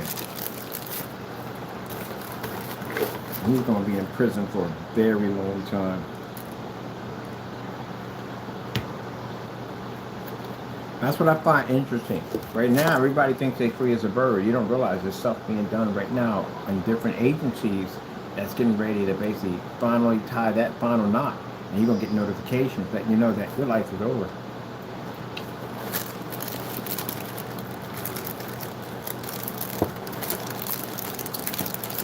Jamie told me standing around, we had a process server come to this front door. I got somebody coming to this apartment pretty soon. There's somebody coming to this apartment. There's a process server from the CCB. We open the case back up. Remember the Q? On the Facebook page? Yeah, we filed. That's my 2D artwork you use. Once we get that to trigger off, we can get you in court. I got another charge I'm going to file. We'll get you. We can get you here. We want them here in Pennsylvania. You show a first transaction account where basically showing them at the end of the day having a cop or the process server first and second time. We get him in front of a judge, and then after that we can show it on record that he basically was charged for copyrights. We want to hit him again. The object is to get him here in Pennsylvania. We can get him here.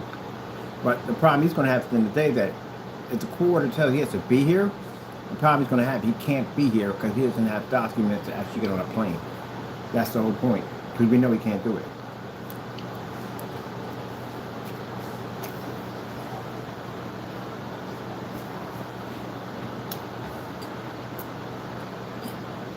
You're going to have to show up. The criminal charge, not a lawsuit, it's a criminal charge. He has to show up. If not, they're going to put a bench warrant on him. You're going to come to the department to get him.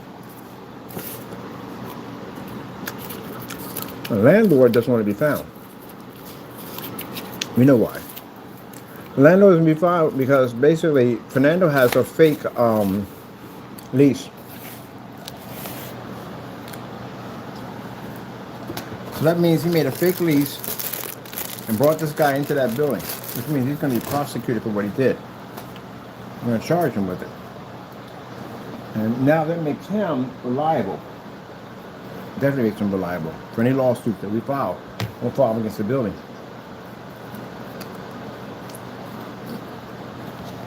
So,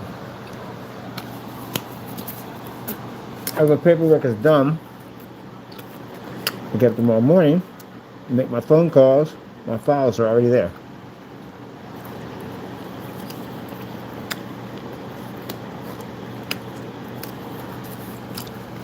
When we get done with him and the rest of them, we're going to use it as an example that why you don't touch my company. So anyone that sees a letter pop up in your mailbox or a process server comes to your front door to serve you, you know exactly what's going to happen to you.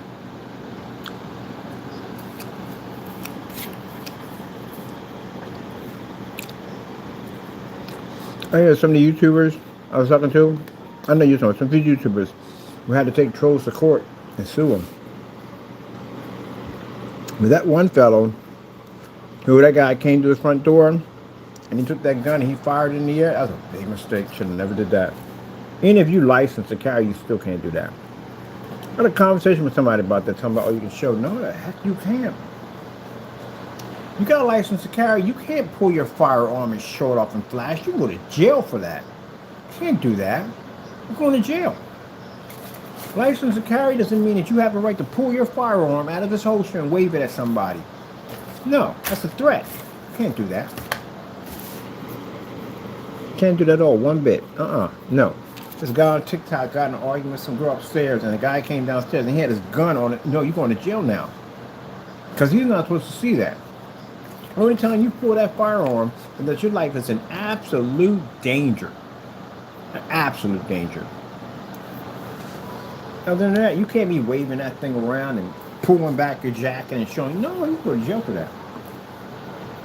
That's a threat. It's a name for it too.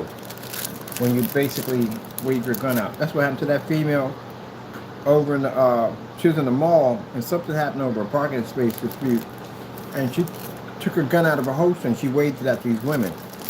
Can't do that. They recorded it. So they came in right in there. There's guys who walk around with the camera the cop, and they should have dashed cop with the cameras on them. And she was over there shopping. They walked right over top and walked over to her. Of course, she put the gun back in the car, of course. And they showed the video of her basically flashing the gun, and they put handcuffs on her. So, they're on a TikTok video. They had the gun by his side. Where the two guys are on the staircase arguing with him. They're recording him with that gun by his side. He went to jail. Don't do that. It's against the law to wave your gun around out of your holster.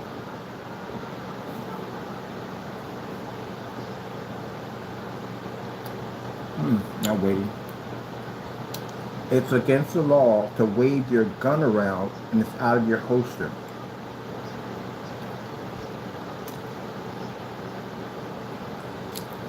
So that's your real, people got to know your rights at the end of the day. People don't know your rights carrying around guns. You don't know your rights. You can't do that. So if you wave a gun or if you have a gun out of your holster by your side and someone's seen it, it's considered to be a threat. Waving your gun around meant it's a threat. So out of your holster refers to brandishing. So brandishing a weapon.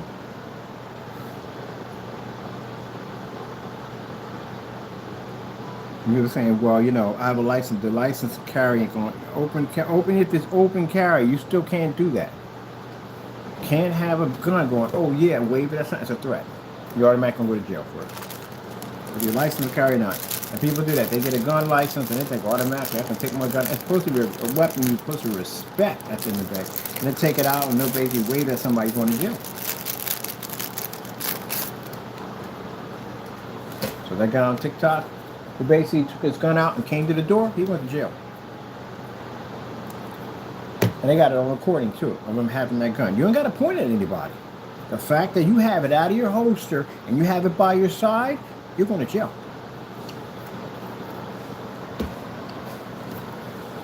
You have to show your life is in absolute danger. If that other person's not armed, he has no weapons on him whatsoever, and he's having an argument with you, and you pull that gun, you're going to jail. When he puts a firearm on you and fires around, you got to pull yours because you're going to get killed. That's why you have it. Other than that, nope. You better show your life is in danger. You're going to jail. And then consider the fact that if somebody breaks in your house and they run out your house and you fire rounds off your porch, you're going to jail. That's putting other people in danger.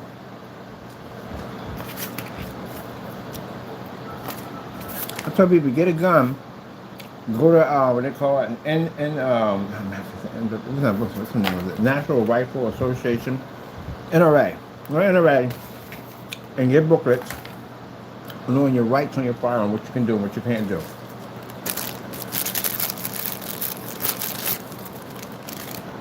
Each state's different on how they handle it. Apparently in Texas, you can get a rocket launcher, which I found was pretty true.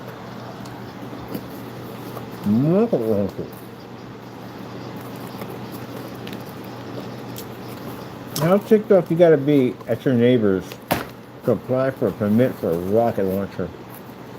You must really hate your neighbors. Last time Jenkins ever gonna take my paper ever again. Well, fix it and knock your head at the end of the day. That's crazy. Rocket launcher. Alright. I'll do my trim and wrong. I'll see my screens will be here. Projector's going to be here on the 15th and 16th. Most likely 15th.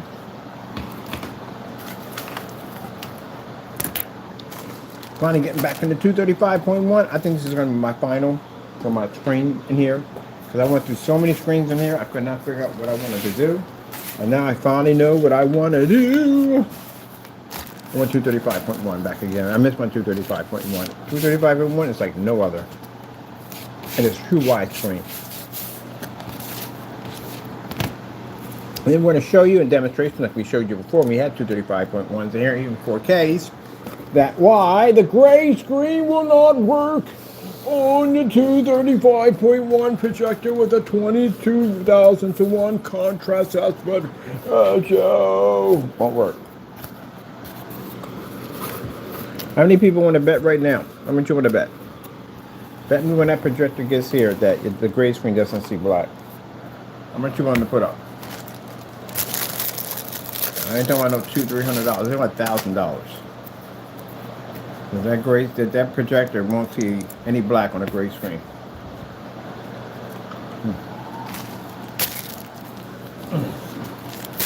Oh.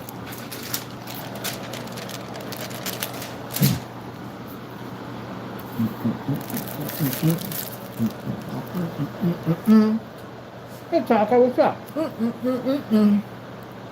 Taco, you're making a stained glass. Bill just told me how to way to make our own stained glass. So I'm paying for the stained glass. We're gonna get right, Taco. All right. I'll clean my area up. I'm done.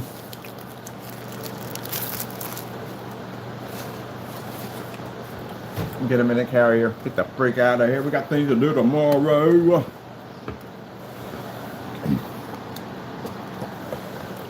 Man. I like that so much. I love it. I love it. Freaking love it. We gotta do a wooden floor in here, so I'm gonna do my wooden floor trim in there too. Like we did on the whatchamacallit, I'm gonna do the flame wooden floor we did there, like we did on the deck. Is it right, Taco? Ha! Round. Round. Ha ha ha. You got the zoo. That's what it is. All right, people, I'm out of here. Hope you enjoyed. Thank you for your time. I gotta go, and God bless.